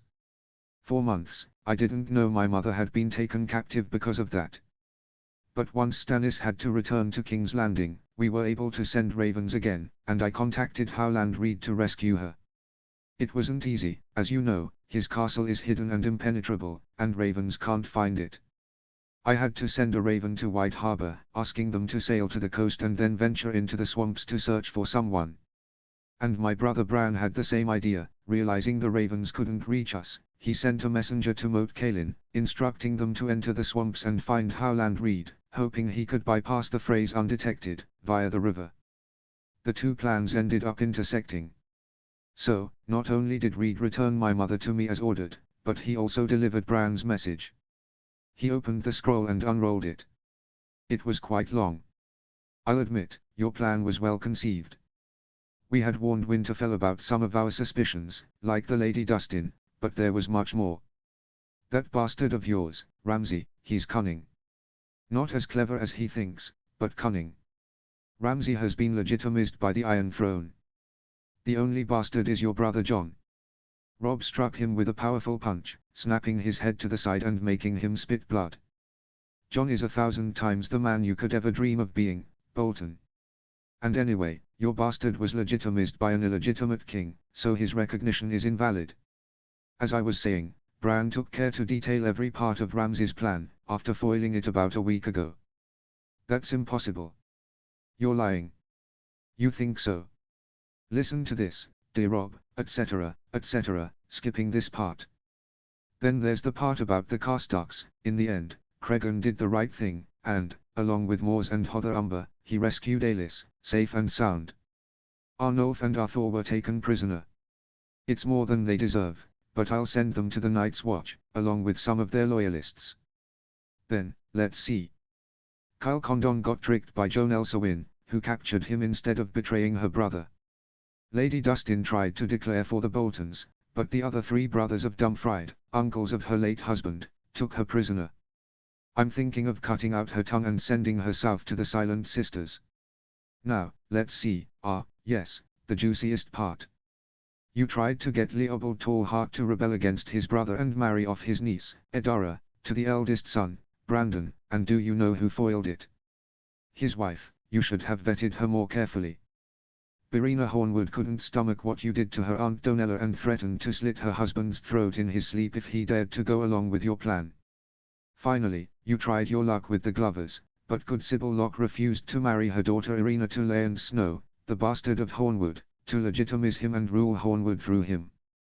The Glover family is an honest one, and besides, Garbart is unmarried. Goran, the son of Robert, would eventually become his heir anyway. It seems you've been undone by a handful of northern ladies, Bolton. After all, that plan wasn't much. You thought you were much cleverer than you actually were. The truth is, 8,000 years of rule leave a mark.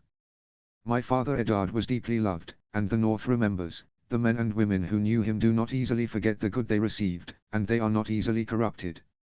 Your great northern conspiracy turned against you. The Boltons can be feared, but the Starks are also loved and respected. There's no comparison. Laugh if you want. Maybe you'll laugh less when you hear that Ramsay has hung the skins of your brothers on the walls of Winterfell. Oh, didn't I tell you? Ramsay is our prisoner as well. Roose blinked in disbelief. Yep, their plan was to unite the forces of the Ryswells with those of the Glovers, Tallhearts, Sawins, and Dustins, to attack Winterfell from the west, after luring Roderick Castle east with a false sighting. Ramsay himself was hiding in the Wolf's Wood, with 600 men, daring, I'll admit. Too bad Ricard and Roose Ryswell did lead their troops in among those of these other 4 houses, only to discover they were still loyal to the Starks. So they surrendered, laid down their arms, and turned back, awaiting their fate. Another idea from Bran. just like my brother thought to draw Roderick Castle away to flush out Ramsay, certain that, not seeing the allies coming, he would do something desperate, and so he did. He attacked Winterfell with just his 600, only to be ambushed from behind by Castle, who took a long detour to circle back. In the end, you were also being undone by a 10-year-old boy. I don't believe it. You're lying. Ramsay had a plan. Yes, in the stables some of your men started fires to distract us, but they were stopped by Hodder. You know Hodder. Tall, big, always repeats his name, and while our soldiers tore his army apart, Ramsay made his way toward Roderick Castle, and he seriously wounded him. He might never fight again. Actually, Master Lewin is not sure he will pull through. I'm glad to hear that. You'll be less glad to hear that Ramsay was captured. Cleo Sewin, just 14, shot him an arrow in the knee, then Marlon Marndale's soldiers, whose forces had joined with Castle's, captured him, threatening to slit his throat if the others didn't surrender. He's our prisoner. Ramsay will survive, somehow. He's as tenacious with himself as he is persuasive with others. Oh, yes, very much so. Here's a description of his deeds. Ramsay is a real nightmare. The widow Hornwood starved to death, men skinned alive. I've heard stories of hunts with girls torn apart by hounds, and then, he tortured poor Jane Poole, who you found and sent back to the north somehow, until she went mad, pretending to be my sister Arya Stark and was planning on marrying her. The young wolf was livid, a mix of contempt, rage, and disgust on his face. Roose seemed quite proud of this idea. He commented, serene. Your Grace would have been pleased to know that the sister was found. Robb leaned toward the prisoner and hissed. And it was always him who poisoned Domeric, wasn't it? Your legitimate son, a good boy. Ramsay couldn't bear the thought of him inheriting instead of himself. I imagine you weren't pleased to find out. But you kept it hidden. Ramsay was still your only heir, but you hoped to replace him, have more children with Walder Frey, who, however, is not pregnant at the moment. What a shame, for you. With Domeric alive, your line could have survived, but now. Do you think you can scare me, Stark? My house has spent 1,000 years fighting yours, Roose reminded him. My ancestors were kings. They defeated your ancestors in battle, skinned them alive, and wore their skins. And you thought you could revive the tradition. Instead, you failed. You didn't live up to their reputation. I'm not afraid of you. You think you're a king, but you're not. Do whatever you want with me. Oh, I won't do anything to you, Roose Bolton. They, on the other hand. He gestured with his thumb at the prisoners. They're your closest men, aren't they? You've taught them, the family trade, so to speak. They're loyal men. Not really. I made them an offer, an hour ago. Be torn apart alive by grey wind and watch their own entrails spill onto the grass, or, earn a clean death by hanging. But in exchange, do one thing for me first. Roose widened his eyes in surprise. You wouldn't dare. Oh, I dare. Roose Bolton, I condemn you to be skinned alive. You will suffer the same fate your ancestors inflicted on mine, just as you wanted to remind me, and that you and your people inflicted on those poor souls in the Riverlands. You're mad. They'll never accept it. Oh, yes, they will. Actually, they've already accepted. And I'll tell you more, I sent a raven to Winterfell. Marlon Marndale and Castle's daughter, Beth, are very angry with Ramsay and, well, I suggested they make the same offer to his men. Roose Bolton, I want you to know this, you thought you could overthrow the Starks and take the North. Instead, both you and your bastard will die screaming, on the same day, in the same way, by the very system that is the symbol of your house, and your cursed line will be wiped out today, forever. My line, on the other hand, will continue to rule the North in the future, when even the memory of you is gone. Roose started to lose his usual calm. You're not a true Stark, Robb. In the North, who pronounces the sentence must wield the sword. Robb approached the prisoner. You're right. Everyone keeps reminding me. I'm half Tully, I married a Tyrell, but know this, I am more of a man of the North than you've ever been, Roose. Would you like me to skin you myself? I could, if you prefer, but I might make a mistake and cause your death too soon. You see, my wife taught me, some time ago, the difference between the letter and the substance of mottos, customs, and oaths. I'm not condemning you to death, Roos. I'm condemning you to be skinned alive. If you survive the procedure, you will be free to take your skin and leave. But if you should die, instead, well, that's none of my concern. And he turned and walked away, leaving him there, while the guards cut the ropes from his men, helped them up, and put razors in their hands. For the first time in his life, terror crept into Roose Bolton's eyes. Seeing his executioners approach slowly, he began to sweat. Then he started to scream. "What are you doing, damn you? How dare you? Leave. I am your lord, damn." Then he regained some dignity and spoke again to Robb Stark. "You won't have the satisfaction of hearing me scream." Robb replied, "Oh, I will, instead. But it doesn't matter, I have other things to do." For the rest of the afternoon, Robb, true to his word, passed sentences and wielded swords. Before the executions, he made sure to tell each of the condemned that he would not offer them the chance to take the black, but that he would offer it to their families, and that he would offer even better options to women and young children. Given that silent promise, none of the condemned requested to join the Night's Watch. Robb decapitated Ryman Free, then, with satisfaction, Lothar. Black Walder made a fuss, claiming Robb didn't have the courage to face him in battle, and Robb responded that if he were truly half as brave as he claimed, they wouldn't have lost the battle. With one swift blow, he took his head as well. Roderick Riswell was dead, so it was his eldest son, Roger, the prisoner, who asked what would become of them. Robb replied that both he and the third-born, named Roose, up in the north, would be sent to the Night's Watch, and the castle would go to the second son, Ricard, as long as he behaved well in the future. The new lord then accepted his sentence and chose the black. All the officers of both armies, his own and the enemy's, along with lords and lower-ranking knights, witnessed the executions, which included another half-dozen Freys, while all the others were granted the chance to take the black. As a backdrop, the horrifying screams of Roose Bolton could be heard, much to Harry on Karstark's satisfaction. The only surviving son of Ricard Karstark stood by and watched and enjoyed every minute of it. When his former men had finished with him, they were covered in blood up to their elbows. Robb went to see them. "We're done, my lord." Regarding the promise. "I remember it. Men. Take these butchers and cut off their hands." "What? But, you promised. To have you die by hanging. And so it shall be. But before that, I will have your hands cut off. My first royal decree is that skinning people alive is a vile and barbaric act, which will henceforth be prohibited. I want it erased from the memory of the Seven Kingdoms, along with the House of Bolton. Proceed." While the men with bloody stumps dangled from the gallows, Robb observed one younger man, who had not participated in the operations. I was with them, your grace, but I never skinned anyone. I just stood guard to make sure no one came. I was just watching." "Men. This one just watched. Hang him last, so he can continue to watch even now." Chapter 14, Everyone Gets Their Happy Ending.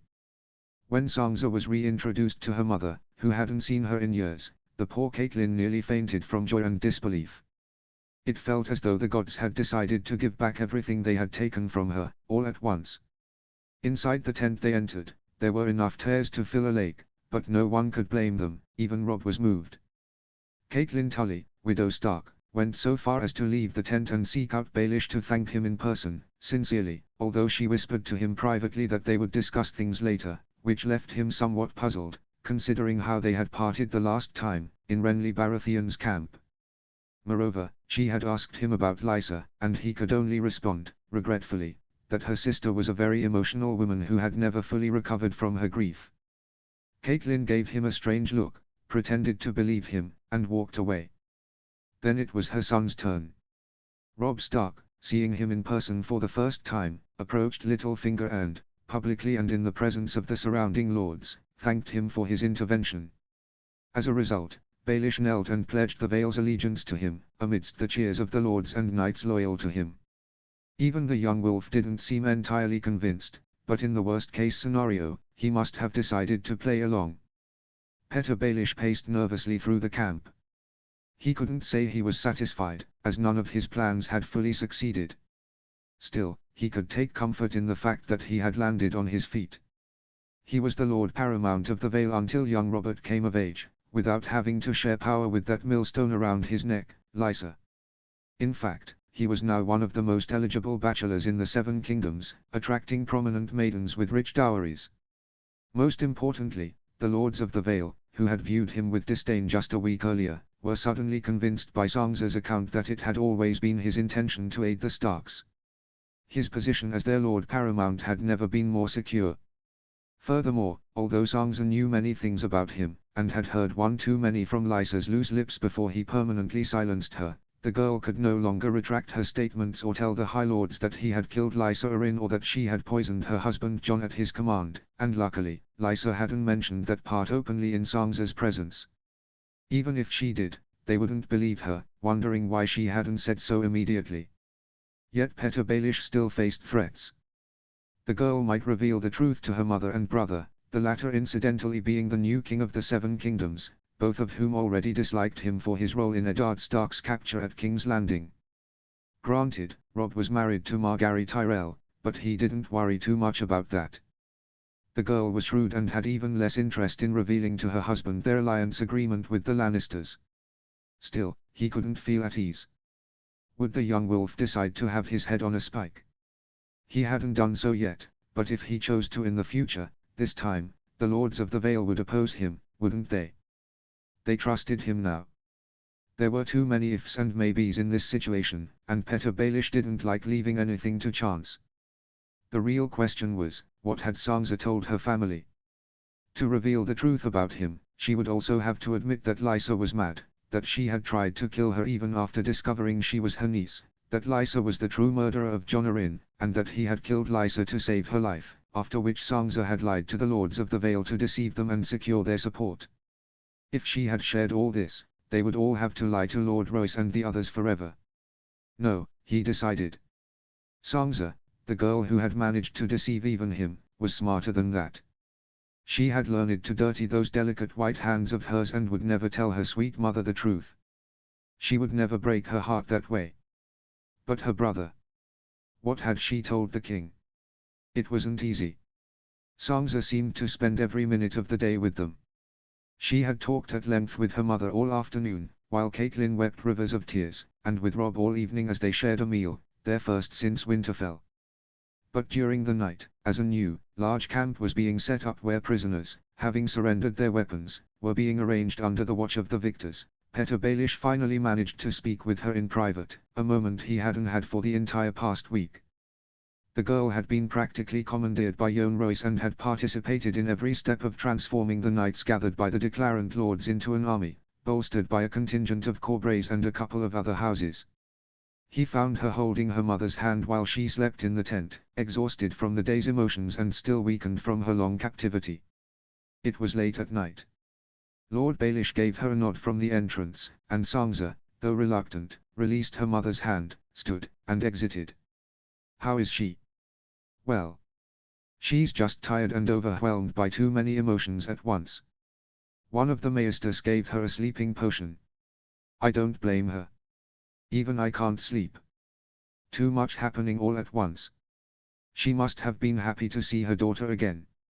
"Yes, one of her daughters. I had to update her on everything that's happened over these years. I imagine, though, you didn't tell her everything. A tamed version of the truth, close enough to what the Lords of the Vale know. Anyway, why did you want to see me?" "I needed to speak with you in private." "Well, then, do it." Well, I don't know where to start. First of all, my compliments. The student has surpassed the teacher. You've done exceptionally well, and no matter how many lessons I gave you, I never imagined you'd learn so quickly. I'm impressed. Sansa shot him a look somewhere between bored and reproachful. "Do you think flattery will convince me to underestimate you?" Petyr Baelish looked at her again, as if seeing her for the first time. I was right about you. Too much, even. But, just answer this for me. I need to know. Why did you save me, that time? You could have told the truth, and they would have cut off my head. Isn't that what you wanted? Maybe, you would have gotten their help anyway. Sansa stared at him for a while before answering. There are two main reasons. The first is that, well, I truly am grateful to you. Whatever else you've done, it doesn't change the fact that you actually saved my life. Twice, once in King's Landing, and once at the Moon Door. Moreover, if in the first case you did it to possess me and use me, in the second case you put yourself in a difficult situation and risked losing everything you had for me. I hadn't forgotten that a week ago, and I won't forget it in the future. Baelish seemed to glimpse a shred of hope. And, the second reason. The second reason is that, what you taught me. I really learned it. I played out every possible scenario in my head of what I could have said. Would they have believed me? Would they have believed I was truly Sansa Stark? And that Lysa Arryn wanted to kill me, even knowing I was her niece? Would they have bought the story that I had been hiding there without her knowing all that time? And if I let slip, that you were interested in me, maybe they would have thought you killed Lysa to marry me. Would they have believed I was your accomplice? If instead I said, that I was your hostage at the Eyrie and asked for their help to escape, would they have trusted me? Or maybe you would have convinced them I was a poor, crazy, liar. Would you have claimed I was the one who killed Lysa Arryn for who knows what reason? Would they have cut off my head? And then, even if those lords did cut off your head, and I say if, because you had already started buying off some of them, and you could have bought others without telling me, would they have been willing to raise their banners for Robb? Maybe they would have wanted to stay neutral anyway. Stannis was Robert Baratheon's brother. After all, if the Vale had stayed neutral and Robb had lost, having your head roll would have been small consolation to me. I'd rather have saved my mother's and brother's heads. And then I thought, what is it? What is, among all the possible combinations of what I'm thinking of doing, the best version? The one where I don't just have the chance, but have the certainty of getting everything I want.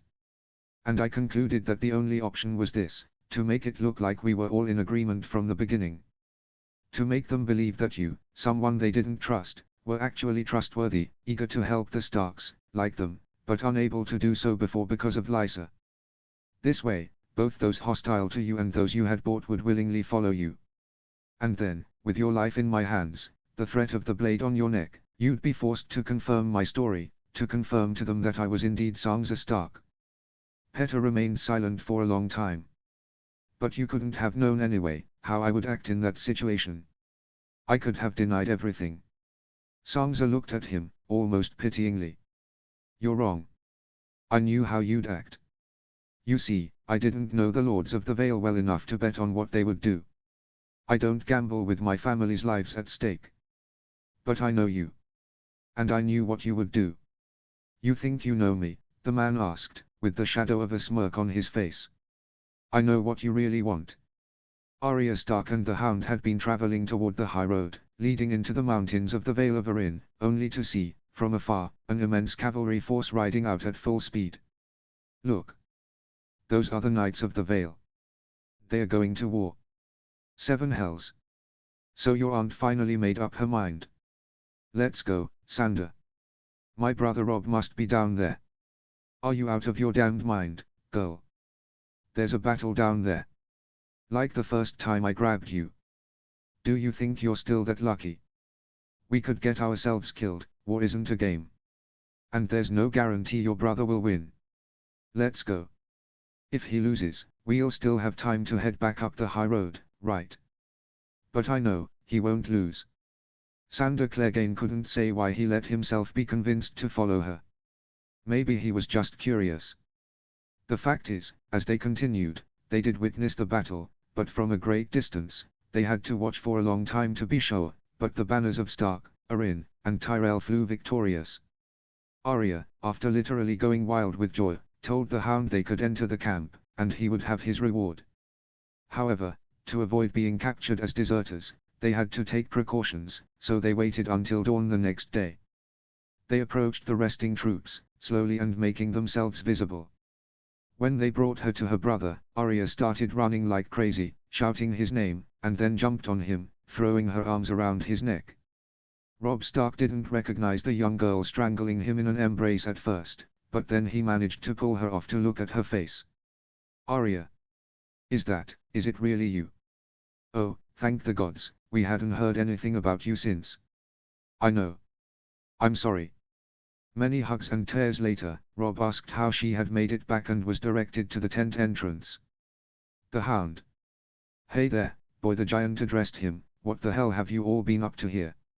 Robb remembered one of their first encounters, back at Winterfell, when he was sparring with Joffrey, who had come to visit.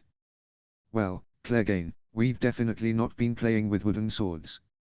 Later, Arya met Sansa and her mother, and this time Lady Tully nearly did collapse from the shock. It was as if the gods, after taking everything from them, had decided to make amends, giving her back what she had lost, all at once. As for Sansa, she hadn't truly believed her sister could still be alive, and both girls, who had hated each other for most of their lives, were both moved to tears at reuniting. Arya hadn't thought she'd get emotional, but she did, and for once they realized how much they had missed each other. They were Starks, bound by blood. Always and forever. Robb and Catelyn thought that Ned would have been happy to see them like that. Of course, this was followed by a long phase of recounting the perils they had endured, which made Catelyn shudder again at the thought of the horrible dangers her little girl had faced and managed to overcome without too much harm, as she had neither been raped nor mutilated, unlike many other civilians. Arya was utterly shocked to discover that Sansa, her whiny and feminine sister, had just contributed to Robb's victory by convincing the Vale of Arryn to join the battle. She would have been less surprised if they had told her they had ridden the sun on a unicorn. She felt somewhat cheated, as though all her dreams of great adventurous deeds paled in comparison to what her sister had accomplished. Sansa, for her part, could hardly believe that her trouble-making pest of a sister was training with a sword and had actually survived so many absurd ordeals. Moreover, it was an incredible coincidence that, of all people, the one who had saved her was Sandor Clegane, the man who had protected her many times, offered to take her away, and whom she had refused. But by going with Petyr Baelish, did I really trust a monster so different? In truth, one far worse, just better dressed. Arya also told Robb many other things about the Brotherhood without banners and how the Red Woman had taken Gendry, pleading with him to do everything possible to save him. Robb was astonished by these revelations and had Arya provide details on the bandits' hideouts, whom they had long been hunting. He reflected on the implications of what he had heard. Magic was cropping up far too often in the stories of many people, but since he trusted them, he tended to believe it. His mother had told him that a shadow had killed Renly, his sister had now told him about a man capable of changing faces, and Melisandre, who was undoubtedly responsible for several strange occurrences, seemed to have vanished into thin air, according to the prisoners. The next day, both girls managed to slip away from their mother, who was so incredulous to have found them both that she would never have let them go, and Arya was ecstatic to take a tour of the camp and see a real army up close, not as a prisoner. She was delighted to discover not one, but two women warriors, Daisy and Brienne, both of whom were equally thrilled that the king's other sister had been found alive, and that the latter had just become a knight, the first woman ever to achieve such a feat. She spent nearly the rest of the day training with them, playfully sparring with them to practice with needle. Of course, the two women went very easy on her, but even so, Arya began to understand the difference between theory and practice in combat. Meanwhile, Sansa went to speak with the Hound. She found him sitting on a rock, with a bag of money King Robb had given him on one side and a large flask of wine in hand, from which he drank in great gulps. When he saw the young woman stop a few meters away, he stopped drinking and stared at her for a while. "I've heard the stories," he began, "about the Vale and all the rest. You've grown, little bird. I didn't think you had it in you."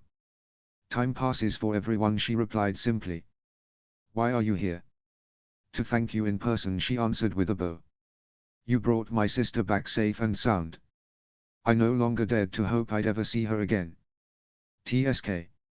I didn't do it for you. Or for her. I did it for the money. She's such a pain."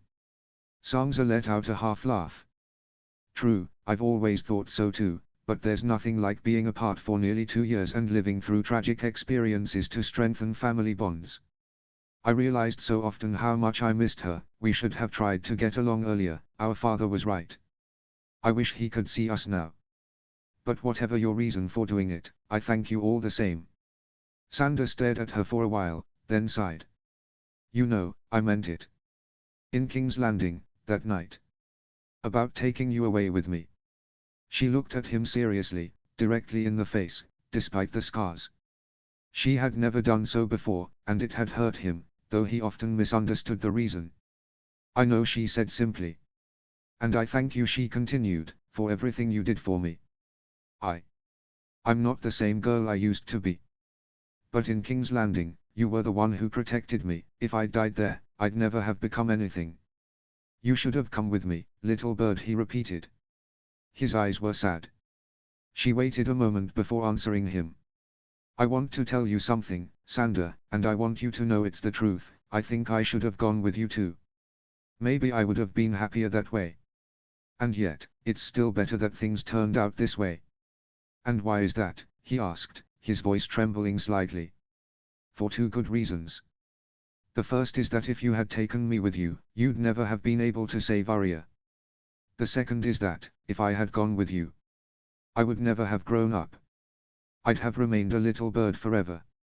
Robb had spent much of his time holding council with his lords and commanders after the victory, at least when he wasn't with his family. Now that he had reunited with them, the lords themselves took it as an auspicious sign from the gods that their king had been able to embrace his sisters again, just in time for the decisive battle.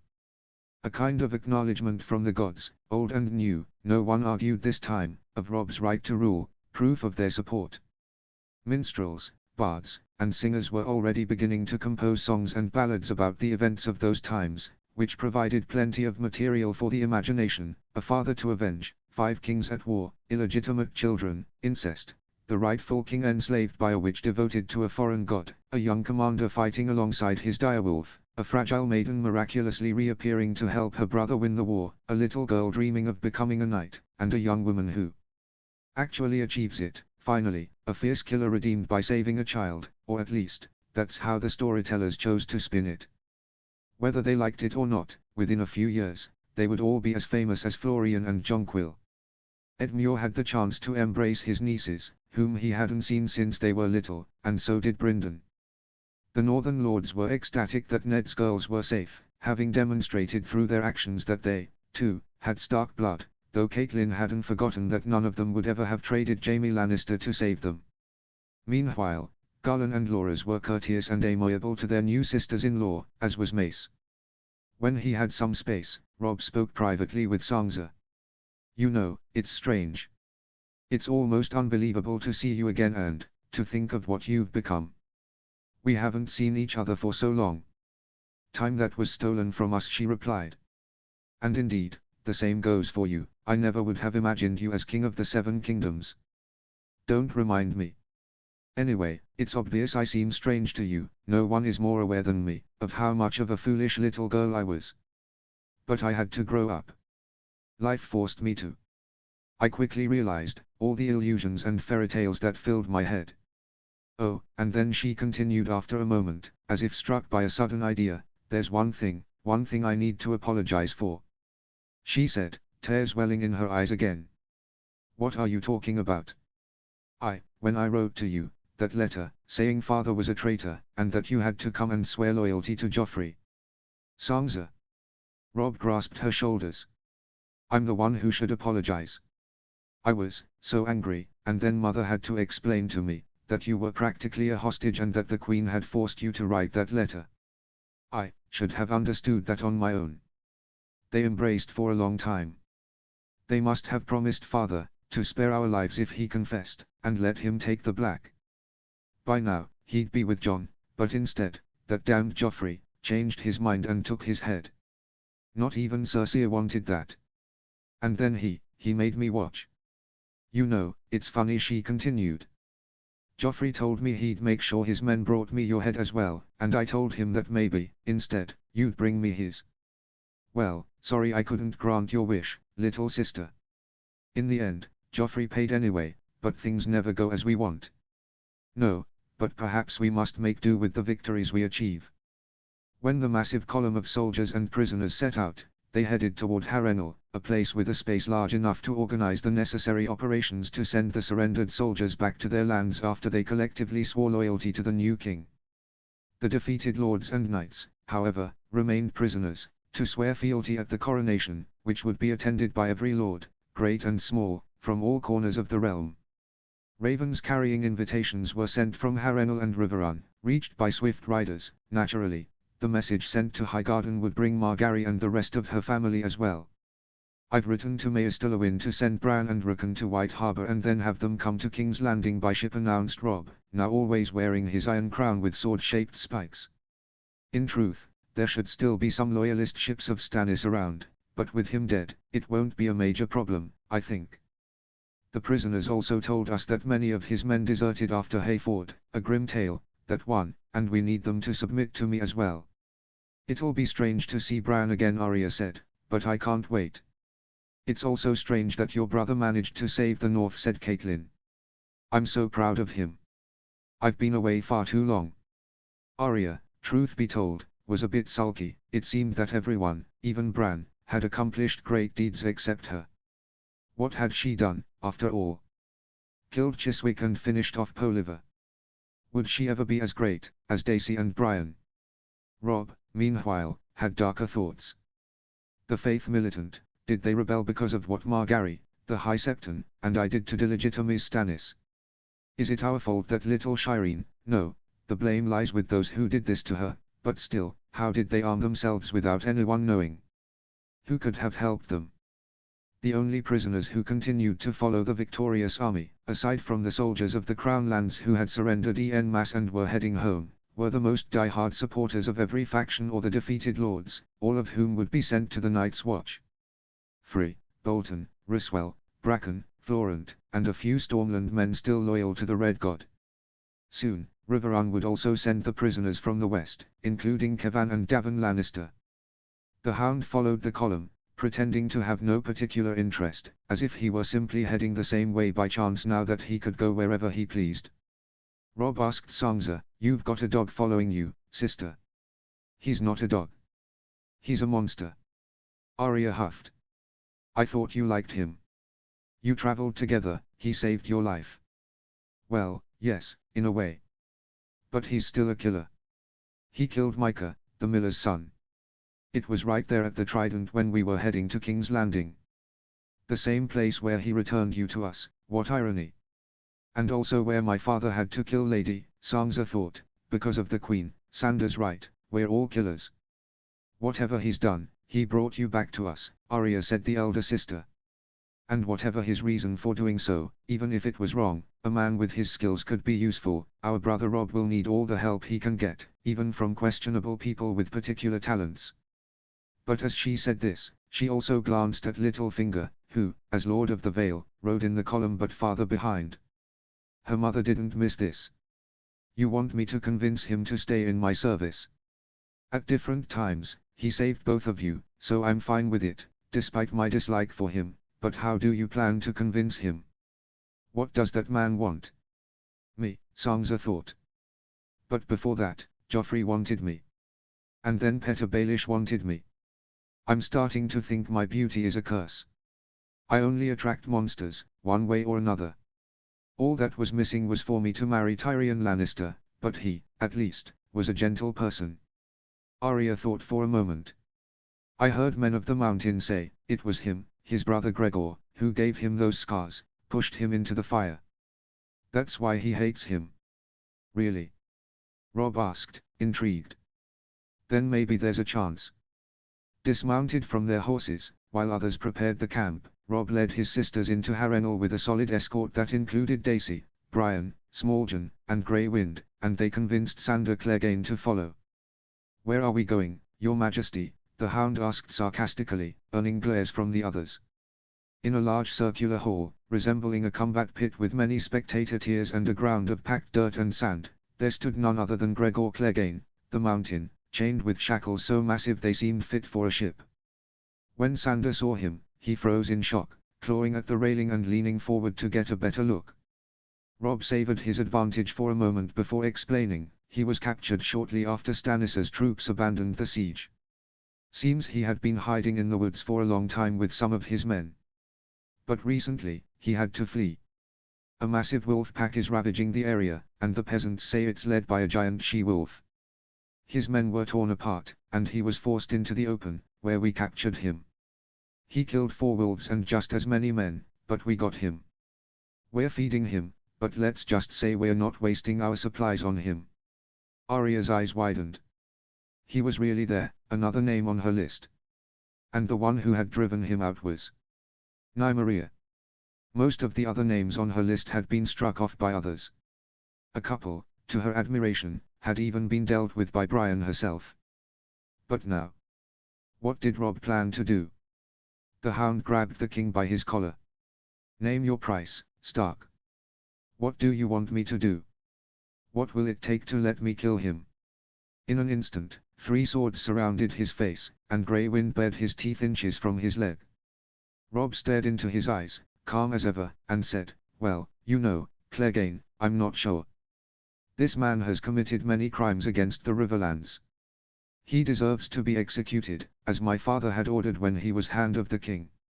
Or I could send him down to Dorne to the Martells. They still bear a grudge for Elia, Rhaegar's wife, and her children. They might enjoy themselves quite a bit with him. And I'd gain their favor in return. Your price, Stark.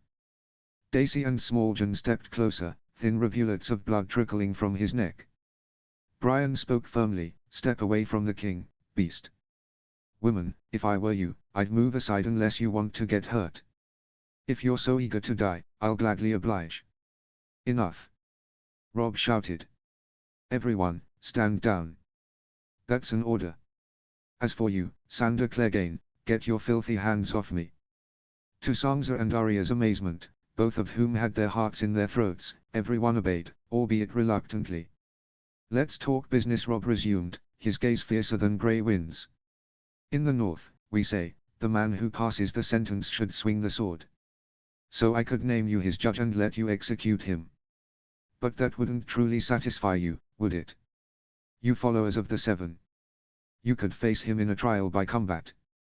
Sansa was horrified, while Arya cheered inwardly, hoping they'd kill each other. The Hound snorted. Well played.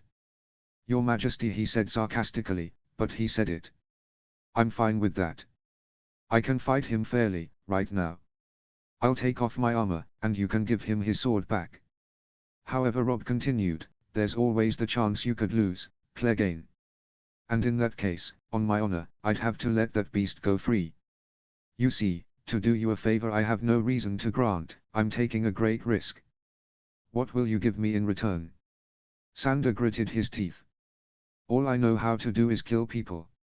Who else do you want me to kill for you? You do that very well, it's true.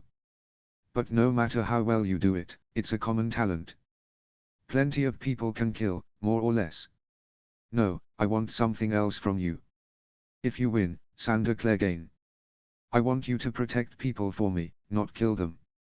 You'll swear your sword to me and protect my family for the rest of your life, giving up all claims to the lands and castle of House Clegane. Your line will die with you. A ripple of shock spread through the crowd. Sansa, well played, Robb. Arya, oh, what does a sworn sword mean? That he'll be around forever. Then again, if the Mountain wins. But Mycah. Sandor Clegane threw his head back and laughed, a grating, terrifying sound. Fine. I'll fall for this trap. After all, I was Joffrey's protector. It'll be amusing to do the same for his worst enemy. Once he had stripped off his armor, Sandor entered the pit, focused like never before. Gregor's chains were removed slowly, requiring 8 men to handle them. His sword, as large as a small tree, lay 3 meters away on the ground. The lords, especially those from the Riverlands, eager to see Gregor dead, crowded the tiers, praying, unable to look away. As soon as he was free, Gregor, bare-chested, let out a feral roar and lunged for his sword, lifting it with one hand and raising it against Sandor, who rushed forward, attempting to anticipate him but stopping just short of being cleaved in two. A massive cloud of sand rose into the air. Everyone held their breath. Then Sandor counterattacked. He darted to his left, Gregor's right, aiming for his side. But as he swung, the Mountain, sensing the danger, threw his full weight in that direction, slamming Sandor with a shoulder charge and sending him sprawling to the ground. The monstrous man lifted his weapon overhead with both hands and grunted as he brought it down once, twice, 3 times. Each time, Sandor rolled out of the way just in time. He got back to his knees and, as Gregor raised the weapon for a fourth blow, let out a feral cry and charged, tackling him and sending him crashing to the ground, forcing him to drop the sword. Sander climbed on top of him, pressing his full weight down. Holding his own sword like a dagger, he pressed it against Gregor's throat, ready to slit it, but the mountain showed his inhuman strength. Gregor grabbed his younger brother by the throat with one hand and the wrist, holding the blade with the other. Slowly, with sheer force, he bent Sander's arm back, forcing the sword away from his neck. Meanwhile, he got back on his feet, holding his brother nearly off the ground with one arm. After a look of utter contempt, he slammed his head into Sander's face, sending him sprawling to the ground and losing his sword in the process. Then he turned quickly to retrieve his own. But as soon as he turned around, Sander threw a handful of sand into his eyes. Gregor cursed, swung blindly, but hesitated for a moment, and Sander quickly rolled, grabbed his sword, and got back to his feet at a safe distance. Turning his back on Gregor, he spun on his heel, swinging his sword in a horizontal arc that slashed across Gregor's chest, not deeply, but enough to mark the giant across the pectorals as his weapon hung low. With a growl, the giant raised his weapon, and the two unnatural brothers began an incredible exchange of blows.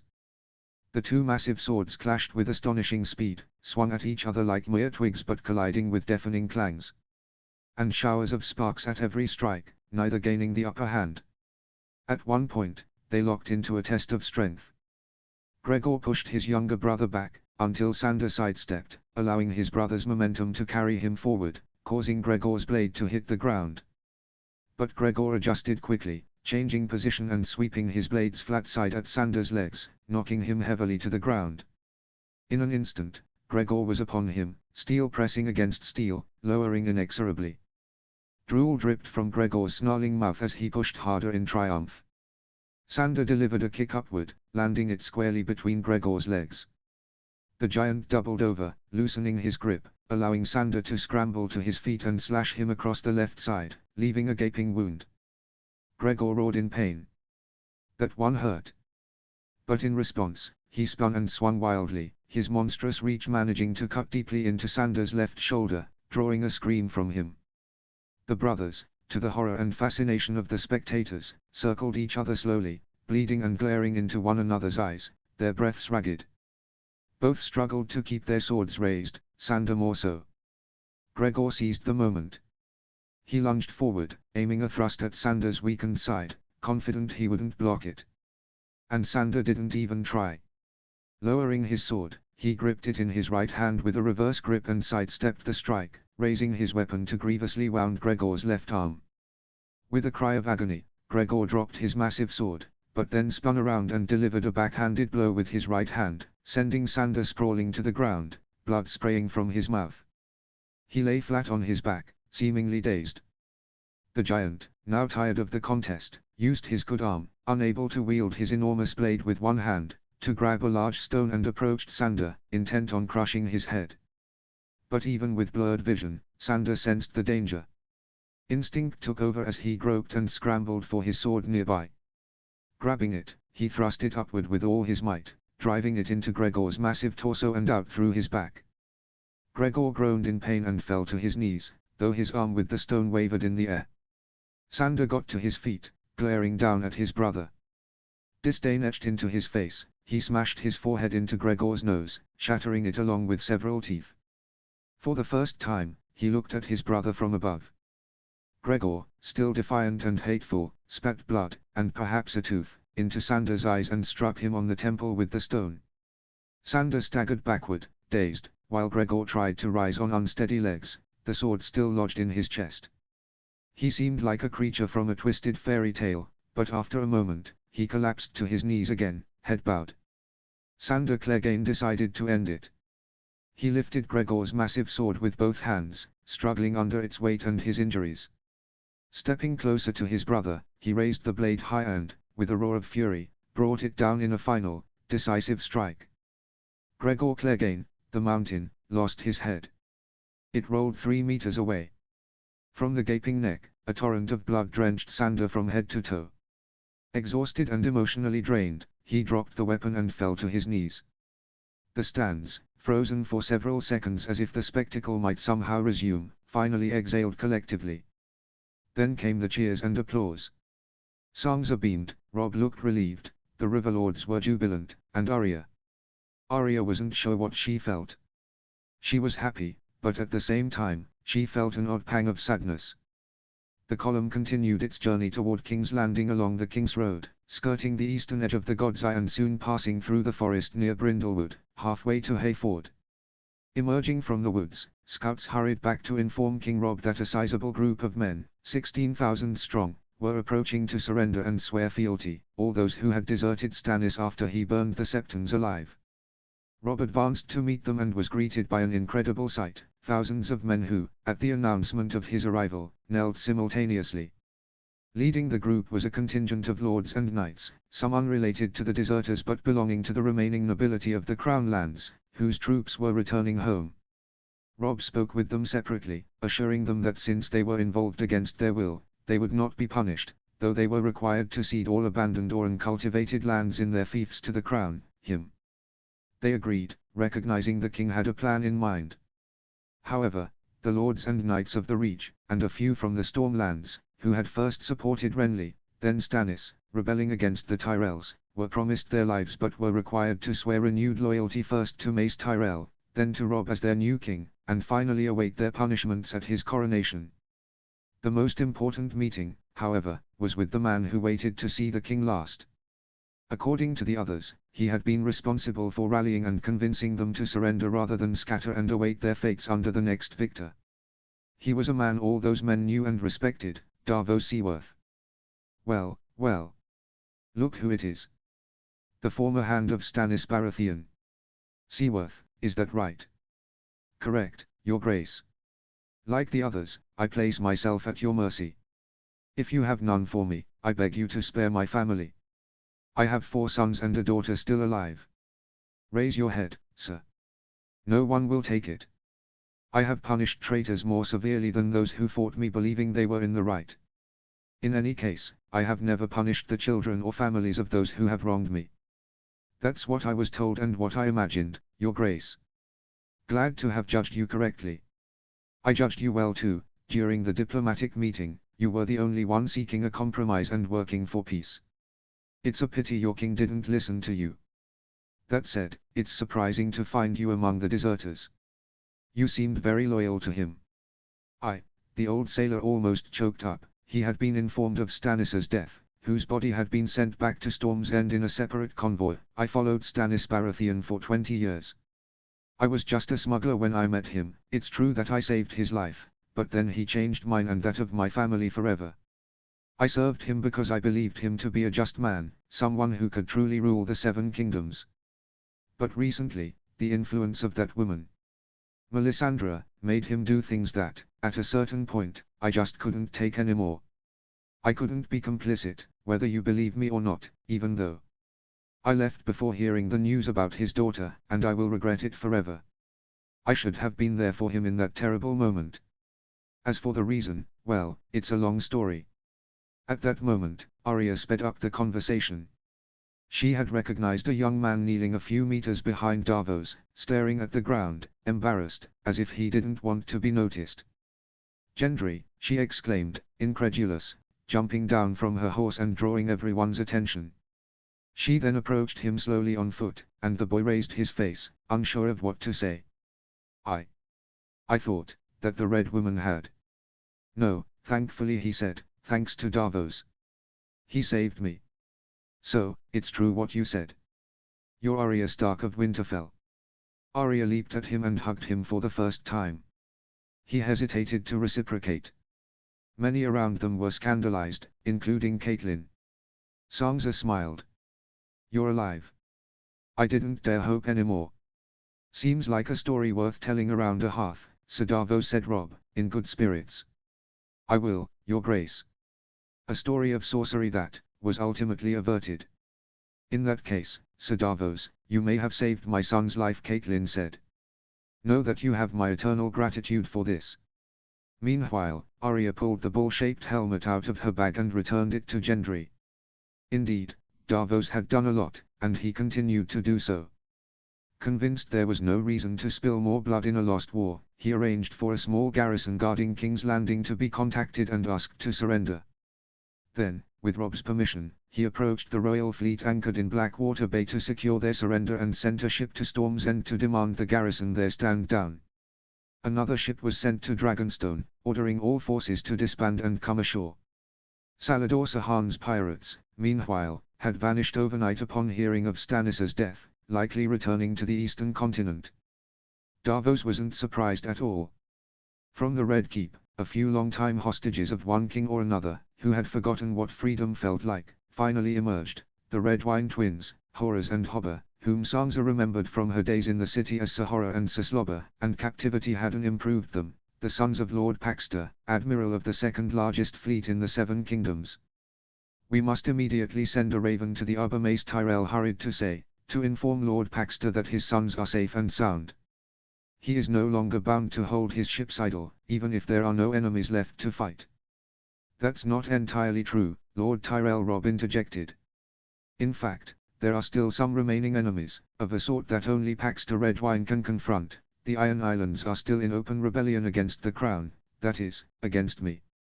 "Indeed," Brynden Tully commented, "though since Balon Greyjoy's death, it seems there's a succession struggle, perhaps even a civil war." Theon lowered his gaze.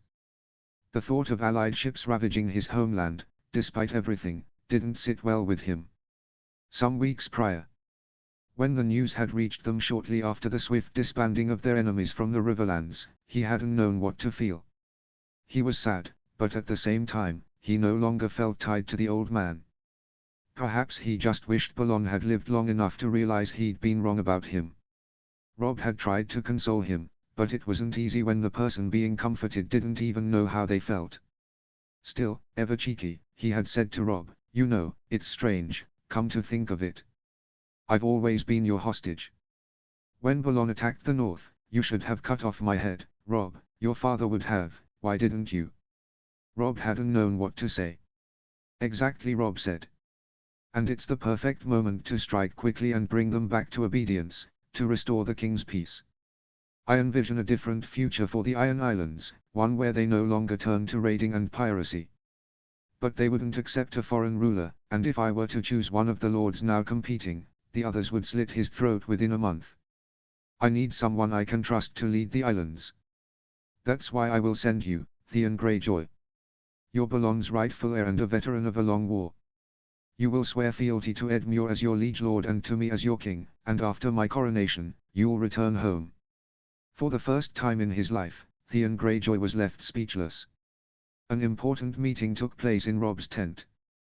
Present were only Robb, Sansa, Arya, Brian, and their mother, Catelyn. A few hours earlier, Brian of Tarth had requested a private audience with the king. She hadn't had the opportunity before but swore it was a matter of utmost importance. So, Brian recounted to Robb every detail of what she had learned, playing the role of confessor to two figures like Stannis Baratheon and Jaime Lannister in their final moments. Strangely, Robb wasn't too shocked by Stannis' revelation that the White Walkers were on the brink of invading the north. As a Stark, he said he had taken the warnings from the Night's Watch very seriously, and during their encounter, he had sensed that his enemy wasn't telling him everything and that there was another reason behind his obsession with the throne. But he was shocked to discover the truth about Jaime Lannister. The Knight had pushed his brother Bran out of a window, fathered bastards through incest with his sister, and ravaged the Riverlands, but apparently, he had killed Aerys Targaryen for an excellent reason.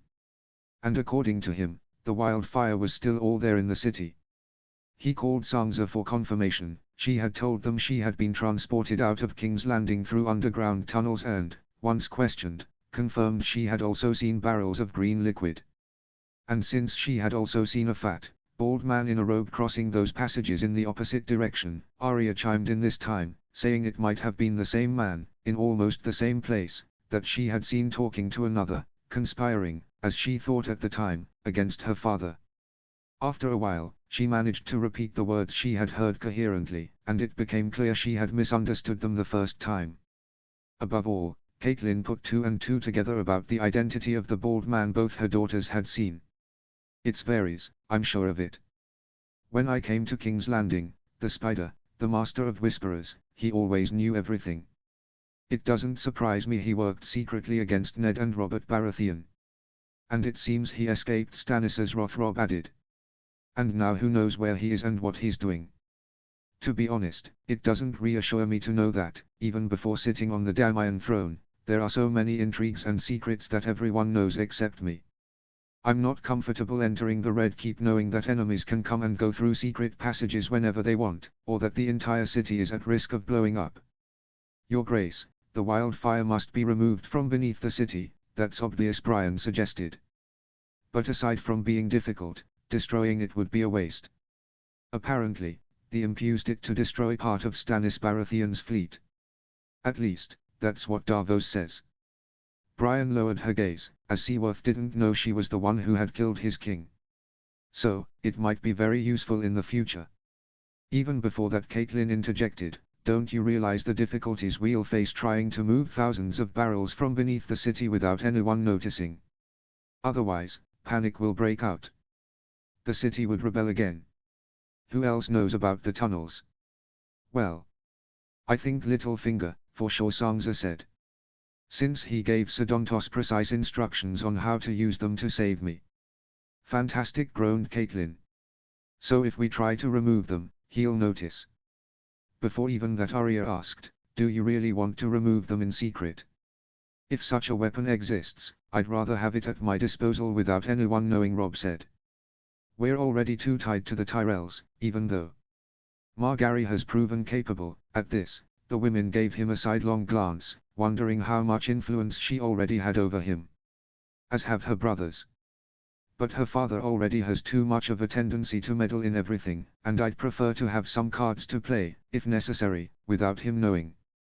And Mother is right, the citizens of the capital mustn't know they are sitting on a powder keg, or another revolt will break out.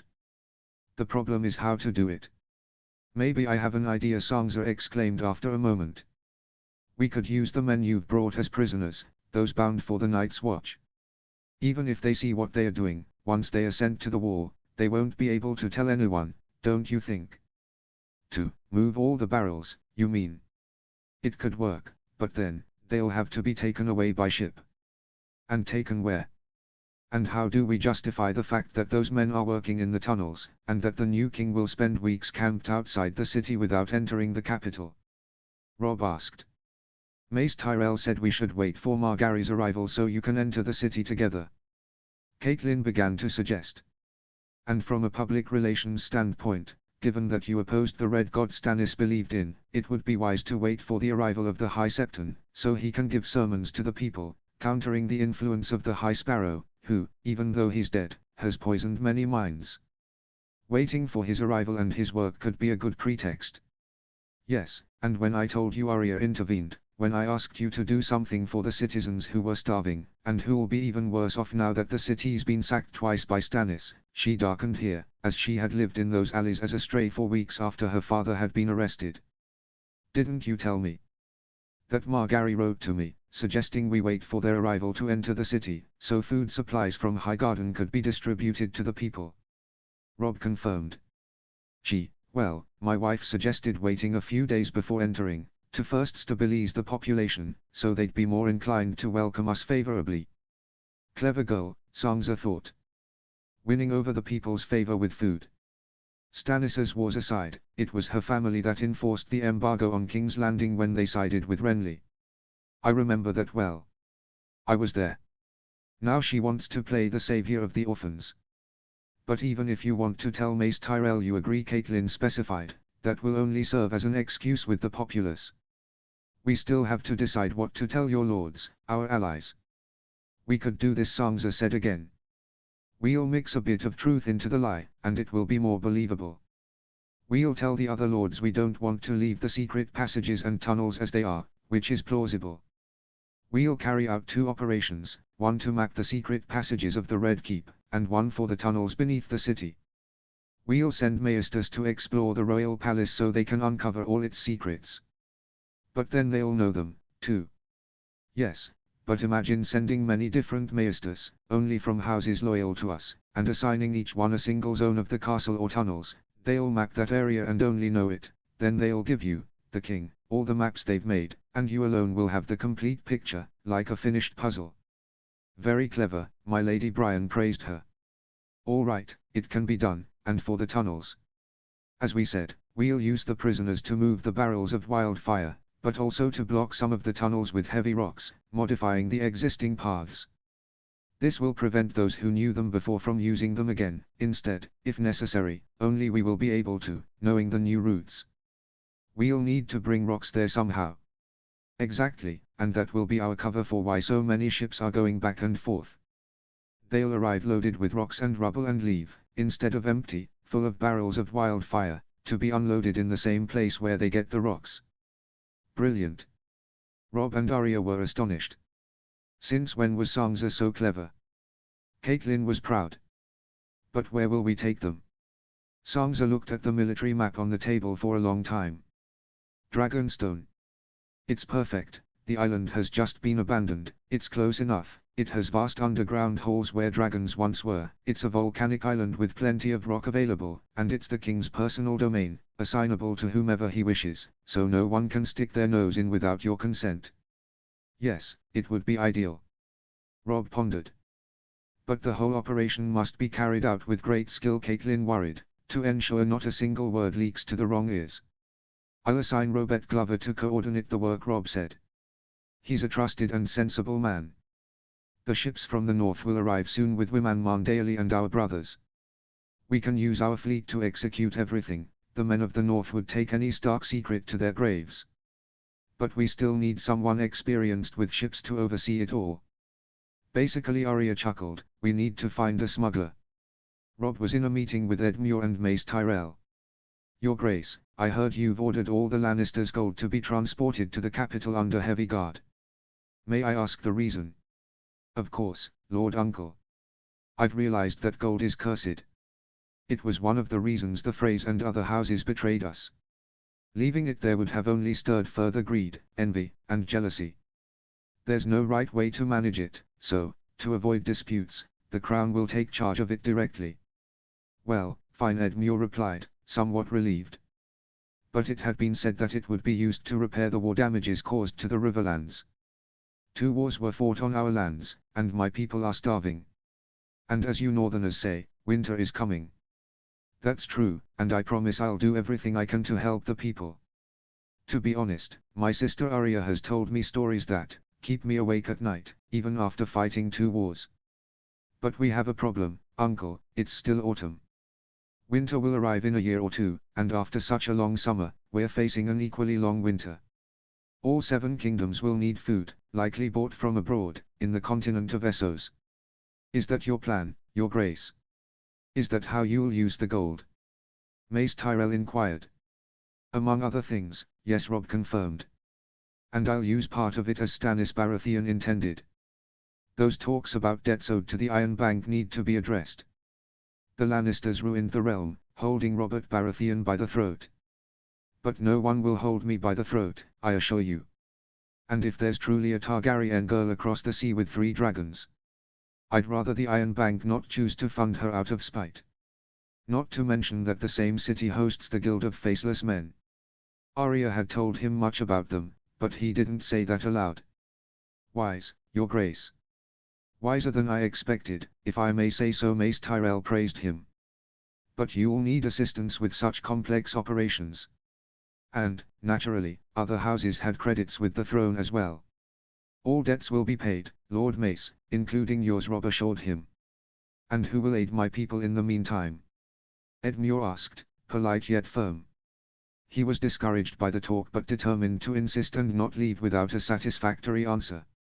The richest house in the 7 kingdoms, of course, Robb declared with dramatic flair, the Tyrells, whose daughter I have the honor of marrying. Mace widened his eyes. Pardon, Your Grace. Do you intend to immediately become indebted to us again? I intend not to become indebted to anyone.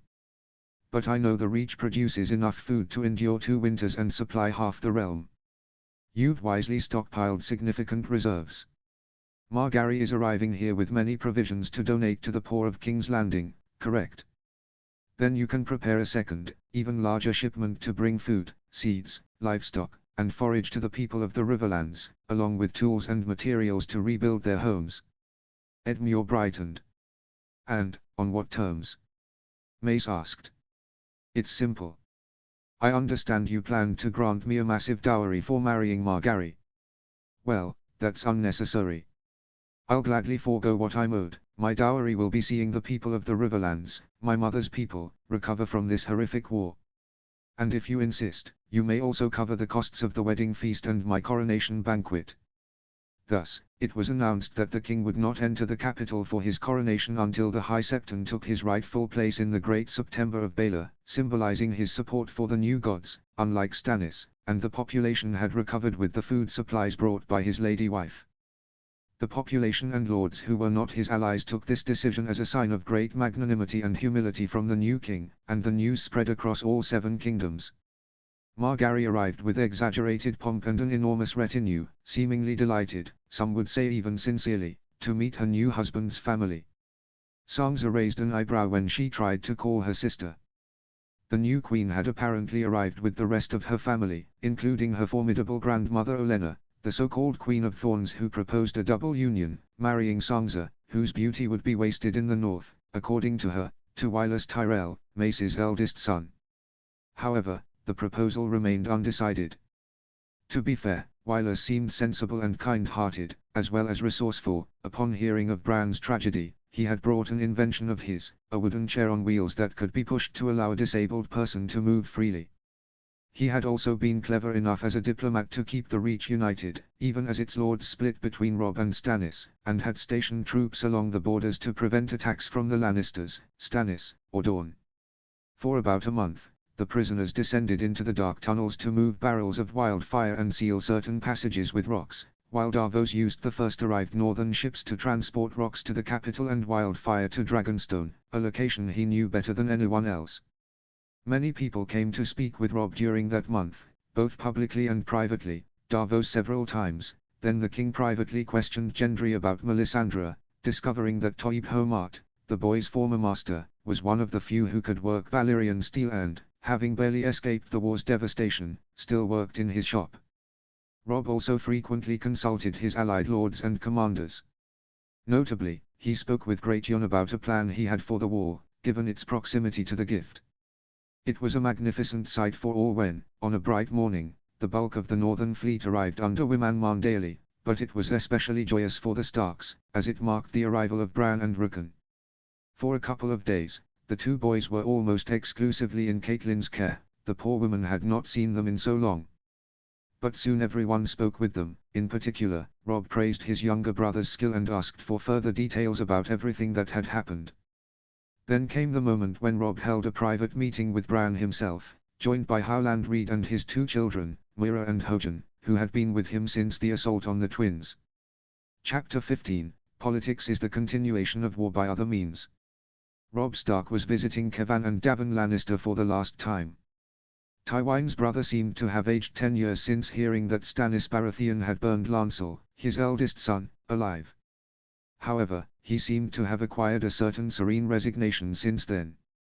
Davin, on the other hand, was as fiery as ever, refusing to give the young wolf the satisfaction of seeing them broken in spirit. Robb, however, had the impression that Davin, deep down, had a fatalistic nature and a certain sense of humor.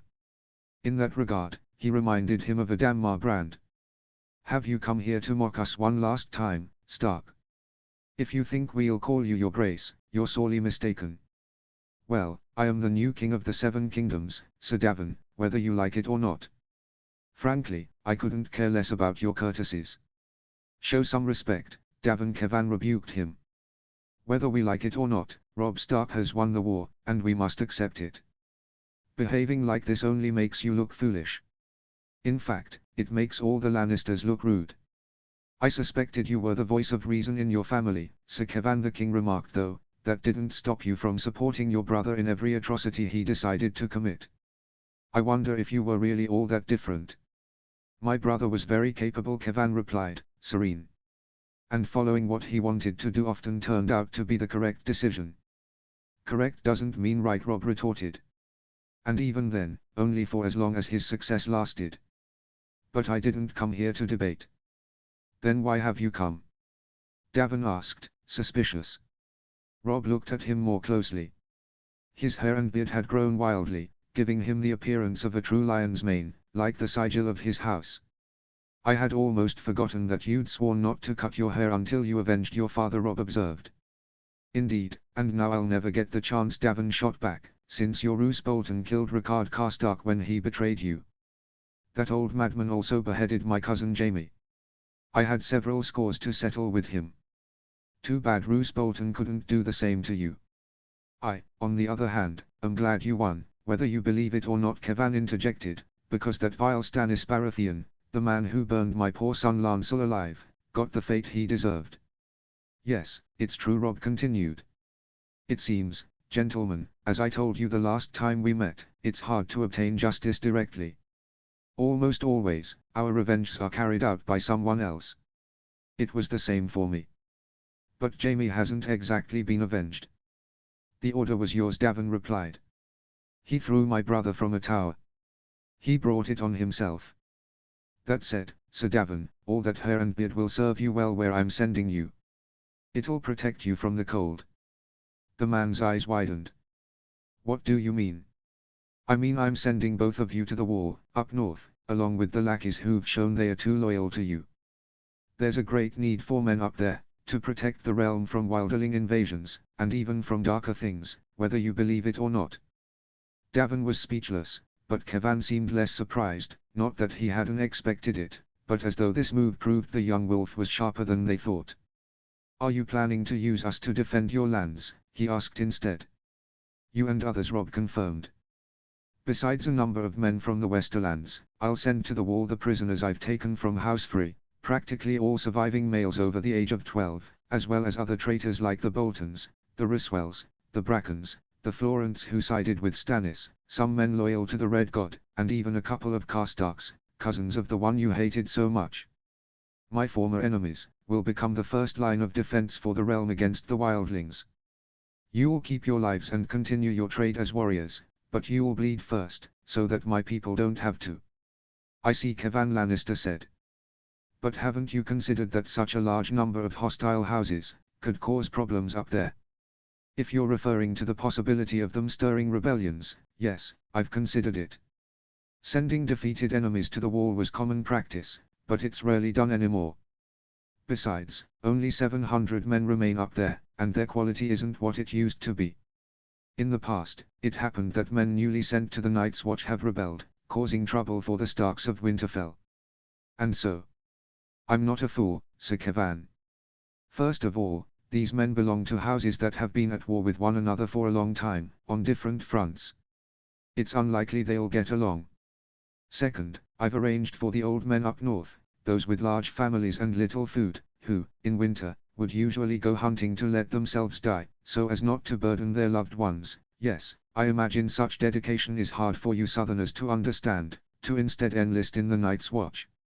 All those tough northern men, often veterans of the rebellion, at least 1,000 people, will counterbalance the former rebels and help ensure they behave. Finally, I've decided to implement a major reform. Since feeding all those people would be difficult, I plan to make better use of the gift, the white strip of fertile land belonging to the Night's Watch. It's meant to grow food for the Watch but is currently abandoned.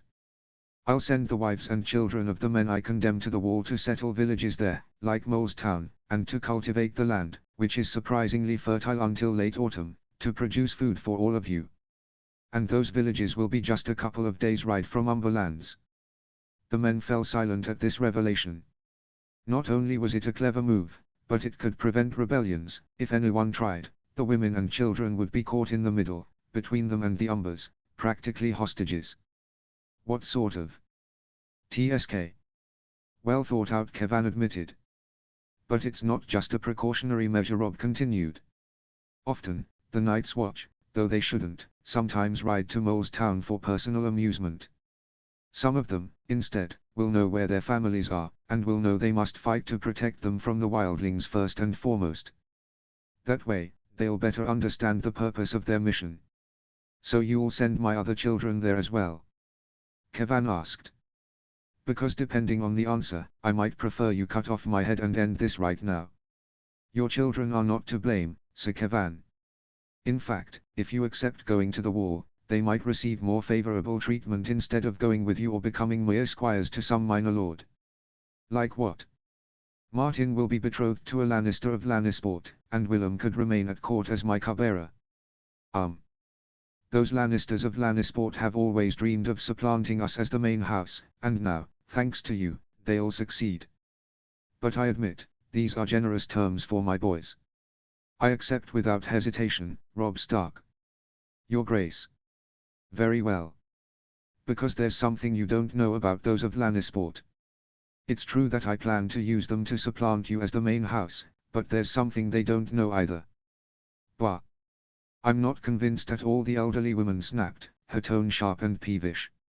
We're not gaining as much from this alliance as we should. Margaery Tyrell helped her grandmother Olenna sit on a bench, then took a seat beside her. Why do you say that, grandmother? My marriage to Robb Stark will make me Queen of the Seven Kingdoms. Isn't that what you've always wanted? What we've worked for? To unseat the Lannisters as the dominant house. Yes, and I must admit that, as much as I dislike the idea of you marrying a wolf from the steppes, it could have been worse. Certainly better than being married to Renly, who would have preferred your brother over you, or that mad Joffrey. I've heard stories about him that make my skin crawl. We'd have had to deal with him sooner or later if you'd been wed to him.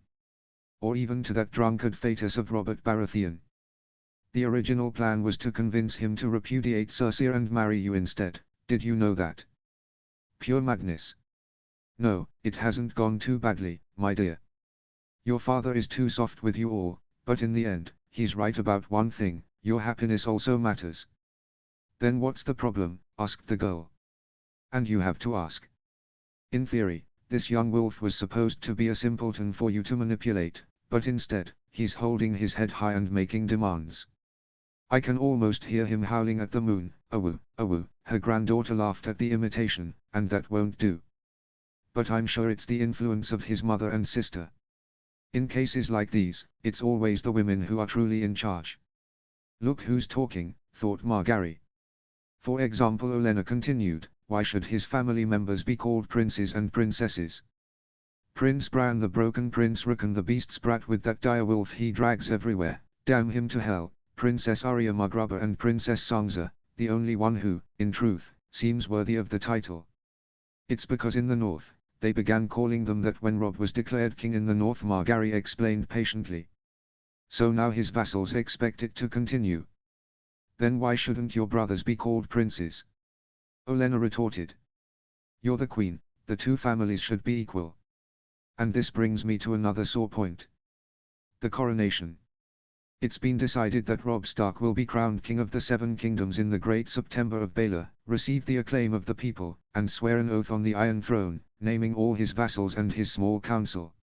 And only after that, 3 whole days later, he'll marry you again, with 2 ceremonies, one in the Godswood, poor us, and what will the High Septon think? I just hope he doesn't insist on a banquet for each wedding. Well, I don't like it.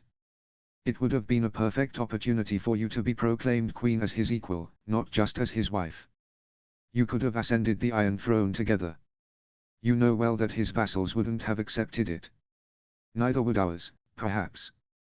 A queen ruling equally with a man isn't well regarded, not officially, at least. And recently, dear Cersei Lannister has sown distrust and suspicion about women in power. But that doesn't matter.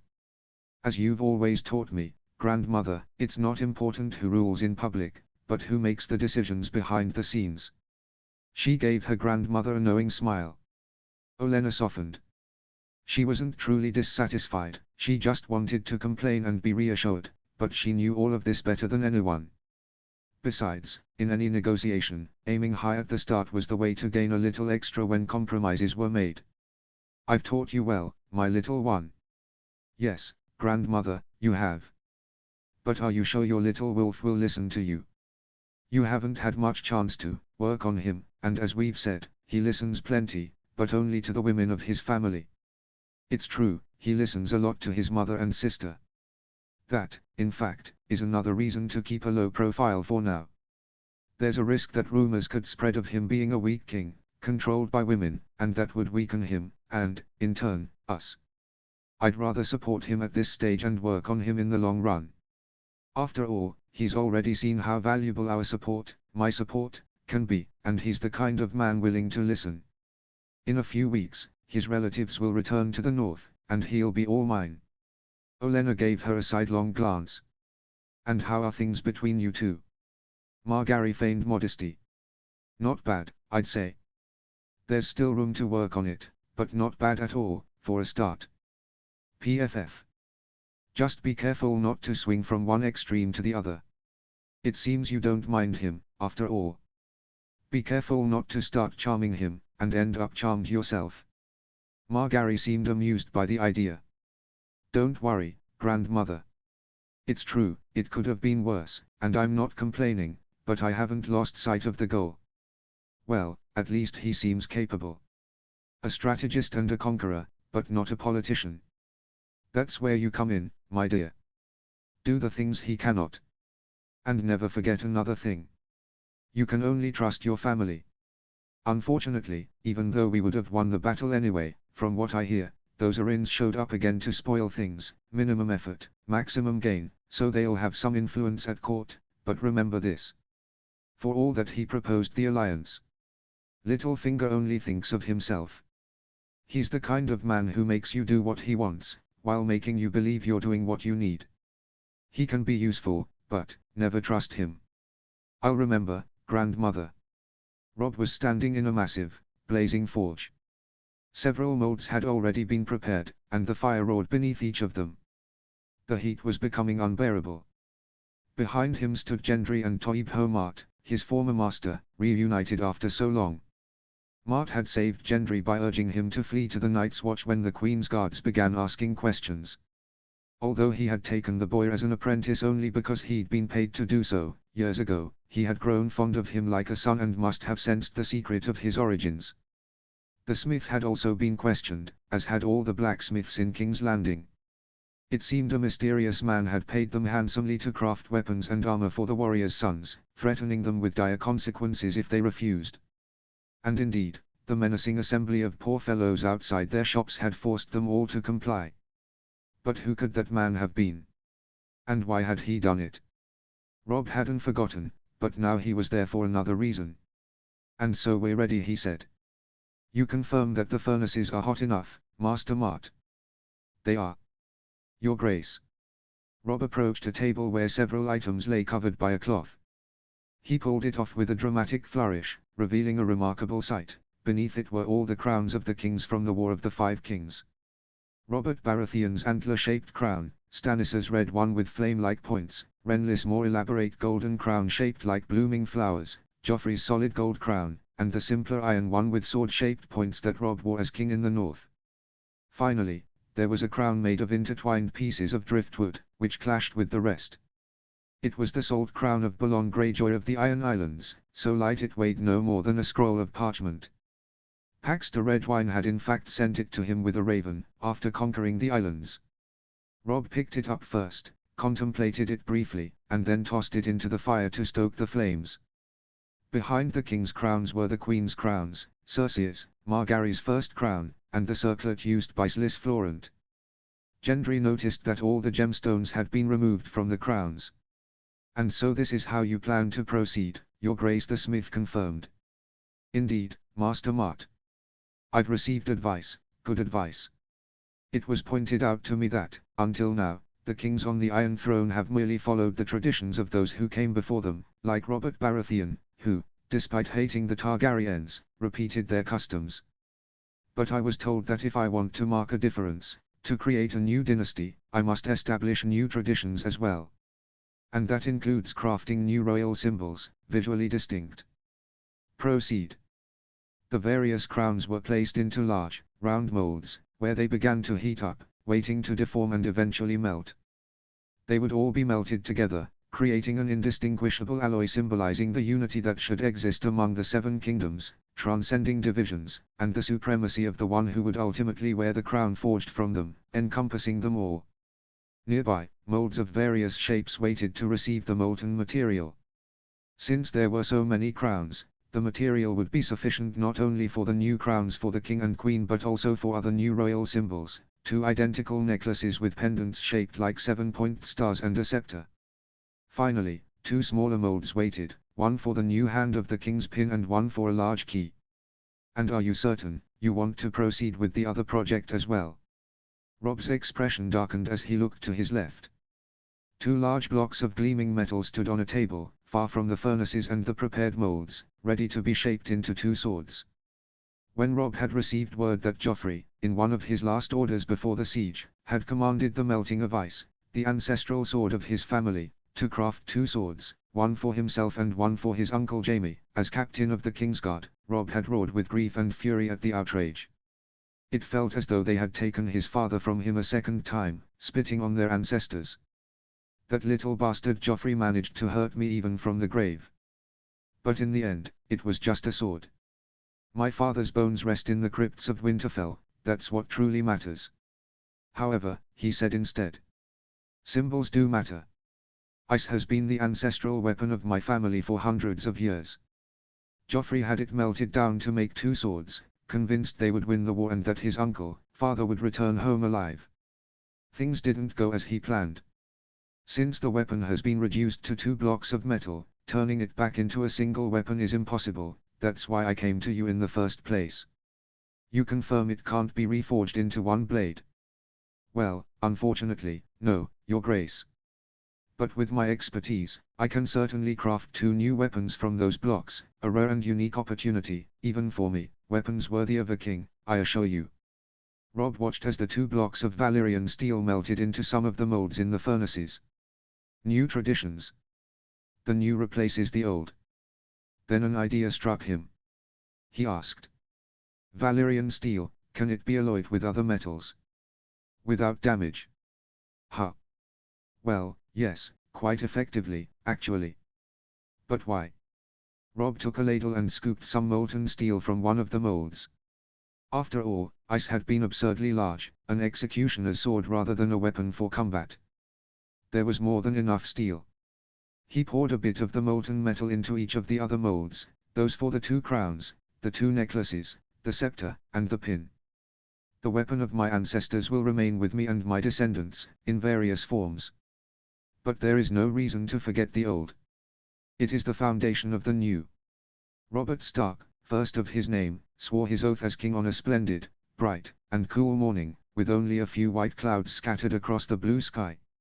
A solemn procession, comprising every great and minor lord of the 7 kingdoms, with the notable exception of the Dornish, made its way steadily, but visibly, to the great September of Baelor. For the occasion, some splendor was permitted. Rob wore an off-white doublet emblazoned with his new heraldic sigil, a crowned direwolf's head in grey. His mother, Catelyn, looked stunning in the red and blue of House Tully, and whispers among the lords had already begun, urging the widowed Stark to emerge from her mourning and remarry. His daughter Sansa turned many heads in an azure dress with a modest neckline, reminiscent of the color of House Arryn, where she had spent time, just as her father had years earlier. Even Arya was compelled, begrudgingly, to wear a dress for the first time in years, a silver, fish-scaled gown that did not look half bad on her. She had begged to wear men's attire for the coronation, promising to don a dress 3 days later for the wedding, but her mother had been resolute. Her hair was styled in an elaborate bun. Bran followed his elder siblings on a mare, thanks to the special saddle crafted for him years ago, while Hodder led Rickon's pony by the reins and carried Bran's wheeled chair, designed by Willers, to push him on it once they reached the September. The direwolves followed the procession, making the horses uneasy, except the pony with Rickon on its back, that was almost used to them. The Tyrells came next, all stunning in their coordinated green and gold attire that accentuated their natural beauty. Unsurprisingly, Margaery sparkled more brightly than the sun, though her dress was relatively simple, undoubtedly reserving her finest for the wedding 3 days later. Behind them marched all the other houses, first the loyalists and then the subdued, one by one. All wore their finest attire and bore no weapons, surrounded by a triple line of guards, though there was no real need. The combined effect of relief at the end of the long war, the fall of Stannis the Godless, whose forces had twice ravaged the city, the Tyrells' bountiful food supplies, and the sermons of the new High Septon, who praised the new king for having protected the faith, even without believing in it, a sentiment later enshrined by the faith as the doctrine of indirect piety, had made support for the Wolf King overwhelming. Or perhaps the people simply wanted to celebrate and believe in the future again. 2 lines of jubilant citizens cheered and blessed the procession with fervent affection. Stories and legends of the king's deeds, his vengeance for his father, his family's adventures, and the romantic tale of his beautiful bride, were already spreading like wildfire. For societies, after all, are built on the stories they choose to tell themselves. Almost 3 years after Robert Baratheon had come to Winterfell, another Robert, of House Stark, first of his name, king of the First Men, the Andals, and the Rhoynar, Lord of the 7 Kingdoms and Protector of the Realm, officially swore his oath after being anointed with the 7 oils in the Great September of Baelor. The High Septon crowned him with a simple but beautiful crown made of various metals alloyed together, the predominant color suggesting silver. It was adorned with 7 gemstones of different colors, a diamond in the center for the Stark White, an aquamarine blue for the Tullys, an emerald for the Tyrells, a sapphire for the Arryns, a ruby for the Lannisters, a topaz yellow for the Baratheons, and an orange opal for the Martells. In addition, and as a ceremonial innovation, the High Septon draped a necklace around Robb's neck, ending in a pendant shaped like a 7-point star, representing either the 7 gods or the 7 kingdoms.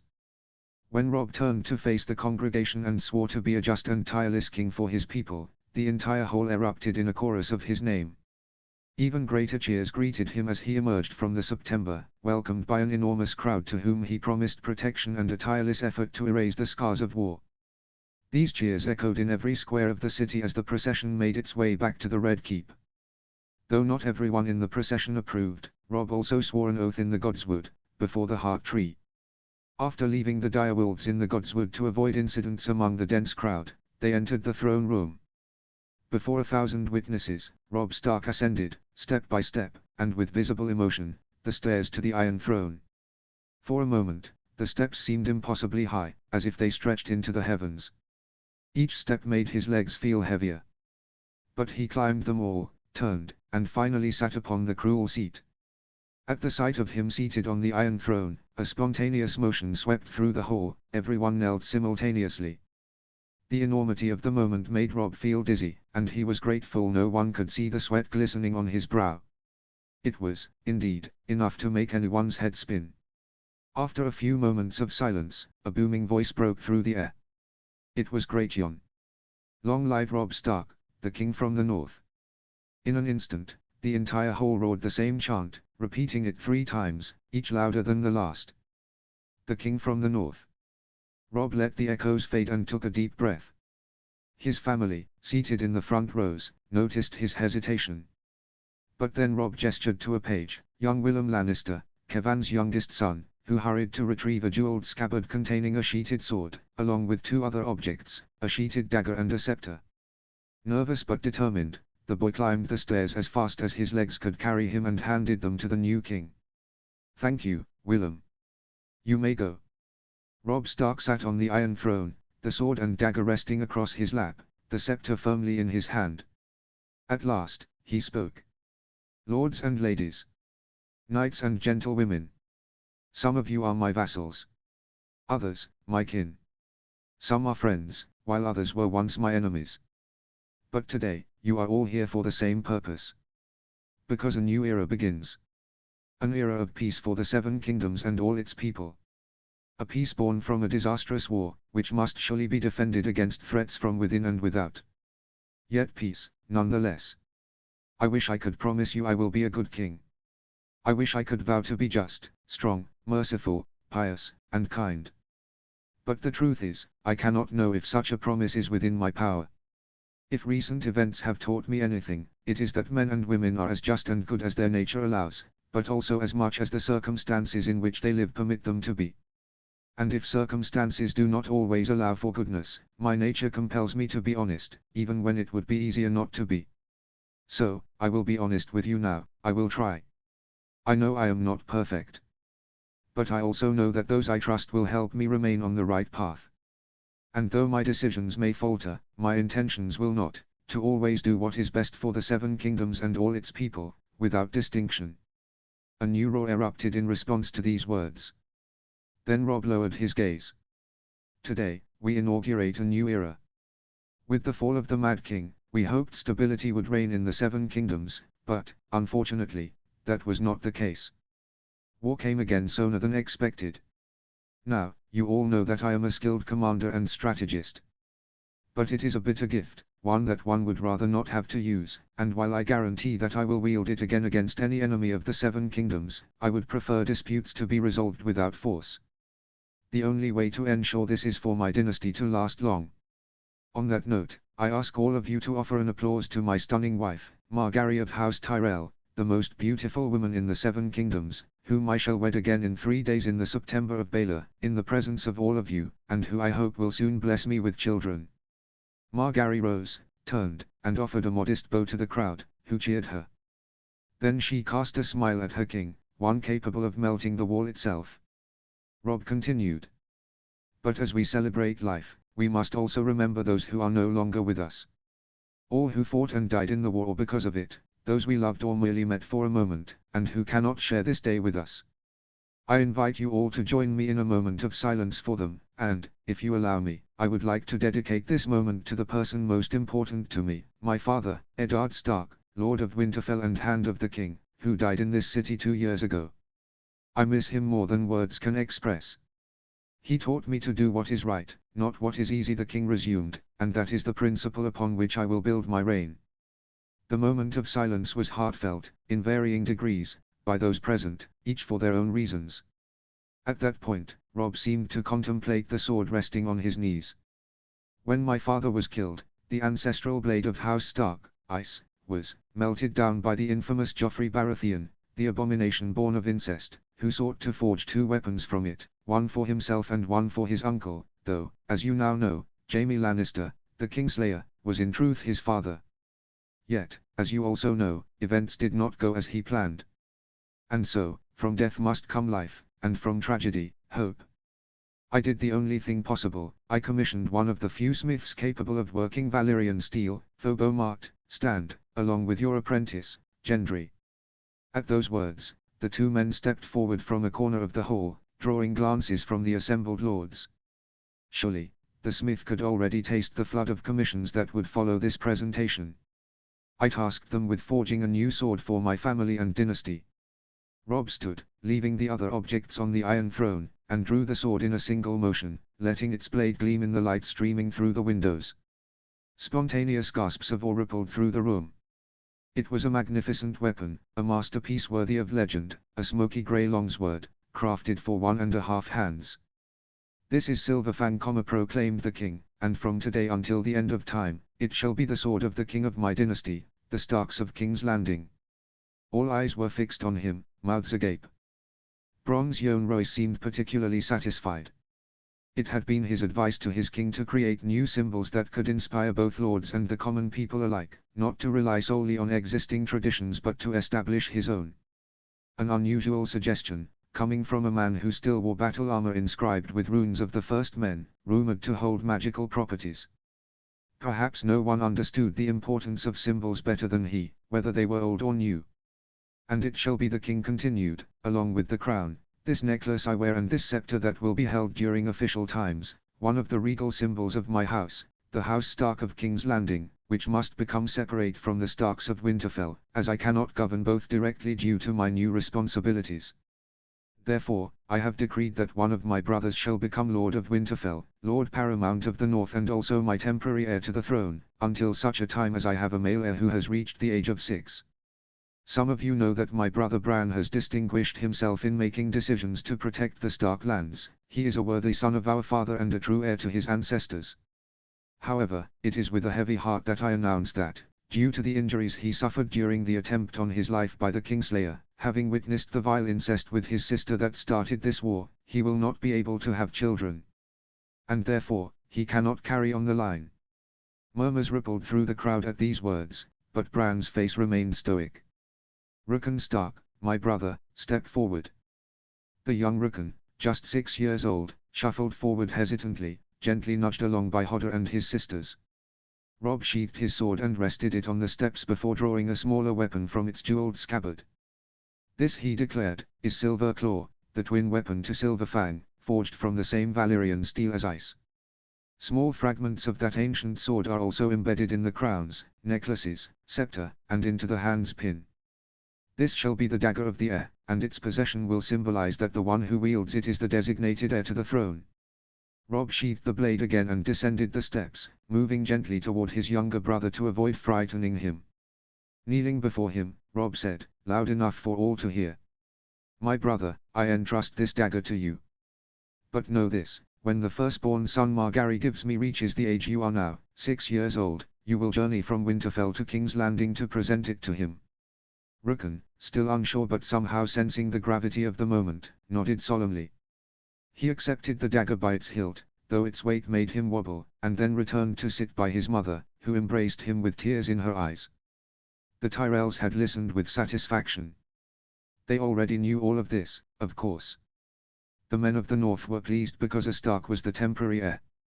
Conversely, the Tyrells were pleased because, in descending to the capital to hand over the dagger, Rickon would essentially be submitting to Margary's future son. But Robb's gaze turned silent and steady upon his other brother, Brandon Stark. Catelyn lowered her eyes, groaning. She already knew what was coming, Robb had told her days before. Yet she still couldn't reconcile herself to the idea.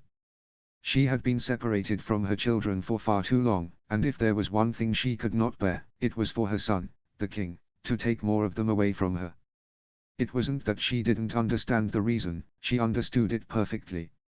It was just that, after everything that had happened, she no longer wanted to think about duty, logic, or anything else. For once, she wanted to be selfish and think only of her own heart. But she couldn't. "Brandon Stark, my brother," the king resumed, "I owe you eternal gratitude for saving our lands. You have shown acumen, wisdom, and decisiveness. Even though my heart weeps knowing you will not be able to fulfill your dreams. But your intellect must be utilized for the realm, and your dedication rewarded. I decree that 1 month from now, you shall go to the Citadel, where you will study to become a Maester, and in a few years, you will sit on my small council as my advisor. Because I decree that, from now on, the Iron Throne will directly select the Maester who will sit on the council, to avoid another Pycelle." Various exclamations of surprise rose at that declaration, but no one said anything. Olenna sighed and muttered under her breath, "TSK. And now we'll have to mollify the Citadel, too. Your husband is overreaching, my dear." But Margaery just smiled. She knew what was coming next and wanted to enjoy the moment. "Moreover," King Robb continued, "the members of my family, as my brothers and sisters, are princes and princesses of the royal house, and it is with such titles that you shall address them from now on. And like all royal houses, mine too will need adequate protection. To that end, I have established a reform regarding the Kingsguard. Come forward." At those words, the door at the rear exit of the enormous hall opened, and 5 figures entered with a martial stride, positioning themselves in front of the throne, standing tall for all to admire. Their armor was custom-made, a shimmering silver gray, and each wore a brightly colored cloak unique to them. Many of you know these people, but I will explain why they were chosen. I believe that there should be 7 guardians for the 7 kingdoms. Since the throne rules over different regions, each must be represented in the Kingsguard. Upon the death of one of them, the throne will announce a tournament open only to warriors from that region, among which the king himself will select a replacement. Many murmurs and comments, some hushed and others not, arose at the sight of who the chosen ones were, but they all stood motionless and silent. Their oath will be modeled on that of the Night's Watch. They cannot own lands, hold titles, marry, or father children, but I add that the requirements will not include gender or knighthood, as this practice is not common everywhere. They may also be replaced for old age or inadequacy. They shall simply be called the Sworn Shields, for their primary duty is to protect.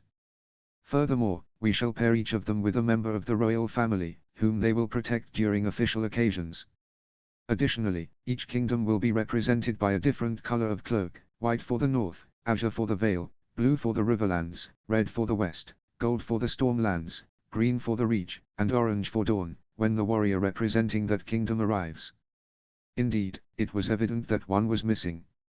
As you can see, they are Sandor Clegane for the Westerlands, Brian of Tarth for the Stormlands, Daisy Mormont for the north, Lucas Blackwood for the Riverlands, and Michael Redfort for the Vale.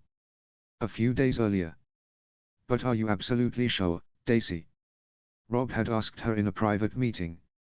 I mean, I'm flattered, and there's almost no one more suitable than you, but, you're such a beautiful woman. Are you really sure you want to join the Kingsguard? This means you'll never marry or have children. You might regret it someday, having to give up that kind of joy. Daisy Mormont, eldest daughter of Mage of Bear Island, raised an eyebrow, flattered. Her king had never complimented her appearance before. Tall at nearly 6 feet, slender, with long, straight dark hair and a sharp yet pleasing face, she truly was a beauty. Thank you, Rob, but don't worry about that. She decided she could allow this one moment of familiarity. After all, it wasn't expected that my mother's line would inherit the rule of Bear Island, and though I'm the eldest, at 25 years of age, I would find it terribly boring to stay there my whole life. My sister Alyssane is only 2 years younger than me, the spitting image of our mother, and already has 2 children. I think she's far more suited to succeed her. All I desire is to serve my king and live a full and adventurous life.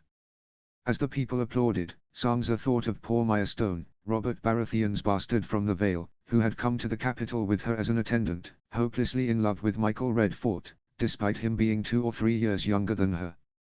Now it was absolutely certain he would never marry her.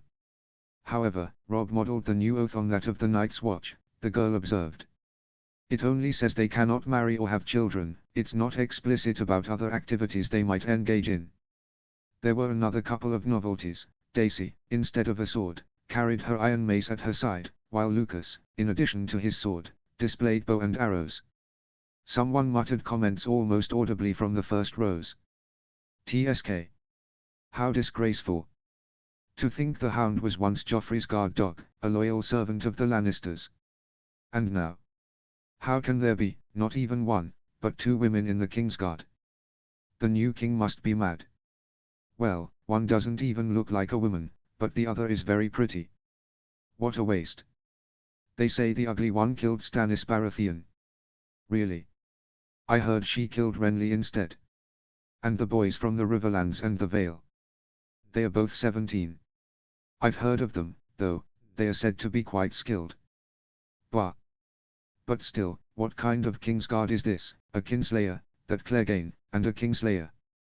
I mean, sure, there was one before too, Jaime Lannister, but the standard's even lower now, except the overall quality of the fighters is better than Joffrey's guard. There's no one from Dorne. I wonder who it'll be. And then. Indeed, the absence of nobles from Dorne at the coronation was apparent to all. The king continued, but of course, there can be no Kingsguard without a commander, the individual who, I predict, will be assigned to protect my beautiful wife. The knight from the Reach. Step forward, Loras Tyrell. A roar erupted as the Knight of Flowers stepped forward. No one had objections to him. Loras smiled, positioned himself among his subordinates, knelt, and was the first to be appointed by his king, who told him, when the war began, "You were a boy, Loras Tyrell. Now you are a man," followed in turn by all the others, who knelt and received 2 taps of the sword on their shoulders, though they were proclaimed not knights, but sworn shields. Loras would never marry and already planned to spend his life protecting his sister. But he was pleased that the new king had adopted a color-coded system inspired by him, a different color for each warrior. It was also announced, and not without surprise, that, in formal occasions in which all of them were present, which meant, in practice, not really often, each shield would be assigned to a specific member of the royal family. Lucas Blackwood to Catelyn Stark. Michael Redfort to Prince Rickon Stark. Brian of Tarth to Princess Arya Stark. Sandor Clegane to Princess Sansa Stark. The new knight soon to come from Dorne to Prince Brandon Stark. Loras Tyrell, as mentioned, to Queen Margaery Tyrell. Daisy Mormont to King Robb Stark. When the sworn shields moved to the side of the hall, Robb resumed his proclamations.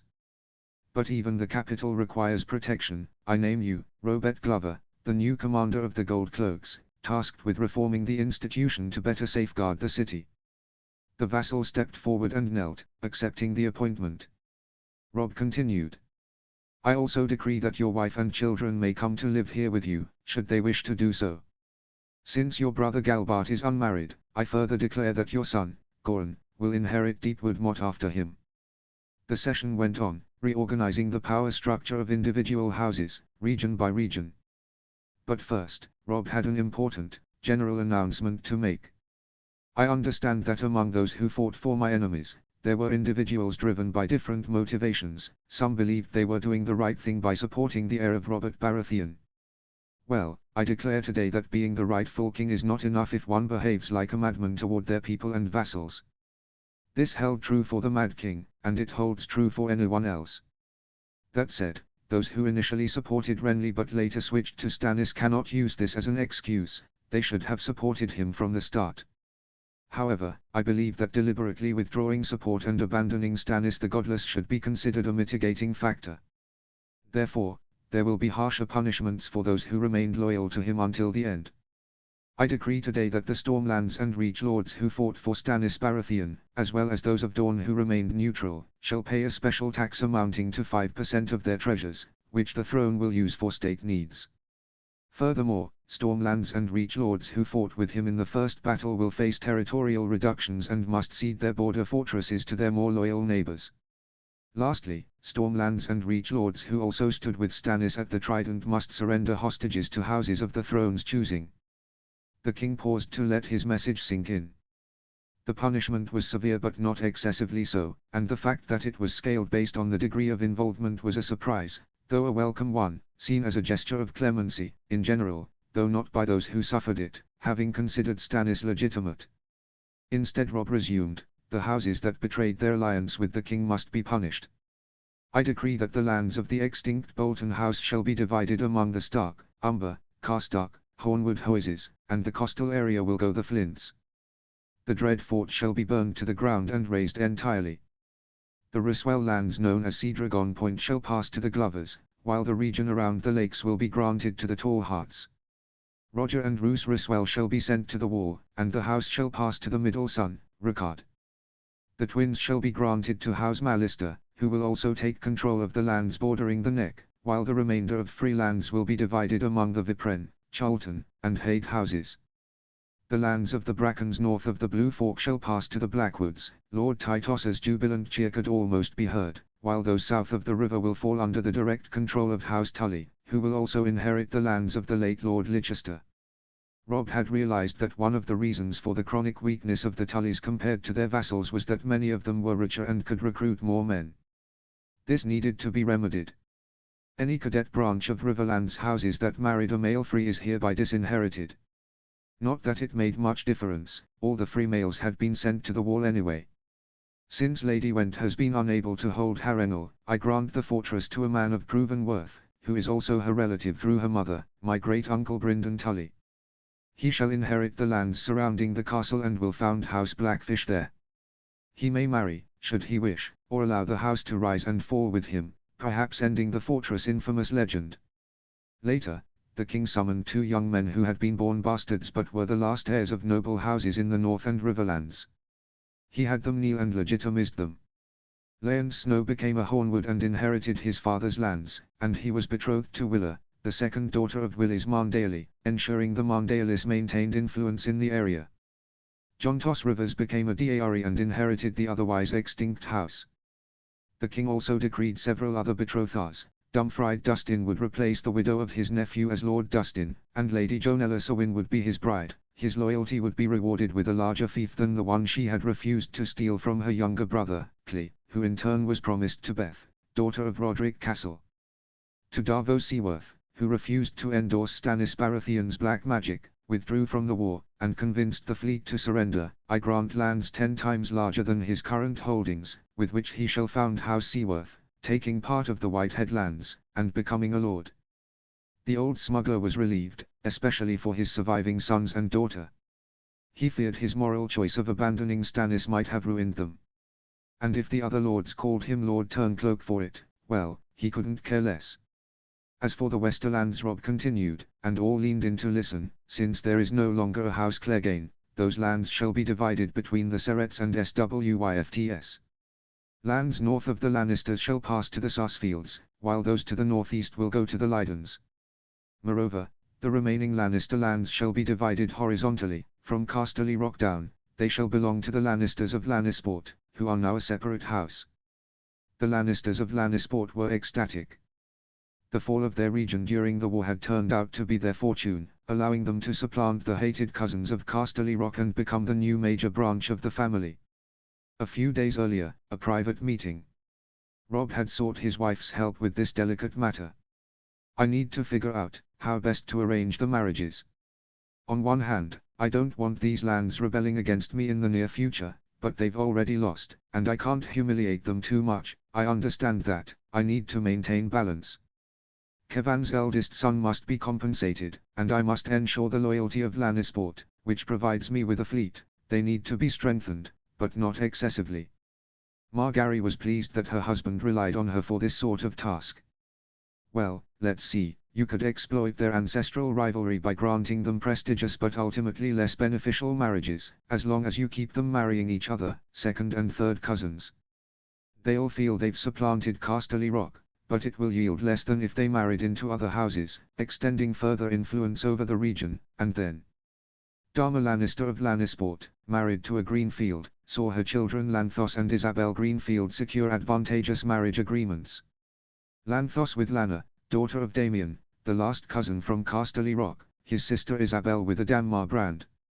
Lana's brother, Lucien, was betrothed to Joanna of House Swyft.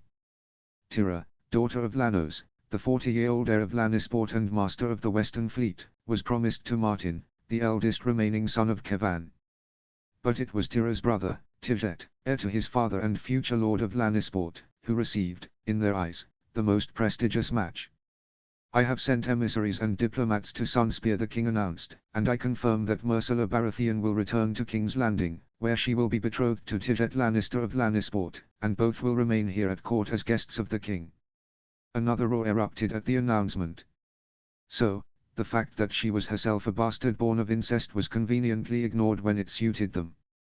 Surely, to the Lannisters of Lannisport, it seemed like a prestigious marriage, legitimizing them with a member of the former royal family. And what had the king promised Doran Martell in exchange for the girl? It did not escape notice, far more sinisterly, that by keeping the young couple, Tijet and Myrcella, at court, essentially as hostages, Robb would never be without the ships of her father. When the various implications were digested and both joy and indignation had been equally expressed, Lanos Lannister asked. Very well, your grace, but can we know to whom Casterly Rock will be assigned? For the moment, to no one, Robb replied with a sly grin, expecting the question. Although it will remain vacant by royal decree, it belongs, in fact, to the Lord Paramount of the West. Who is about to enter this hall? Step forward. And from the same back door came a small, stocky, staggering figure with a heavy step and a sullen expression, unsure of the effect his presence would have, a figure many had almost forgotten. Tyrion Lannister. It was still him, possibly even uglier, with his nose entirely cut off by a sword and the cavity exposed, but it was undeniably him. Keeping order in the room amidst the shock was difficult. Even within Robb's family, although aware of the theatrical twist, there were mixed reactions. Catelyn remembered him as the man she had recklessly captured, sparking the war, and then lost. Sansa recalled him as one of the few who had been kind to her and protected her while she was a hostage. Bran thought of him as the kind man who had designed his special saddle. When the murmurs had nearly subsided, the king raised an arm to call for order. I understand your surprise, it was mine as well when I took possession of the Red Keep and discovered that he had been, all this time, a prisoner of Stannis, after suffering a grievous wound while fighting personally in the city's defense. He lingered between life and death for a long time, perhaps that is why Stannis did not include him among his executions. Later, he remained in a cell for the rest of the war. But beyond my personal sympathies for him, which are scarce, I do not intend to overrule the laws of succession. He is the Lord of Casterly Rock, the last living heir of Tywin Lannister. Even though he will remain here in the Red Keep as my honored guest. Tyrion looked as though he wanted to be anywhere else. The lords of the West had varied reactions. Some were pleased there was still a member of the main Lannister line alive, except for those of Lannisport, who had hoped to claim Casterly Rock entirely for themselves. Others sighed in relief, because their rivals of other houses had not been elevated instead, or in dismay, since for a moment they thought they had rid themselves of those Lannister tyrants, and were annoyed to see him. But on one point, they were all in agreement. And so, the Warden of the West, will be a dwarf. Hayes SWYFT asked, to the general dismay. Rob had anticipated the objection. No, Lord SWYFT. I have decided that the titles of Warden will no longer necessarily be tied to those of Regional Lord Paramount, or at least, not in cases of necessity.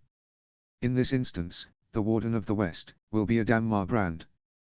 The man in question was very surprised by the announcement. He had no particular fondness for Robb Stark and believed the feeling was mutual.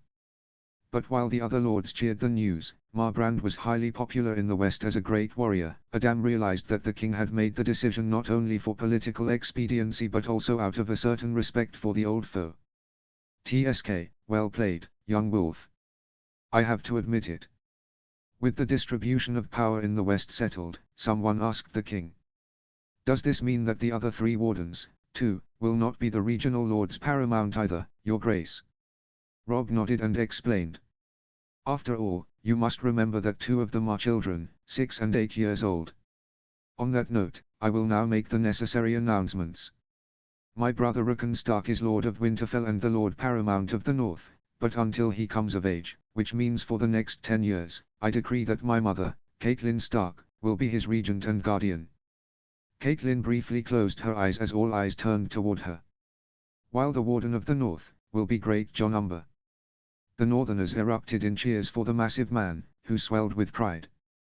Privately, however, Robb had advised him to take Helman Tallheart as his deputy, a man of considerably more common sense, to balance his impulsiveness. And now, we turn to our friends and allies of the Vale, the king announced. Some days earlier. I need your advice, Sansa. You've lived among them. You know who is loyal to Littlefinger and who is not. You understand what each of them wants and how not to offend them if I cannot give it to them. The Vale is one of our greatest allies, and I want it to remain so, directly, bypassing other intermediaries, especially those named Petyr Baelish, from what you've told me. Sansa approached her brother and unfolded the map of the mountainous region lying on the table. The boundaries of the various houses' lands were drawn, with their names written above them. Let's see, she began. So far, in the absence of Jon Arryn, it's been Nestor Royce of a cadet branch governing the Vale. This hasn't sat well with his cousin Bronze Yohn Royce, who is the most capable of the lords and in fact has been made military commander of the Lord de Clarence, but Littlefinger rewarded Nestor by giving him a house at the Gates of the Moon. I think if you want to appoint someone else as steward, you should offer Lord Nestor some compensation to appease him. As for the others, Lords Hunter and Belmer are of dubious loyalty. I don't believe they've been bought yet, but they are potentially corruptible. They will stay loyal as long no one is there to tempt them. Lord Corbray is a good man, though he will be tied down by a marriage arranged by Baelish. The real problem is his younger brother, Lyn, and then. The Vale King Robb continued, has endured painful losses. It lost Jon Arryn, who left to fulfill his duty, to assassination. Then grief and despair claimed the life of his widow, my Aunt Lysa. Now my cousin Robert Arryn is an 8-year-old boy, recovering from his ailments, but he needs to be trained to fight, to ride, to govern, and also needs to see his domains firsthand. I have asked one son from the noble house Redfort, and now I give them another. I decree that Robert Arryn shall become their ward until he comes of age, and that they train him, with the intensity required. And they must occasionally have him visit the other houses so that he knows his subjects. The little Robert Arryn, standing in the second row with a runny nose, didn't seem to fully grasp the speech. He would soon find out. I confirm Lord Petyr Baelish as the Lord of the Eyrie and Regent until the heir turns 16, but, alas, he will not govern the Vale directly as Lord Paramount because I need him at court. Even the ever unflappable Littlefinger seemed surprised by this declaration. To reward his skill in rescuing my sister and countering the schemes of our enemies, I name him my Master of Whispers. None of the lords of the Vale missed the fact that this was hardly an honor. Nor did many of them seem displeased to see Lysa's widow leave their midst. House Waynwood will govern the Vale in the meantime, and the steward will be Lord Morton. Littlefinger understood then that Lady Waynwood's debts would now be paid by the crown, not by him. And certainly, in exchange, to reward Nestor Royce for his loyal service, I decree that his daughter Miranda shall marry Harry Hardying, Robert's cousin and direct heir. A secret known by all is no longer a secret. Nestor could hardly complain about the compensation. But at the same time it was an empty honor, as that marriage wouldn't elevate his family above other lords, unless, of course, the young heir were to die early. Petter searched the room for Sansa. This had been entirely her idea. The girl had the shadow of a smile on her lips, as if to say, "Go ahead, try to assassinate sweet Robin now that everyone knows Harry is his heir." Finally Robb concluded, "Since Lord Yohn Royce has done a splendid job commanding the Vale's armies, he shall be named Warden of the East." A thunderous cheer followed the declaration. Everyone, in one way or another, was satisfied. In the meantime, however, the raids on villages by the mountain clans, whom the Lannisters armed with steel years ago, continue. "I command the valiant Lyn Corbray to take 2,000 men and go deal with them." And just like that, power in the Vale was distributed equitably, leaving no room for easy usurpation. After a few minutes, having caught his breath and allowing the announcements to sink in, Robb turned to his wife's family. "Of course, we must not overlook the contributions of our closest allies, the Tyrells. The kingdom's coffers are empty, and I will need a skilled administrator to refill them, and who better than Lord Mace Tyrell? I have the honor of naming him Master of Coin." The lords under him, both those who had remained loyal and those who had betrayed him only to later pledge their loyalty and beg forgiveness, applauded the announcement, while Mace bowed to them, puffed up like a peacock. For the same reason, however, he cannot govern his lands while residing in King's Landing. I therefore decree that his son Willers, who performed excellently in managing Highgarden during the war, shall be confirmed as Regent of the Reach. This, perhaps, was unexpected to some. Olenna remarked, "That turnip of a son of mine doesn't even realize he's been outmaneuvered, does he? Who gave the king this idea, my dear granddaughter?" "I truly wouldn't know," Margaery assured her. "I only suggested the next idea. As for Garland Tyrell, the second son, his skill as a commander deserves recognition. I decree that he and his lovely wife, Leonette Fossoe, shall found their own cadet branch at Brightwater Keep, the former seat of House Florent. And due to his prowess, I also name him Warden of the South." Applause and cheers followed. Robb trusted Garland far more than Randyll Tarly, despite recognizing his competence, who predictably wore a sour expression, actually, just his usual face. And now we move on to a matter of great importance. In times of peace, one often forgets about military affairs, but this is a mistake. We have just emerged from a long war, and I wish for a prosperous and peaceful kingdom, but I prefer to address potential problems now rather than regret it later. I hereby establish a new position, Master of War. And the first to hold this title shall be Brynden Tully. Gasps of surprise filled the room, but no one objected. Well, except Randyll Tarly, again. I also announce that the Crown will fund the creation and training of a small, semi-permanent force of 10,000 men, stationed in the Crown lands, to act as a rapid response force for minor conflicts without forcing the Lords to divert men from their fields and duties for war. The innovation of this idea struck many as revolutionary, and not everyone took it well. At the same time, others realized it had deeper implications. The king could punish potential rebels without waiting months to gather troops. And with 10,000 soldiers stationed near King's Landing, he would always be well protected. And the Supreme General who will train and command them in the field shall be Randyll Tarly, Robb announced. Perhaps the Lord of Hornhill saw it as a meager consolation, but it was better than nothing. And now we move on to a subject very close to my heart, the Navy. A few days earlier, a meeting in Robb Stark's tent. Gone. How is that possible? The king was livid, a rare sight in recent times.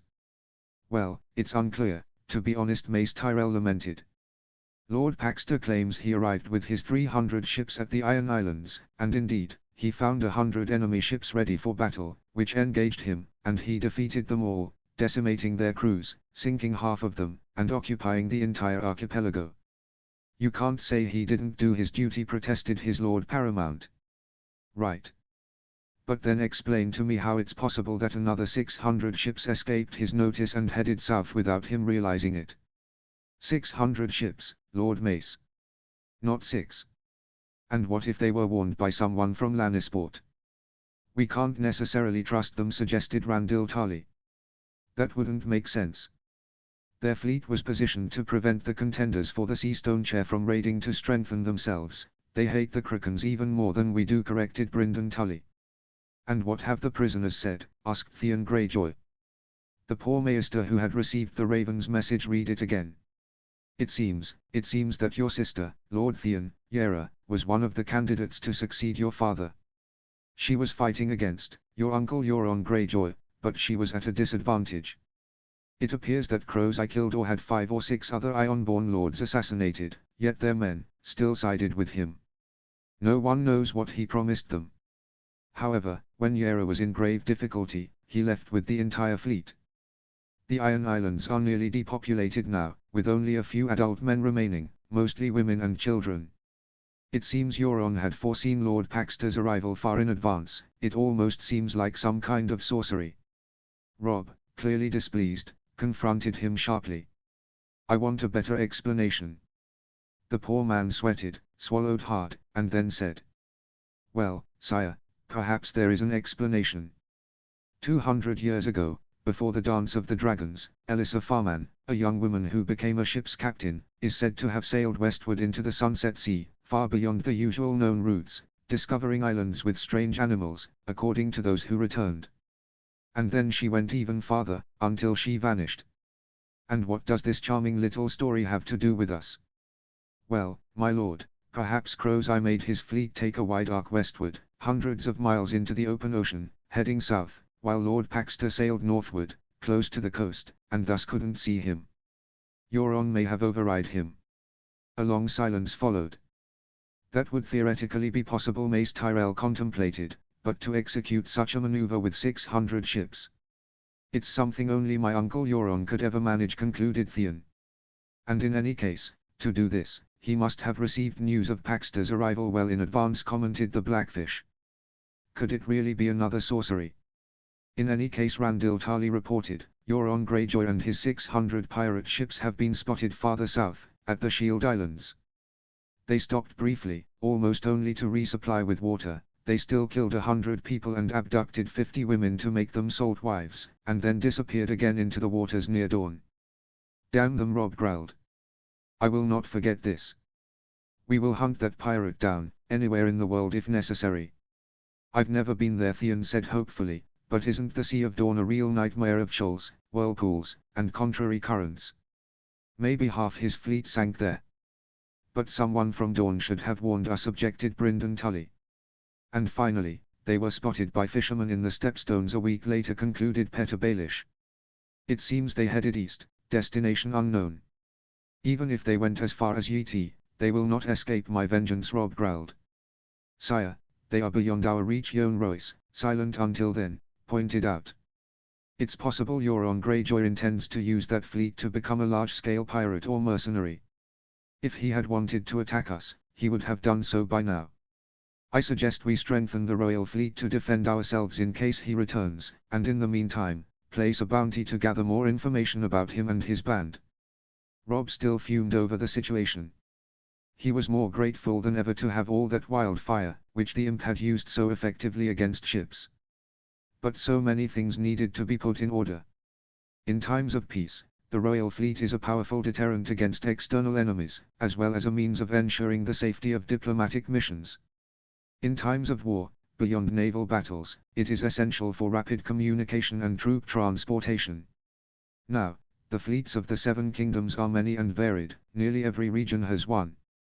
Therefore, I decree that the master of ships must be more of a political position, given to someone who can manage this resource and make our ship captains cooperate. Instead, from the individual regions, there will be a certain number of admirals who will have direct command of naval operations. Many wondered about the purpose of this preamble. I therefore decree that the master of ships shall be Wyman Mondaly, the skilled lord of White Harbor who restored a fleet to the north after millennia. The command of the northern fleet shall go to his second son, Wendell, while Willis will take his father's place in leading their house at White Harbor. Lanos Lannister, Adrian Celtigar, and Drold Grafton shall also become admirals of the fleets of the West, the Crown Lands, and the Vale. There shall also be a first admiral and a second admiral, who, in this order, will have overall command of the ships at sea. The first admiral shall be Paxter Redwine, of the Reach's fleet, and the second admiral shall be Davos Seaworth, of the Stormlands fleet. Many were surprised by the complexity of this, but they noticed how it appeased many houses at once and even gave a small consolation to the Stormlanders. Mace Tyrell sulked. Although Paxter was rewarded, he felt that he should have been made master of ships, not just first admiral, as though he were being punished for Euron Greyjoy's escape, which wasn't his fault, or maybe Mace simply wanted to place as many of his pawns as possible on the small council. And I also decree, the king added, that from now on Dragonstone, which obviously will no longer be the seat of the heir, shall become, due to its position and all the ships it can host, simply the seat of the Admiralty. This time, many had objections. It was like giving that old Faetus from the north one of the most coveted fortresses in the Seven Kingdoms. In truth, this was how Robb ensured secure protection for the capital and direct control over the wildfire stored there in secret. The king then proceeded to name Theon Greyjoy the new Lord of the Iron Islands in his name. He would leave in a few days, and announced that he had offered Dorne a seat on the small council, offering Doran Martell the position of Master of Laws. No one else knew, but the last one was actually Tyrion's old proposal. Many doubted this would be enough for Prince Doran to recognize his authority, but evidently, the king had plans for that. When it seemed he was finished, some Stormlands lords stepped forward. "My king, may we ask a pressing question? Our lands supported first Renly and then Stannis, it's true, but only because they were Robert Baratheon's heirs. There was never any malice on our part. Now that they are both dead, who will rule Storm's End? Who will become our new Lord Paramount?" The silence fell over the hall. Whoever would have been chosen, jealousy and grudges would surely follow. "You're right, my lords," Robb said, "and I certainly don't forget that I bear the name of Robert Baratheon, first of his name, my father Eddard Stark's closest friend. If things had gone as they should, there would always have been friendship between my house and yours. I confess, I never wanted to fight against you, if I could help it. But to answer your question, I do not intend to name one of you, only to provoke envy and rivalry. In truth, there is but one name that could unite you all, the name of a true heir of Robert Baratheon." An uproar of questions and shaking heads erupted at this statement. But first Robb continued, visibly pleased, "I have one last surprise for you today. Bring him in." And from the small door at the back, for the last time, a figure entered. Dressed in dark robes, his step uncertain. Weighed down, burdened by years. To those who knew him, he must have seemed a ghost. But this is Cresson. The Maester of Storm's End. I heard he was dead.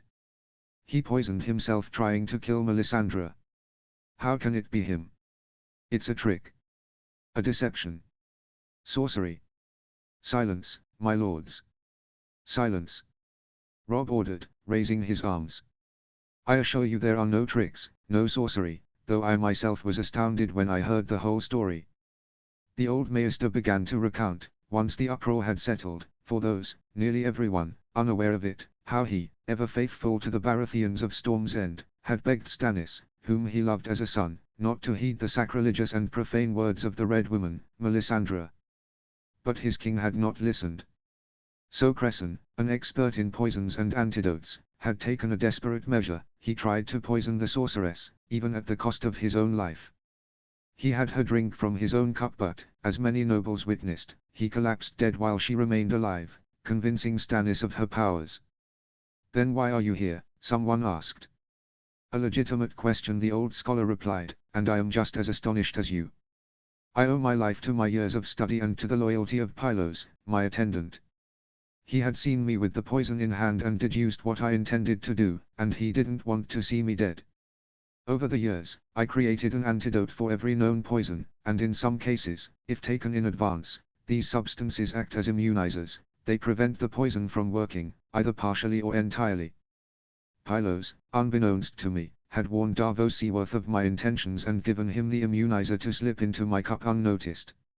His purpose, of course, he clarified, was to prevent the assassination entirely, not to let it happen and merely ensure my survival. Ah, how the gods like to mock the plans of men. Davos put the immunizer into my jug, which I later used to serve Melisandre. Consequently, she, young and healthy, did not die, but I, alas, am old, and the poison took some effect nonetheless, just enough to make me collapse in a state of apparent death." The hall roared with astonishment. So Melisandre had magical powers but was not as immortal as they claimed. This brought relief to many hearts. Robb and Davos, however, knew the truth and had asked the Maester to adjust the story to reassure the lords. Davos had put the antidote in Cressen's water, but the poison had been in the wine. That Cressen had survived was correct, but Melisandre should still have died. Yet, for some reason, she had not. And who knew where she was now? And then, my good friend Davos did me another favor, for which I will always be grateful. Under the pretext of burying me at sea, he instead had my corpse taken by rowboat to the Celtigars of Claw Isle, my distant cousins, where I have remained hidden until today. Sadly, I could do nothing to prevent my lord, under the Red Witch's counsel, from committing unspeakable crimes, nor to save him from his eventual fate. The hall was filled with murmurs, gasps, and debate. Then someone said, "All right, great story. So, you're really Cressen, and have not risen from the grave. But what does this have to do with the heir?" "It has everything to do with it, for I alone can recognize a true Baratheon," he replied. "I have known every Baratheon since they were children, going back to Robert's father, Steffon. I even cared for poor Edric Storm." Robb then asked Davos and Arya to recount the full story. How Stannis and Jon Arryn had uncovered Cersea's infidelity, seeking out some of the bastards fathered by Robert Baratheon, unaware of their true heritage. How Arya had ended up with Yoren's group bound for the Wall, and how the Gold Cloaks, who had been killing Robert's bastards on Cersea's orders, were hunting them. How, later, while with the Brotherhood without banners, the same Melisandre had taken one of those boys, traveling with him for a year, claiming he was king's blood, planning to sacrifice him, as she had attempted with Edric Storm, confirmed Davos, who swore that Stannis himself had recognized the boy as one of Robert's bastards during their investigation in King's Landing, a blacksmith's apprentice. And how Davos had deserted Stannis to save the boy's life, helping him escape the Red Witch's clutches, and how, upon surrendering to Robb, they had pieced together the entire story. Robb called Gendry forward, as the whole murmured and many already guessing the conclusion. Cressen examined the young man. "I confirm that this boy is the spitting image of Robert Baratheon in his youth. I truly believe he is of Robert's blood. He even resembles Edric." At this declaration, the Stormlords surged forward, crowding around Gendry, pulling him, touching him, tilting his head to scrutinize his face, to his great annoyance, and he used his strength to free himself more than once. He had felt like a slab of butchered meat for far too long, all the while making every sort of comment. "All right," one man finally said, "let's say this boy truly is Robert Baratheon's bastard, your grace. One of many, one who survived Cersei Lannister's wrath. What difference does that make to us?" "Very little, my lord, or everything. It can prevent a succession crisis. It can stop further bloodshed. It can ensure that I do not cause the noble house of the king whose name I bear to go extinct." Arya could barely contain herself. "Kneel, Gendry Waters." Hesitantly, Gendry turned and knelt before Robb. The king raised his scepter and laid it gently on Gendry's shoulders and head, much like a knighthood. "Now rise, as Gendry of House Baratheon, Lord of Storm's End." Another roar erupted as the bewildered young man stood up. It had all been a well-orchestrated performance. Some were pleased. Others were furious. But everyone had to agree it was a solid compromise. The Baratheon line had started with Oris Baratheon, the bastard half-brother of King Aegon I Targaryen, the Conqueror, taking up the role of Lord of Storm's End and adopting the motto and heraldic symbol of the old Durrandon kings. Now another bastard legitimized would revive their line once again. Gendry was struck by a sudden revelation and glanced at Arya. Was it hope? Robb then turned to Cressen. "My good Maester, your level of honesty and devotion is difficult for most people to attain. I pray that my counselors have even half your courage in speaking plainly to me when they think I am making a mistake. To be willing to kill and die in the name of the greater good is a very rare gift. Cressen, it would be a waste for a man like you to return to wither away at the Citadel. I name you my Maester, you will sit on my small council as my advisor until my brother is ready, or until your death, whichever comes first. You honor me, your grace. I gladly accept." Robb stepped closer to him and said in a lower voice. "Moreover, your expertise in poisons and antidotes will be invaluable to me. The previous hand of the king, Jon Arryn, was poisoned, and I would like to avoid the same fate for myself or members of my court. Feel free to take on assistance if necessary." Anyone you trust and deem capable. The elderly Maester merely nodded. When order was restored, Robb Stark, first of his name, returned to the Iron Throne and said, "And before the oaths and the feast, my lords, I imagine you are all wondering, who will be my hand of the king?" The crowd fell silent once more. A flurry of glances darted around the hall. "Step forward." Bronze Yohn Royce. The elderly warrior with a white beard stepped forward, looking satisfied. He had expected this. He climbed the steps to the Iron Throne, and King Robb Stark pinned the hands brooch to his chest. The lords all knelt to him in unison. And then began the endless procession of lords swearing fealty to the new king, one by one, and being told by an attendant their punishments in cases they used to be enemies or their rewards, for the faithful ones. The feast did not begin before 8 in the evening. Chapter 16, Everything Happens for a Reason.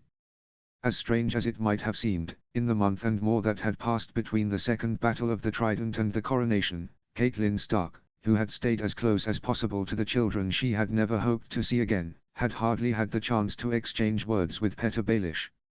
Something for which he was extremely grateful. As much as he was an extraordinary liar, he was grateful that Sansa had not wished to tell her mother the truth about the matter between him, her, and Lysa. However, on the second day after the coronation, on the eve of the royal wedding between Robb and Margaery, Catelyn Stark found the opportunity to speak with her former childhood companion, alone. She found him in a corridor of the Red Keep. He was certainly waiting for her, late in the evening, and approached him. He seemed surprised, but not troubled. "Lord Baelish," she greeted him coldly. "Lady Stark," he replied, "always a pleasure to meet the king's mother. We have both been busy these past weeks, I fear. But never so much as to be unable to exchange a few words between old friends." "I fear you would not find it a pleasure," she replied, "especially considering what I am about to tell you." "What should you tell me?" "Cat. The last time we spoke alone, I believe I told you that you lost the right to call me that," she replied. "And you also did something else that it would be better if my son, the king, never knew. You proposed that I free Jaime Lannister. And you had the good sense not to do it.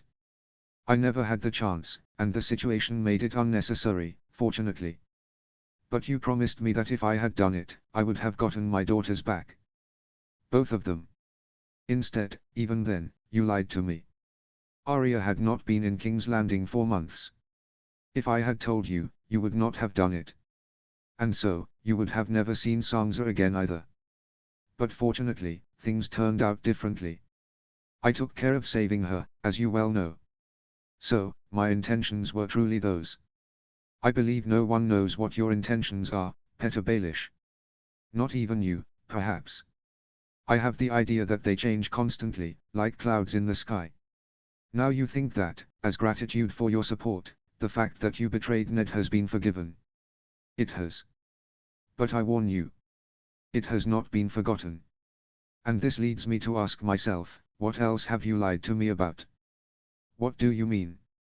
My sister Lysa, did she really commit suicide? Really? Oh, Cat, you surprise me. You are not even doubting me here. It is your sweet daughter you do not trust, he said, hunnid. Catelyn stepped closer to him, her eyes blazing. What do you think? That I do not know. That I have not noticed how you look at her. Oh, perhaps others might not see it, but I am her mother, Baelish. And I warn you.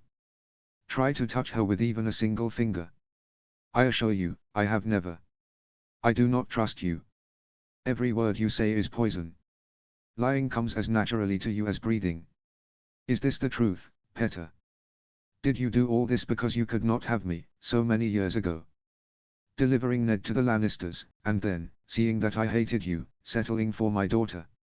As if you had not already married poor Lysa, who had been madly in love with you since childhood. Was it not enough for you to spread those rumors? Which rumors are you talking about? Do you think I am stupid? I heard them when I came to King's Landing to investigate. It was said that you had taken my virginity, Petyr, and we both know that is not true. Littlefinger seemed, for once, genuinely astonished. But, Cat, you know that. I know what? I was betrothed to Brandon Stark, and when I married Ned, I was still a virgin, you filthy worm. My father displayed the blood-stained sheet the next day. There were witnesses to the bedding ceremony. He remained silent. She noticed his genuine shock, for once. No, you truly believe it, she observed. But how? But, it was, when I was wounded by Brandon Stark, after the duel, you entered my room and... Caitlin Tully, Widow Stark, experienced the final shock of those terrible years. In an instant, everything became clear to her. She stepped away from him, leaning one arm against the wall for support and holding her head with the other hand. She felt dizzy. What is happening, Kat? I understand. Suddenly, I understand everything. And she began to weep, sadness beyond sadness. What have you understood? Petter, I never entered your room. And, until today, I have been ashamed of it. I was sad that Brandon had hurt you, and I truly wanted to take care of you myself, but I never could. My father, Lord Hoster, forbade me. He watched her, slightly sobbing, beginning to understand. And instead she continued, it was my sister Lysa who came to care for you. Do you understand, Petter? It was always her. It was her virginity that you took, believing, in your fever, that she was me. And not only that, she continued after a moment, now I understand what my father's last words on his deathbed meant, delirious, apologizing to Lysa, saying she would have other children, legitimate ones, and that word, Tansy, an herbal remedy. Lysa was pregnant with your child, Petter. That was also why my father cast you out. And then, he forced her to take a potion to abort, I believe, and she must have never fully recovered from the pain and shock. Petter Baelish stood for a long moment contemplating the void. It was rare for him to be taken by surprise. And in this case, it was something fundamental to his identity that was falling apart. Caitlin continued to sob. Finally, she raised her head. Please, Petter, tell me the truth, for once, how did Lysa die?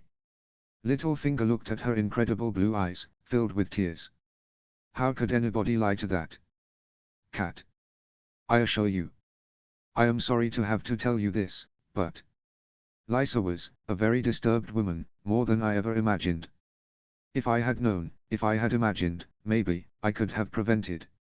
And, regarding Sangza. Sangza? You raised a flower, Caitlin. Even more beautiful than you, if I may.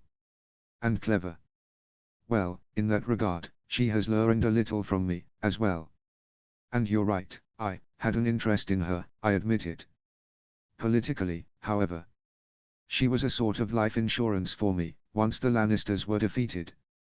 A pawn to trade in order to gain your son's favor, had he won, or to deliver the North to Stannis, had he lost. Not a very honorable thing, I agree, but a wise choice. I always favored Robb, however, he seemed much more reasonable to deal with, and he proved as such, indeed. I often asked your sister to side with Robb, but she always refused, choosing neutrality. Any Lord of the Vale could confirm that this was always her firm intention, to stay out of it. And, you never. Kat, Sangza is still a virgin, I swear. And I brought her to the Vale, keeping her hidden even from Lysa. Pretending she was my daughter. She was constantly somewhere managing the castle. How do you think I could have, or do you really think I would have been so foolish to risk everything I'd gained just to? Good, she said, with a neutral tone and expression, moving closer to him. He blushed suddenly, their faces very close. Now I am more at ease, and I can tell you the rest. Kat. He murmured, melting. I believe I told you. Caitlin slipped the dagger from his belt, yes, the very dagger that had been used to try to kill Bran, which he had started wearing at his waist with incredible smugness ever since she had handed it to him some time before, and pressed it to his throat, drawing a thin line of blood. Not to call me Kat again. Suddenly, the excitement in Petter Baelish turned into terror. Listen to me carefully, she continued, because I will say this only once. You got lucky. You came out clean from this mess, whatever the truth was. And you even profited. Now you are a High Lord, all those who looked down on you are dead, you are back on the small council, and you are untouchable, because the Lords of the Vale trust you. Do not push your luck further. I am convinced that appointing you to the council was a mistake, but I will not challenge my son. But if you so much as think of betraying Robb as you did with Ned, I swear I will kill you with my own hands. And she left with the dagger, leaving him there, stunned, breathing heavily. Robb Stark married Margaery Tyrell once again in the Godswood of King's Landing, with all the lords and knights as witnesses. Then began a long procession leading them to the great September of Baelor, where they were wed again in the rite of the Seven, blessed by the High Septon himself. The confirmation of the marriage made Margaery Tyrell the Queen of the Seven Kingdoms. After the High Septon had placed the 7-point necklace, one of the new royal symbols, on Margaery, it was Robb himself who set the crown upon her head, similar to his own, with a silver base, but smaller and with an emerald representing the Tyrells at the front, in the center, before kissing her passionately under the roar of the crowd. After that, he removed the green and yellow coat she had, donning the colors of her noble house, to put on her shoulders the coat with the colors of the Starks, white and grey. The newlyweds truly seemed happy as they led the reverse procession, followed by all the guests, holding hands as they rode 2 white stallions through the streets of the capital, between cheering crowds throwing flowers at them. Robb wore a greyish-blue doublet and a soft fur cloak, while Margaery, instead of her usual light green, had opted for an elaborate yet modest dress in cream and gold. Sansa sported a more intricate hairstyle than usual and a less revealing dress than at the coronation, in a sea green hue that made her look even more stunning, while Arya, resigned to the idea of dressing like a lady, had, besides her bun, 2 curls falling on the sides of her face and a sleeveless olive green gown. Even Gendry, newly named a lord and decidedly out of place in all this splendor, had been dressed in a light brown doublet with golden accents and the black stag of Baratheon on his broad chest, and he was certainly drawing glances from the young ladies for various reasons, but he kept searching for her with his gaze, as if she could rescue him from the embarrassment. The blacksmith-turned lord was often accompanied by the men who had helped him, Davos, in a simple wine-colored outfit, Maester Cressen, in a black robe, and his former master Thobo Mart, somewhat moved at the thought of his departure, in a bicoloured doublet, coral and steel grey. Once back at the Red Keep, the feast was the first order of business. Though Robb had requested to avoid excessive opulence, it was still a celebration, and the Tyrells had been adamant they wanted something lavish. The compromise was 7 main courses, each featuring typical products of one of the 7 kingdoms, composing both the main dish and all the accompanying side dishes. After the banquet, people went to the dancing hall. All the most famous tunes were played, along with others composed for the occasion, and naturally, various couples, both fixed and temporary, were formed for each dance.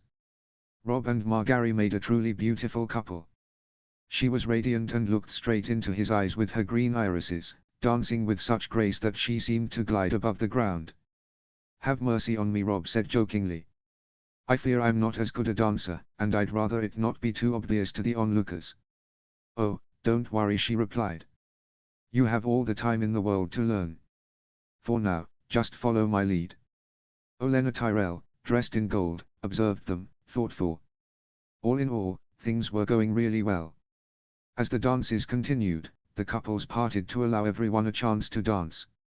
Robb also danced with his mother, with Sansa, and even with Arya. Then he had to grant a dance to his mother-in-law, Aeleri Hightower, to Leonette Fossoe, Garland's wife, and to many of Margaery's ladies, as well as to Yohn Royce's daughter, Zilla, and several others. There was a sort of protocol on which ladies he had to, could, or could not dance with, and though he appeared the perfect gentleman from the outside, internally he was struggling, trying to remember who was who, if he could, and in what order, cursing all ceremonies, protocols, and the damned throne itself. Catelyn also danced with Mace Tyrell, her co-father-in-law, with Yohn Royce, with her brother Ed Muir, with her uncle Brynden, with Jason Mallister, and with some High Lords she knew, mainly Northern Bannermen, including both Glover brothers, Lord Tallheart, and even Great Jon. But though she was extremely happy for her son, she could not fully enjoy the celebration. She missed Ned. Ed Muir Tully, quite a sought-after bachelor and by no means insensitive to feminine charm, was practically being pursued by a beautiful girl in a blue dress with a cascade of red curls, Desmara Redwyne, the daughter of Lord Paxter, seeking a good marriage, or perhaps pushed by Olenna, who had already married off the 14-year-old Daikon Tarly, son of Randil, to Eleanor of House Mouton, revealing ambitions even in the Riverlands. But after 3 dances with Desmara, and several with other maidens, he was left utterly mesmerized watching a young woman with light brown hair, dressed in a yellow gown, the color of her house, Caroline Smallwood, daughter of the Lord of Acorn Hall, one of his main bannermen. At that moment, many understood how the succession of the Riverlands would be settled, and Desmara consoled herself by dancing with Mark Piper, who did not seem to displease her, and who would have been at least a decent marital replacement. Queen Margaery was, of course, one of the most sought after and granted dance partners, aside from her father, as tradition dictated, and each of her brothers, radiant as she was, Willers, Garlan, and Loras, in that order. Though the eldest, lame in one leg, could only dance slow steps, he did not seem embarrassed in the slightest. She also danced with several other lords, young and old, but mainly those of importance, always knowing exactly what to do. After her, the undisputed star of the ball was Sansa, who was fiercely competed for by many young lords and knights, almost fought over, but she also danced with her new brothers-in-law, Willers, Garlan, and Loras, remembering that she had once had a crush on the latter, long ago, and that now some would have wanted her to marry the eldest. Then with Ander and Robar Royce, Yohn's sons, and then with various lords of the North and the Riverlands, including Harry on Carstark, Mark Piper, Brynden Blackwood, the elder brother of the Kingsguard Knight, and several others. She even danced with Petyr Baelish, as if nothing had happened. Among the lords who had once been enemies, Adam Marbrand, an objectively handsome man, with red hair and beard, was quite successful. There were also people who did not dance, standing as mere onlookers, such as Tyrion Lannister and Brienne of Tarth. The latter could have joined, as the Kingsguard had permission to wear civilian clothes and enjoy themselves that day, but she did not feel at ease. The Hound stood in a corner, a grim look on his face, chainmail on his body, and a hand on the sword at his belt. On the other hand, Daisy Mormont was in high demand, stunning in a pleated grey and blue dress with green trims, as if the unusual contrast between being a beautiful woman and a warrior, which had repelled many 3 days prior, now excited them. But first and foremost, she offered a dance to her king, raising an eyebrow from Margaery, not that she was jealous of any woman on earth, she was far too confident for that, and a groan from Brian, who shared Daisy's warrior's spirit but not the beauty. Naturally, the person most sullen of all, although, at 10 years old, he would not have been interested in dancing anyway, was Bran, who watched from a side room while practicing rolling his new wheeled chair, a gift from Willers Tyrell. Later, he decided, he would go to the Godswood to be with Summer. Arya had tried to dance as little as possible, using Rickon as an excuse, moving him around a bit before handing him over to a servant. But then, much to her dismay, she was forced to dance, giving in to the twins Martin and Willem Lannister, in turns. Through it all, Gendry remained on the sidelines, dejected and blushing, even though a few highborn girls occasionally approached him with interest. Noticing the situation, Sansa, having taken a short break, took charge, or rather, she swept past Gendry, took his hands in hers, and literally dragged him onto the dance floor while the boy turned red as a beet and stammered in embarrassment. My lady, I mean. My princess, I don't know how to dance. I'm just a commoner. I'll make you look bad. Relax, Lord Baratheon, she told him, I specifically chose an easy, slow dance. Stop trembling and follow my steps. And there's no need to call me princess, Lady Sansa will do just fine. Thank you, and you can call me Gendry. I'm not used to being a lord. And yet, you'll have to get used to it, that's what you are now. Don't worry, sometimes it might be boring, and I bet you might miss the forge, but there are also good sides to it. Yes. I suppose. Maester Cresson explained some things to me, and said that Storm's End's Maester will teach me more, little by little. Gods, it doesn't even feel real. I've always just been a bastard, to think I used to call Robert Baratheon an old drunkard, but he was actually my father, and in the end, I never got to know him. Oh, he was definitely a drunkard, I guarantee you that, but he wasn't old, he was my father's age, and I won't see mine again either, but he was also many other things, like a great warrior. We can never judge a person by just one aspect, each of us is many things at once. For example, did you know that I, too, was once a bastard? You, my lady. How? At the Eyrie, I had to stay in hiding for months during the war, and I pretended to be Petyr Baelish's bastard. I went by the name Elaine Stone, and in doing so, I came to understand many things, how bastards are treated, even highborn ones, and how foolish I had been in the past. In what way? I have a bastard half-brother too, you know. His name is Jon, Jon Snow, and for most of my life, I treated him coldly, only to realize how much I missed him while he was away. I should have told him sooner. Did something happen to him? He asked hesitantly. I don't think so, but he is far away, at the wall. He joined the Night's Watch and is currently fighting to protect the realm. I see. I was sent to join the Watch, too, though I never understood why, but now I do. Toib Homart truly cared for me after all those years and wanted to keep me safe from Cersei Lannister's assassins. That's where I first met, well, your sister. Yes, she told me. By the way, Arya is very fond of Jon, and I'm sure she would have loved to see him again, Sansa said with a smile. Speaking of Arya, I imagine you've been through quite a lot with her. I must apologize for that, she added with an overly contrite expression. She can be a real disaster, I know that well. At that moment, while dancing, they reached the center of the hall, drawing many gazes and coming close to Arya herself. Seeing her beautiful sister dancing with Gendry, of all people, Arya felt something indescribable but certainly not pleasant, as if she were being wronged. She abruptly let go of poor Willem Lannister and went to sit down, sulking. Oh, no, my lady Sansa, I assure you, said Gendry, who was beginning to relax, your sister is, well, she's extraordinary. She's clever, courageous, and she has imagination and initiative. Without her, we often wouldn't have made it, I must say. A person like her, you don't meet every day. Oh, really? Sansa said, feigning surprise. Well then, I think you should tell her in person, don't you? As I was saying earlier about my half-brother, we shouldn't have regrets about not telling people what we think of them. Ah. Well, And as if by magic, as they finished the dance and before the next song began, they had reached the spot where Arya was sitting, her face sullen. Sansa twirled with her hands still in Gendry's, stopped, let go of him, took Arya's hands, pulled her to her feet, and placed her hands on his, saying, I'm a bit tired, little sister. Take over for me, I need a break. Then she left in a single movement, just as a new song began. Arya found herself, almost unwillingly, drawn into dancing with Gendry, who had just finished spinning with one lady and now started dancing with another. Well, good evening, he said, embarrassed. I'm not very good at these things. It's not my style, she replied. Well, then it's perfect. It's not my style either. For a while, they danced in silence, a slow waltz. Then Gendry gathered his courage and said, Hey, I really never would have imagined it. That when I met that boy named Arya in Yoren's caravan. I was actually talking to Arya Stark, today, Princess of the Seven Kingdoms.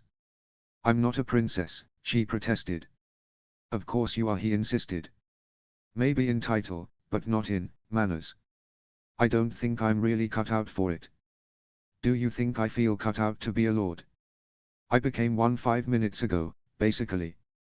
It's all new to me. And for me, it's not, even though.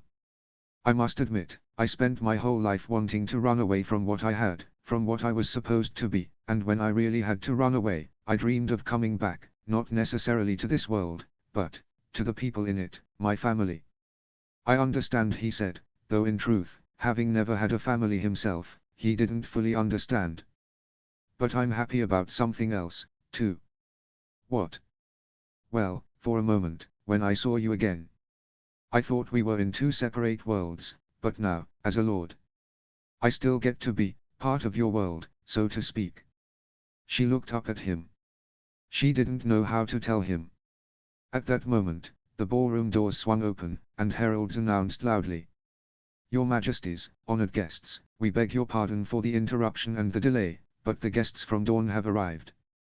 And with that, a procession of about 50 nobles from that distant land of sand entered, each stepping forward one by one to pay homage, bow, and swear allegiance to the royal couple. But leading the group were two young people, she a little older than Margaery, he about Sansa's age or slightly younger. They were the heirs princes of Dorne, Arianne and Quentyn Martell. It was she, the elder, who spoke first. Your Majesty Robert Stark, Your Majesty Margaery Tyrell, we renew our congratulations on your union and bring you the homage of our father, Prince Doran Martell of Sunspear. Then Quentyn immediately followed, furthermore, we extend our sincerest apologies for the delay. The journey by sea was faster than on horseback but full of unforeseen events. Rob, after the customary pleasantries, said. No problem, Princess Ariane, Prince Quentin. How is your father? I would have expected to see him as well, or at least his brother, your uncle Oberyn. Unfortunately, your Majesty, Ariane reiterated with another bow, our father is afflicted with gout, which prevents him from traveling long distances. He has entrusted us with offering his most sincere apologies for not being present. But he has also instructed us, Quentin added, glancing at Mace and Willers Tyrell, to tell you that he greatly appreciated your gift. The young man was referring to the gigantic head of Gregor Clegane, preserved in formaldehyde, which Rob had sent via caravan. The mountain had been guilty of the rape of Princess Elia and the murder of her and at least one of her children at the end of the rebellion. Moreover, he also believed, the young man continued, casting glances at the guests and dancing couples, that the presence of our uncle could have spoiled the festive atmosphere, reopening old wounds. So, he deemed it wiser to send only us. I assure you that my brother holds no grudge against Oberyn Martell for that old tournament incident, declared Margaery. But it's true my father does, so please tell the prince, upon your return, that I thank him for his consideration. We will be sure to do so, Your Grace, Ariane replied. And, regarding my proposal? Rob asked. Does your presence mean that he has accepted? Let's say that there are very good chances, Your Majesty, Ariane confirmed. In fact, one of the reasons we are here, Quentin added, glancing at the guests and the dancing couples, is to verify it in person. The day before the royal wedding, the king's private solarium, in the Red Keep. Around a round table sat the 5 Stark siblings. All in chairs, except for Bran, who was on his wheeled chair, already having fun spinning himself around, and there were 3 more empty seats. On the table were pitchers of water with glasses, carafes of light honeyed beer, and baskets of fruit. Why did you gather us here? Arya asked her brother, who had become king just 2 days prior. Right, you didn't say. Well, does our mother know where we are? And that Rickon is with us? Sansa asked. Yes, I did. I told her I needed some time alone with you before the wedding and practically forced her to take a break and relax as well, and I can hardly believe it, but she agreed, Rob explained. Where are the direwolves? Where is Shadowdog? Rickon asked, hostile. They are in the Godswood, little brother, he explained. They will get used to staying there for a few days, since tomorrow, at the wedding, they might bite someone. But after that, I will keep Grey Wind at court as usual. I trust his instincts. You said you wanted to spend time with us? Arya asked. Yes, and it's the truth. You are my brothers and sisters, and I love you. In the past few weeks, we've been able to see each other again, after years, in some cases, and after what will happen tomorrow, well, you'll stay here a little longer, but then we'll have to part ways again. I will have to remain in King's Landing to rule, whether I like it or not, while you will leave. We know, Sansa told him, placing a hand on his. But we will always be a family, even apart, wherever we are, just as we have been in these difficult times. And besides, she continued with a smile, trying to lighten the mood, we are leaving you in good hands, I believe. Those of your young and beautiful wife. Rob winked at her. You know, I can't decide whether you like Margaery or not. It's complicated, she said. I do like her, but at the same time, well, let's put it this way. If I were the same person who first came to King's Landing, full of dreams about knights, ladies, princes and fables, I would think she's wonderful and wouldn't wish for anything better than to have a sister like her. Hey! Arya protested. But, since I have grown up, Sansa continued, giving her a look, I can't help but see how all her courtesy and manners hide the desire to control and influence, so I can't fully trust her. Control and influence, like you've learned to do as well, you mean? Rob asked, amused. Precisely, she replied, without so much a hint of shame. I understand, and I appreciate your concern, sister. But don't worry. I've always known that the Tyrells act in their own interests, from day one. But starting tomorrow, their interests will be tied to those of the realm, whether they like it or not. Trying to gain too much personally could be counterproductive. As for Margaery, she has already been helpful to me in the past, and I believe I can trust her.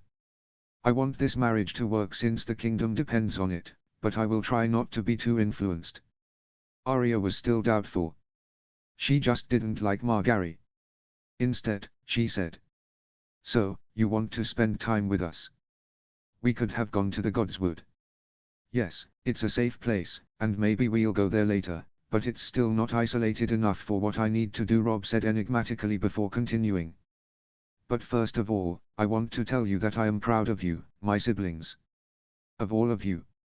I have fought wars, and of course, it has been difficult, and I have proven my worth, but I have also been helped by many extraordinary people, while you all found yourselves, at an age when you should still be thinking about games, having to do everything on your own. Each of you had to endure terrible situations. Yes, even Rickon, in a way, was brave to be without our mother for so long, and I still get chills and feel anger when I think about what you've been through and what you have risked, without me being able to help you. And yet, you made it through, surviving and emerging stronger. You have learned who you are. You have learned to do things that are likely your path in life. Each of you has contributed to a piece of what we have built today." Arya was moved but, at the same time, felt like a fraud. After all, compared to what Bran had done, protecting the North, and what Sansa had done, bringing the Veil of Arryn to Robb's side, what had she done that was so special? But then, all the siblings held hands in a circle. Their eyes were all misty. Sansa said, I think our father." Robb nodded. "Yes, Sansa, he would be happy to see us like this. As surely is mother." They all remained silent, absorbed in thought. It was a moment just for them. Then Robb was the first to break away from the group embrace. "And that is why I know you will be up to what I'm about to tell you, even though I really hate having to do it." "But come on, what's with all these mysteries?" Arya protested. "Yes, it sounds like you have a very important announcement to make," Sansa added. Bran, strangely, had remained silent the entire time. Robb took a deep breath and said, "The thing is, I don't know where to begin. It all seems unbelievable even to me. You see, some time ago, I started receiving reports from various people, all trustworthy, of events that suggest magic exists. Our mother, Daisy, and Brian witnessed the shadow demon that assassinated Renly Baratheon in his tent, sent by Stannis through Melisandre, the Red Priestess. Later, Davos confirmed that he had seen one as well, sent to kill Courtney Penrose, with Davos himself unwittingly involved." Arya shivered at the mention of Melisandre. It was one of the few names on her list still alive. "And then you, little sister," Robb said, pointing at her, "you met that witch in person, the one who took Gendry away for her magical rituals. He says she used his blood to curse Balon Greyjoy and make him die, though that sounds more like a fabrication than anything else. A way to persuade Stannis to do whatever she wanted. From what Davos says, however, Melisandre seems to actually have foreseen future events that actually came to pass, which is surprising in itself." "But you also told me." "Yes," Arya said. "That in the Brotherhood without banners, there was that Thoros of Myr, who used to be at court here, a priest of the same religion as Melisandre. That's why he sold Gendry to her, but he... Robb, I also saw him bring Beric Dondarrion back to life with my own eyes. Couldn't he have just healed him?" Sansa asked, doubtful. "He brought him back to life, I tell you." Arya protested. "The Hound had cut him open from the shoulder to the guts, and 20 seconds later, the wound had closed, and he was standing, lively as if nothing had happened. Ask him directly if you don't believe me. He's always buzzing around you, anyway." "Shouldn't we avoid talking about dismemberments in front of Rickon?" she asked, irritated, without commenting on the insinuation. "Hey, I'm already 6 years old," he protested. And then Robb continued, "If I'm not mistaken, Arya, you also said that at Harrenhal, you also met." The girl remained silent for a moment before answering. She knew she wouldn't be believed. "One of the faceless men of Braavos," she finally said. "What?" "It's true, I'm telling you." He ran his hand over his face and changed his appearance. "I know it sounds unbelievable, but it's the truth, you have to believe me. They are famous assassins, whether they truly use magic or not," Robb said. "And that makes me wonder what mission he had. Besides, I'd like to have a chat with this Thoros of Myr and Beric Dondarrion as well. Yes, you should send your men to hunt them down, Arya said, full of resentment. I was already planning to, Robb said. But first, there are other aspects to consider. Since we arrived in the capital, there have been rumors from all over the eastern continent. It seems the last surviving Targaryen has 3 baby dragons. That dragons have been reborn into the world after nearly 200 years. Really? Wow! Rickon exclaimed. After all, it's not impossible, Robb continued. We know for certain that dragons did exist, so they could return as well. And they are certainly creatures whose existence would seem incredible if we didn't already know they were real. Of course, if that girl decided to invade us, that would be a big problem. And finally, speaking of creatures whose existence we're unsure of, here is the gravest matter. It also concerns our brother Jon, at the wall. Everyone looked at him, puzzled. The last messages from Castle Black reported sightings of the others. 3 pairs of eyes widened in disbelief at that statement. The others. But, they're just a fairy tale. The ones old Nan used to tell us. That's what I thought too, really, Robb admitted. But lately, I've started to believe it's true.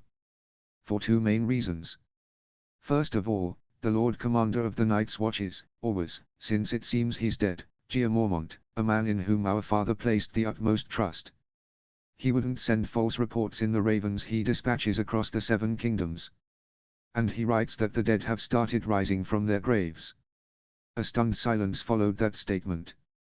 Arya thought about how she had learned to kill people.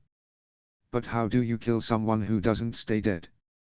But there could be a mistake. Maybe. Sansa suggested. And the second reason, Robb interrupted her, is that I have seen a certain thing with my own eyes. Which thing? Not here. Follow me.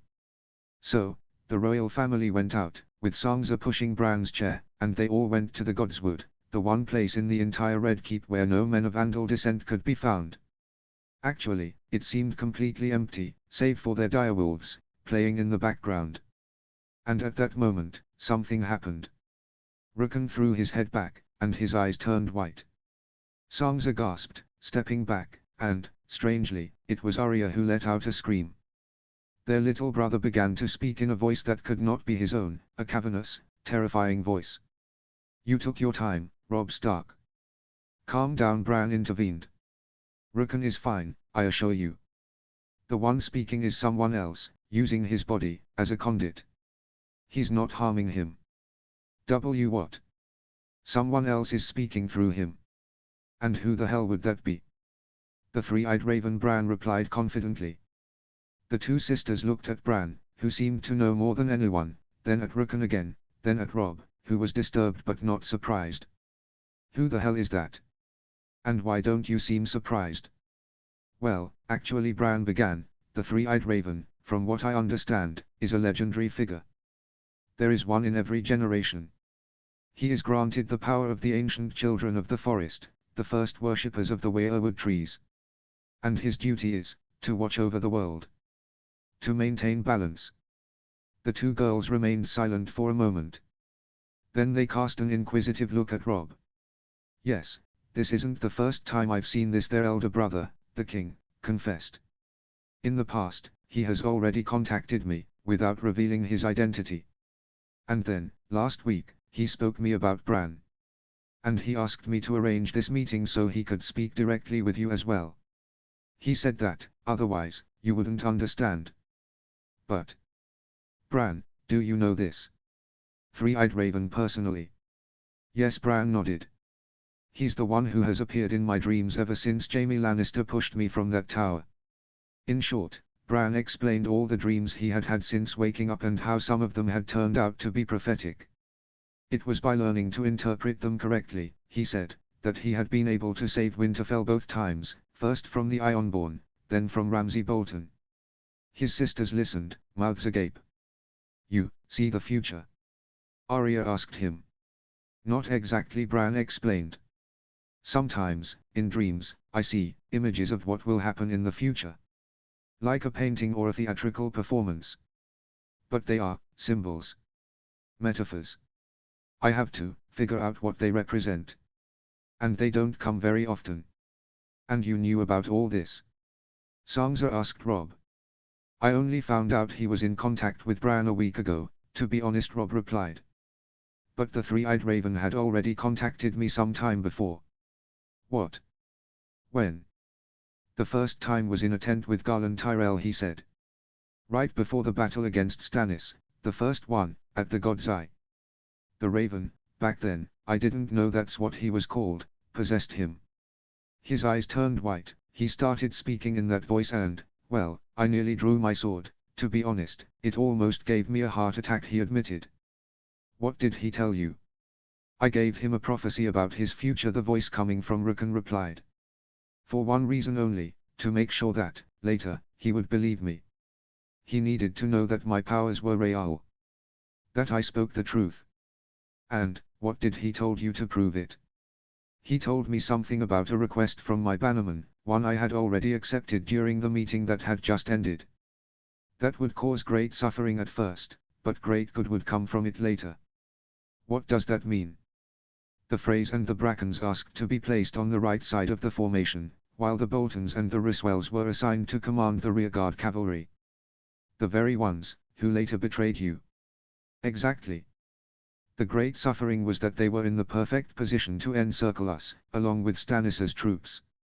The great good was that, being them on the side instead of at the center, I was able to give the order to retreat and still save almost the entire army, something that would have been impossible if they had been in a different position. And so, after the battle, not only was I already shaken by the betrayal, but I had also received confirmation that that damned apparition, which I thought I had dreamed, was telling the truth. That a supernatural being was there to communicate with me. I even considered that it might be a trick by Melisandre, but I dismissed the idea. Even though that witch undoubtedly had powers, she wouldn't have used such a trick just to tell me something like that, she would have tried to deceive me into losing the battle. Instead, this way, I knew for sure that he had seen the future and that he was telling the truth. Are you saying, Arya asked, that you won the war thanks to the advice of this raven? Hey, don't underestimate me, little sister, he retorted, feigning offense. He only contacted me 2 more times, and only once did he give me a sort of advice, and it was brief and cryptic at that. I had to interpret it, just like Bran. It happened a few months later, while Daisy was on watch with me during an expedition, he possessed her and made her say, "Remember the stone." And after thinking about it for a while, I figured he meant the mountains, so, since I had just contacted Howland Reed to rescue our mother, I went to wait for him at the crossroads leading to the Vale of Arryn, near the Trident. It was, in any case, a good location, both to receive them and to battle Stannis. I had considered that it might also mean the Vale would intervene, but I wasn't sure, nor whether they would arrive in time, or for me. When they finally did arrive, I pretended to my bannerman that I had always known and had been informed in advance, justifying our position through a raven, which, technically, was even true. His sisters were left speechless. And not just that, Sansa thought, Stone was also my bastard name. Robb didn't know it at the time, but it adds another layer of meaning to the suggestion. And the third time? Arya asked. The third time, he spoke more clearly.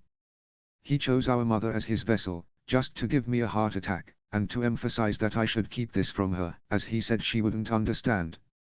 He told me that Bran needed to go north to train with him in order to save the world from the White Walkers, and so I had to find a way to justify his absence.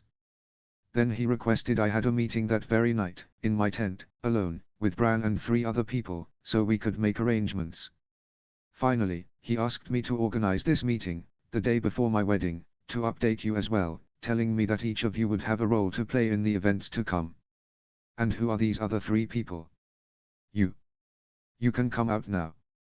Waiting patiently behind the Heart's Tree there were Howland Reed and 2 young people, short in stature, who had to be his children, a 16-year-old girl with an unremarkable face and curly dark brown hair, Moira, and a 13-year-old boy with dirty blonde hair and a solemn demeanor, Hojan.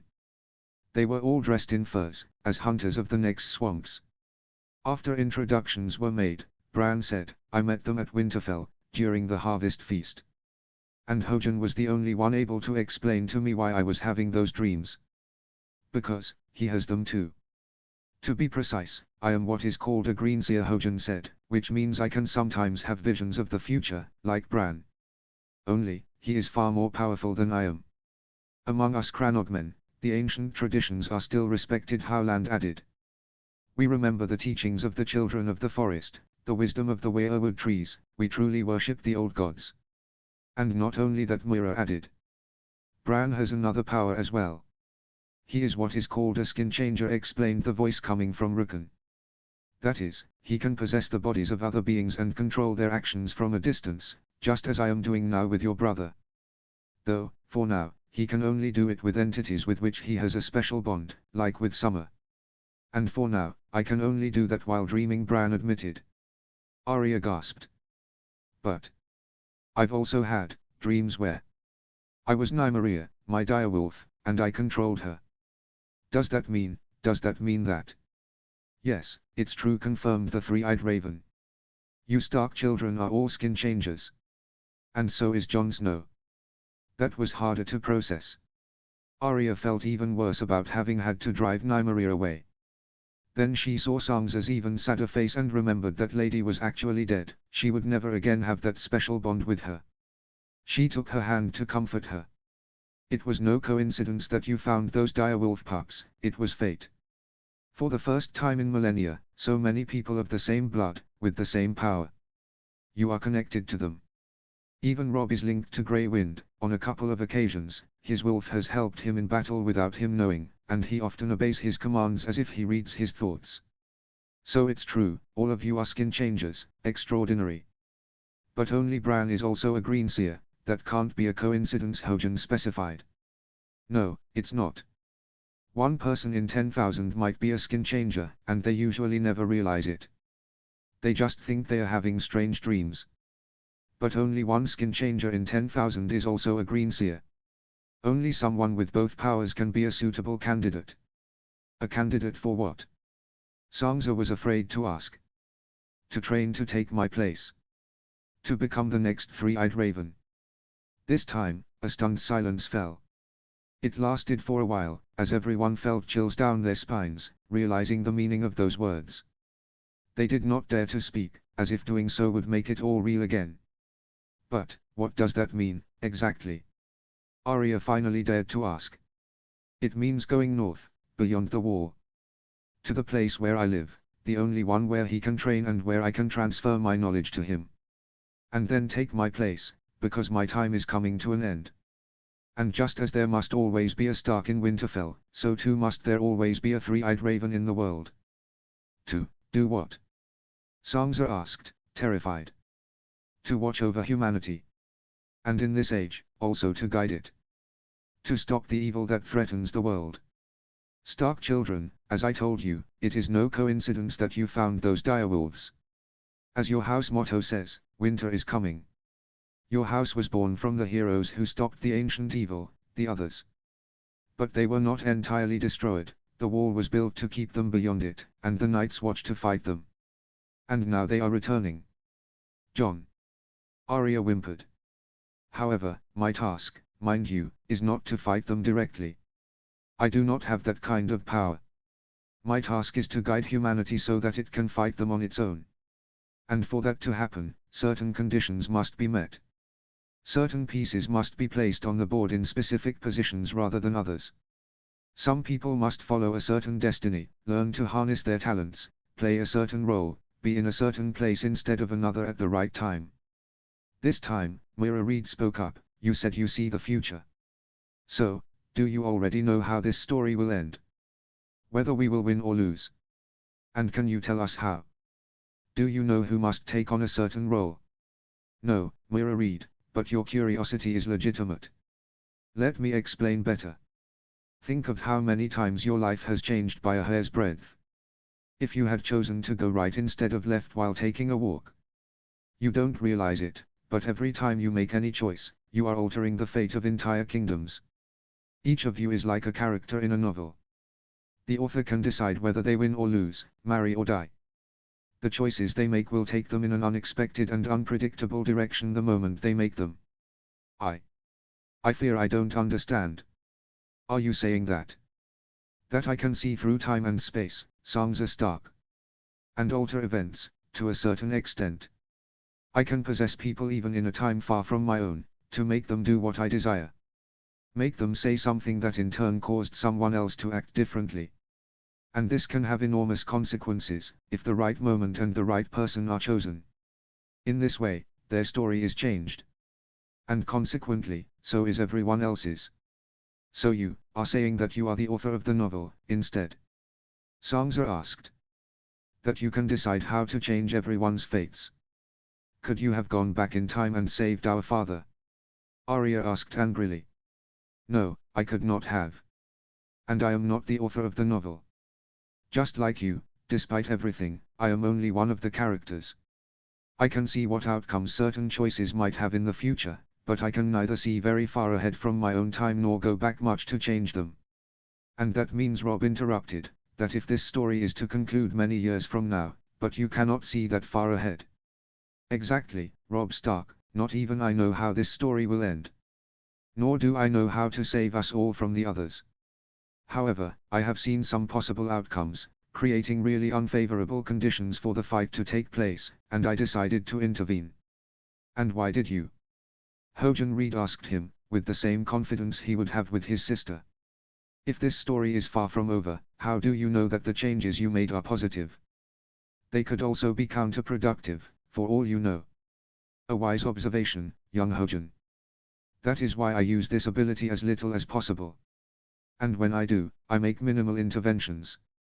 The new events must be coherent, they must be something those people could reasonably have said or done for real. But I did it because, even if I cannot see the final outcome, some of the possible futures turned as such that humanity was unlikely to survive. And why only minimal interventions? Why not directly change a major event? Arya asked hesitantly. Because if I tried, time itself would rebel against my interference, and they would fail. In a way, the very fact that I have successfully altered your stories proves that I have made sensible changes. This version of the story is acceptable. The gods have not rebelled. I can do things that seem incredible to you, and they are. But I am not omnipotent. The discussion was dizzying. So, our lives have been changed. How? Robb asked. I cannot tell you, Robb of House Stark. If I did, you would stop acting spontaneously, you would start wondering what you should do to help me, and perhaps end up, without realizing it, doing something wrong, something counterproductive. However, know this, although you would have done almost everything the same way even without my intervention, in the end, you would not have ascended the Iron Throne. At those words, another silence fell. And why am I sitting on it, then? He finally asked. He was sweating cold, but she needed to know. Because Stannis Baratheon and the Red Woman were right, about one thing, at least. That only a strong and united kingdom can hope to stand against the others and the other threats that will come. And all of you Stark children have a role to play in the fight against them. If any one of you had died in these years, you would not have been able to fulfill your part, and then you all would have died. If you, even though victorious, had returned to the north without claiming the throne, then you all would have died. Because the wrong person on the Iron Throne would not be able to unite the realm against the others. And Stannis was the wrong person. He is incapable of bringing people together. So basically Hojan reaffirmed, you don't know what we should do, but you are certain about what we must not do. Exactly, Hojan Reed. Even the secret to defeating the others. Bran Stark can discover it, if he takes my place. But if I were to tell you now, the gods would oppose such a drastic change, and you would be doomed to fail. Now, I can no longer alter the past. It is a power that can only be used sparingly, a few times. But I trust that all the pieces are in the right place. You can continue on your own. And then it will be Bran's turn. It will depend on him how this story ends. Whether the world will live, or perish. For a long moment, everyone remained silent, shaken. What they had been told was immense. A responsibility that made their skins tremble. And what about what Stannis Baratheon believed in? The prince that was promised. That is an ancient prophecy that has spread across the world in different forms. It speaks of the hero who is supposed to save us all from the long night. Melisandre believed it was Stannis, but she was wrong. Let's just say that the fact he is dead is the best proof of that. Even if he had defeated you, he was still destined to fail. Moreover, the prince is the only person whose fate, in general, I cannot alter even if I wanted to. But I can change everyone else's, to make its task easier. So you mean, that I am not the prince that was promised? Robb asked, a shiver in his voice. He had hoped to hear a clear no. No, you are not, Robb Stark. But if you are king, you could create the necessary conditions for its victory when the time comes. And so, you won't give us any more guidance, the king continued. Damn it, how am I supposed to create the right conditions for this prince if I have no idea who he is? Easy for you to say, act spontaneously. Now we really risk doing something counterproductive while we rack our brains. Regarding this, Robb Stark, remember the sand. And at that moment, the raven ceased possessing Rickon Stark, and the boy collapsed onto the leaves. Rickon! Sansa shouted, standing up, but soon they all sighed in relief, seeing that he was fine, merely lost in deep sleep. For a few minutes, no one spoke. The wall, the others, the prince that was promised, it all seemed like madness. And yet, magic existed, they knew that by now. So this three-eyed raven must have spoken the truth as well. Arya turned, full of suspicion, both to Bran and the Reeds. So, you knew. That's why you had no objections when Robb named Rickon Heir in your place. And you came all the way here to take our brother away, to that three-eyed raven. Beyond the wall. Sansa moaned. But that's madness. Didn't you say, that a wildling army is gathering there? And that the others are awakening? Bran should go to that place. He's only 10 years old and on top of that. I am crippled, he finished. I know, Sansa, and believe me, I know how dangerous it is. But the raven's words are true, we have had many proofs. If I do not go, we will die. It is not a question of if, but of when. So we must at least, make an attempt. I understand your concerns, said Howland Reed, but I assure you that my own children will accompany Prince Brandon on this dangerous journey. Moreover, his direwolf, Summer, will go with him. And if Bran can show us the exact path, we will stay away from danger, Hojan reaffirmed. Are you joking? The red-haired girl interjected. Robb is the king of the damned 7 kingdoms. Why should you go alone? Have an entire army accompany you instead. Sansa, Robb explained, I have just become king, and if I sent my crippled brother beyond the wall with an army, they would think I'm mad, and that would not help in making them listen to me in the future. Furthermore, it seems exactly the kind of conspicuous intervention that the Raven wants us to avoid. Not to mention that the mission requires secrecy, Bran reaffirmed. A large army would be noticed immediately. By the wildlings, by these undead, by the others, we need to reach the three-eyed raven without anyone else knowing. Furthermore, I think that Hodder should also go with them. He has cared for Bran since the accident and will certainly be very useful, Robb reassured them. Finally, they will make most of the journey by sea. I will send a northern ship, one of Lord Marndalis, with a few men whom I will swear to secrecy. They will pass Eastwatch, the easternmost fortress of the Night's Watch, he said, showing them a map, and they will land, let's say here, a bit south of Hardham. From there, the path should not be too long, and also fairly safe. Wait a moment, Sansa interjected, so you intend to keep all of this a secret from our mother, right? She would never accept to send Bran up there. But you declared that you would send him to the Citadel to study. So that was a lie. Told to have a cover. But, who will you send in his place?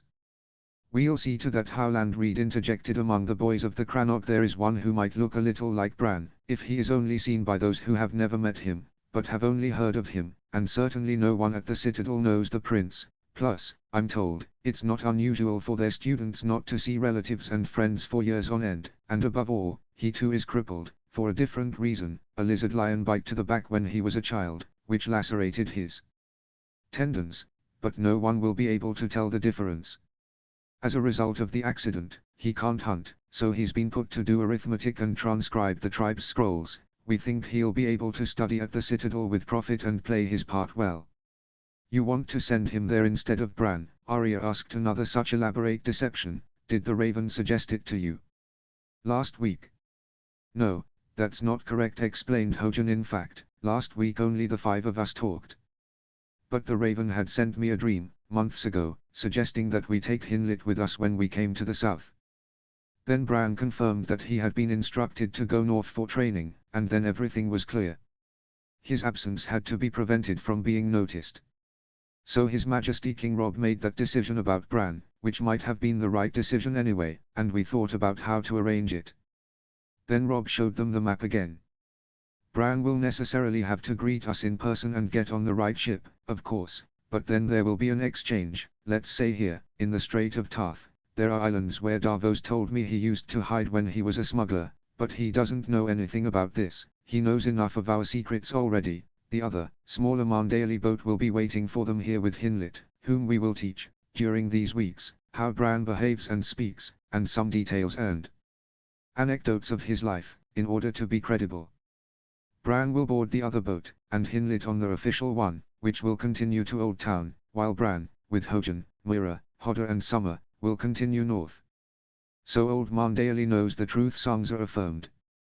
He only knows that his king has asked him a favor, affirmed Robb, that concerns the ancient traditions of the north, and it is a matter of safety. And he's the kind of man who would do anything for his lord, no questions asked. But, I do not understand, insisted Arya. If Hodder accompanies Bran, he will not return to Winterfell, nor will Summer. How will you justify it? Unfortunately, little sister, I'm afraid we'll have to tell people that Hodder is dead, otherwise questions would arise.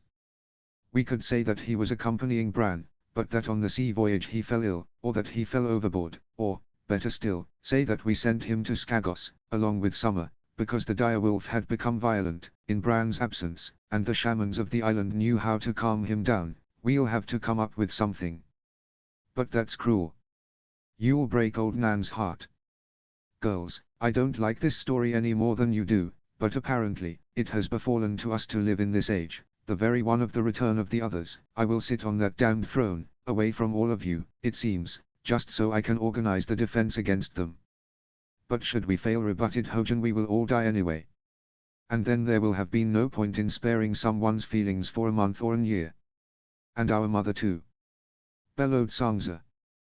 Believe me, sister, after all she's been through, I feel like a worm at the idea of making her suffer any more, Robb rebutted, contrite and even more so at the idea of lying to her, exposing Bran to danger without her knowledge. She would only deserve to return to Winterfell with all of you and seek some serenity. On the other hand, we have no alternative. We cannot do what we want, but what we must. We have a duty to perform, one that apparently only we can perform. And what we have learned so far, me how to win battles and now how to rule, Bran how to move the pawns, Sansa politics and diplomacy, Arya combat and espionage, these are all things that will obviously have a use in the future in dealing with this crisis. Think of our brother Jon, who stands beyond the wall, fighting wildlings and who knows what else. We all have our part to play, big or small. All the Stark brothers looked at each other in silence. And what did the raven mean about the sand? Asked Arya. I don't know, admitted Robb, but I can try to imagine it. If by the stone he meant the Vale of Arryn, by the sand, it may mean dawn, exclaimed Sansa. Right, the Martells must have a role to play, for better or for worse, but I don't know which one, yet. And they've actually made me a proposal, to peacefully join the kingdom, one you won't like, but at this point, it's best to accept it. We need someone over there, to be our eyes and ears among them. They are a different people from all others, from them women can inherit, people freely love who they want, and it is said that Oberyn Martell's daughters, the Sand Snakes, have even learned to fight like men, which gives me a certain idea. Arya saw that they were all staring at her. What? Are you joking? Of course, it would also make sense.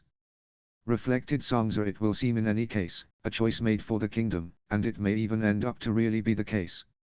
But I don't want to, protested the younger one. Arya, Bran said, looking her in the eyes, I don't want to go beyond the wall either. Or rather, in truth I want to learn what the three-eyed raven can teach me, and I want to stop feeling like a cripple. But I don't want to be separated from you all, again. But if that's the price I have to pay to get back to laughing and joking all together in Winterfell, I'll pay it. They looked at each other again, all in silence. Arya realized this was her chance. It was the way she too would make herself useful. "You know, I remembered something that Dad used to tell us," she then said. And then, one by one, caught up in that memory, they began to speak. Sansa, "When the snow falls." Robb, "And the white winds blow." Arya, "The lone wolf dies." Bran, "But the pack survives." When they had finished, they were silent again, for a long time, contemplating. Robb sighed.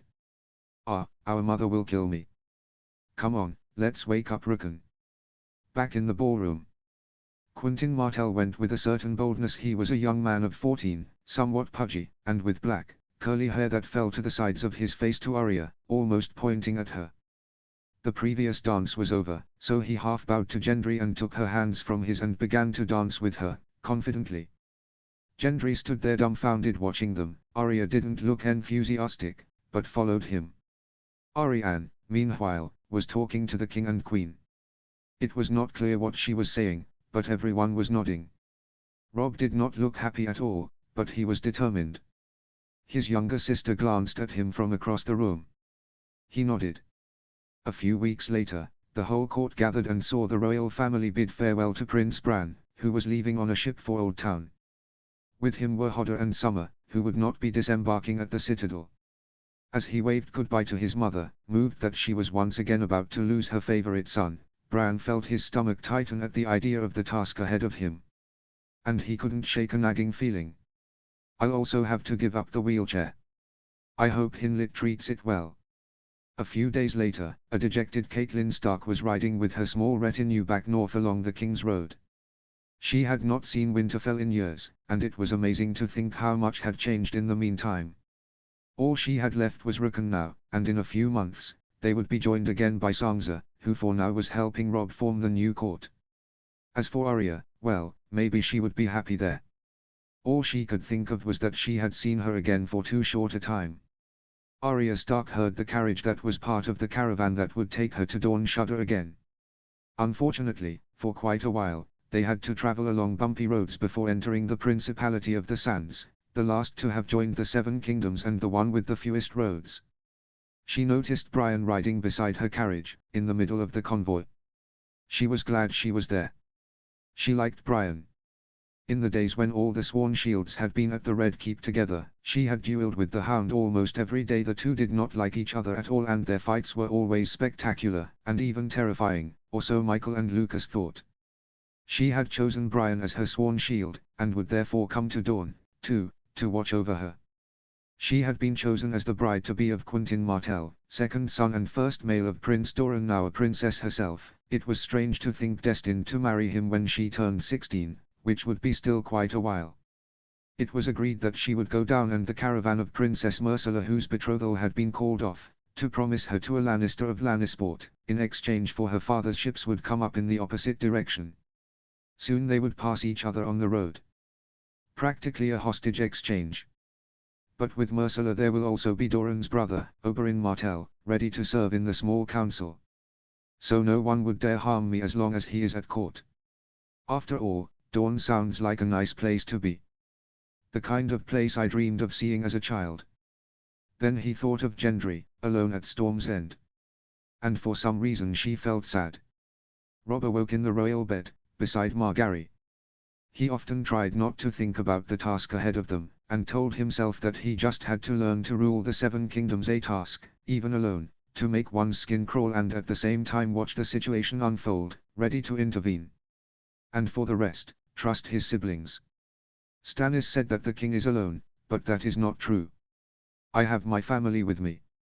Even though we are far apart, we are marching in the same direction. Margaery awoke, sleepy, noticing that he was already awake. MMMH. What is it, my king? Any trouble? Robb turned to look at her. Gods, she's so beautiful, even all disheveled and sispy-eyed. Nothing, my queen, go back to sleep. And maybe, the people I can count on have just increased. Sansa was going through a list of possible court ladies. Robb wanted to be sure that there were not too many fixed people at court, and that they were the right ones, to please the various houses. It was also necessary to speculate which ones might be spies of Littlefinger, or the Tyrells, or who knows who else. And planting their spies, of course, something only she could do. She realized that as she read she had arrived, absent-mindedly, at the Red Keep's Godswood. She lowered the sheets and contemplated that place. There had been a time, while she was a hostage in that cursed city, when going there was the only way she could find comfort. She thought back to Sedontos, with sadness. But she had never prayed there, really, or rather, she had not done so since her father died. She had also been brought up with the gods of her mother. She had always found the old gods cold and, just as Rob said, they had a habit of never answering prayers. Until recently, of course. She caught movement out of the corner of his eye. It was grey wind. She became sad again, thinking of Lady. The three-eyed raven had said that it was fate for the direwolves to meet the young Starks. Sansa realized that the fate of each of the beasts was tied to their owners, as if epitomizing their roles. The boys still had their own, it meant they would fight, one way or another, the advancing tide. Arya had pushed Nymeria away, but her wolf was still alive. It exemplified what her sister was doing right now, distancing herself from the rest of the family, yes, but only out of necessity. And Lady was dead, which probably meant that her job was not to deal with supernatural matters, but with the affairs of men. To allow everyone else to perform their duties to the best of their ability. Sansa Stark knelt before the Heart's Tree. And for the first time in years, she prayed. For her brothers, for her sister, and for Jon. Epilogue. Jon Snow awoke, his much-needed restful sleep disturbed by something he was no longer used to. The sound of heaps of people, the rattling of wagons, the braying of donkeys and the neighing of horses. He opened his eyes, the rays coming in through the window indicated that the sun was already high. He forced himself to get up, the curiosity was too much. He wrapped himself in the white furs they had put on his bed and walked, weakly, out of the room. Arriving at the side of the gate, he asked if he could leave. One of the two guards grunted, but the other said, "Let him out, where do you want him to go anyway?" Jon couldn't help emitting a half-grunt as he walked down the corridor leading to the mezzanine of the inner court. Since he had escaped from the Wilderling group to return to Castle Black to warn his brethren of the threat, not only had Ygritte shot him with 3 arrows that had nearly killed him, 2 in the back and 1 in the leg, but once he had arrived, his brethren in black, in return for the courtesy, had first treated him and then thrown him into a cell, charged with desertion. "Of course, you idiot, what did you expect?" thought Jon, furious with everyone and especially with himself, that they would believe that I went with the wildlings to spy on them because Corin the Half-Hand ordered me to. That they would believe the word of a dead man. Then he flashed. Ygritte. Definitely, I did not slept with her because Corin the Half-Hand ordered me to.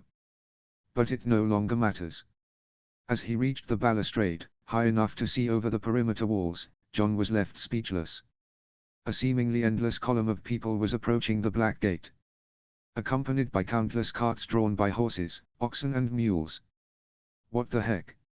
In that he was roused by a familiar voice, belonging to someone who was running towards him. Jon. Jon.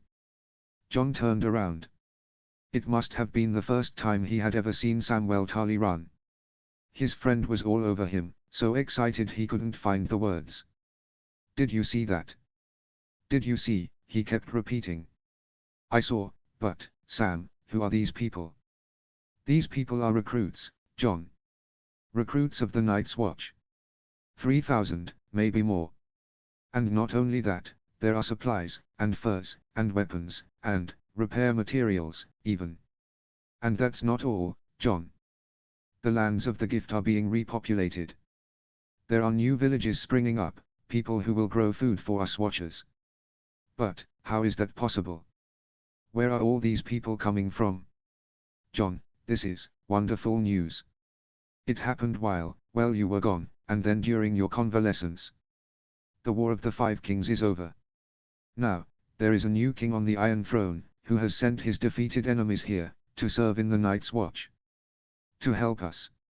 Isn't it great? With all these people, I feel like we have a chance, for the first time." Jon was speechless and set his gaze on the long human column again. It was true. There were wagons that, from the reflections of the sun on the metal, must have been indeed loaded with weapons, and others full of food and. He was stirred by a thought. He turned to Sam. "You said the new king sent them here." "Sam, but, who is the king now?" End of part 1.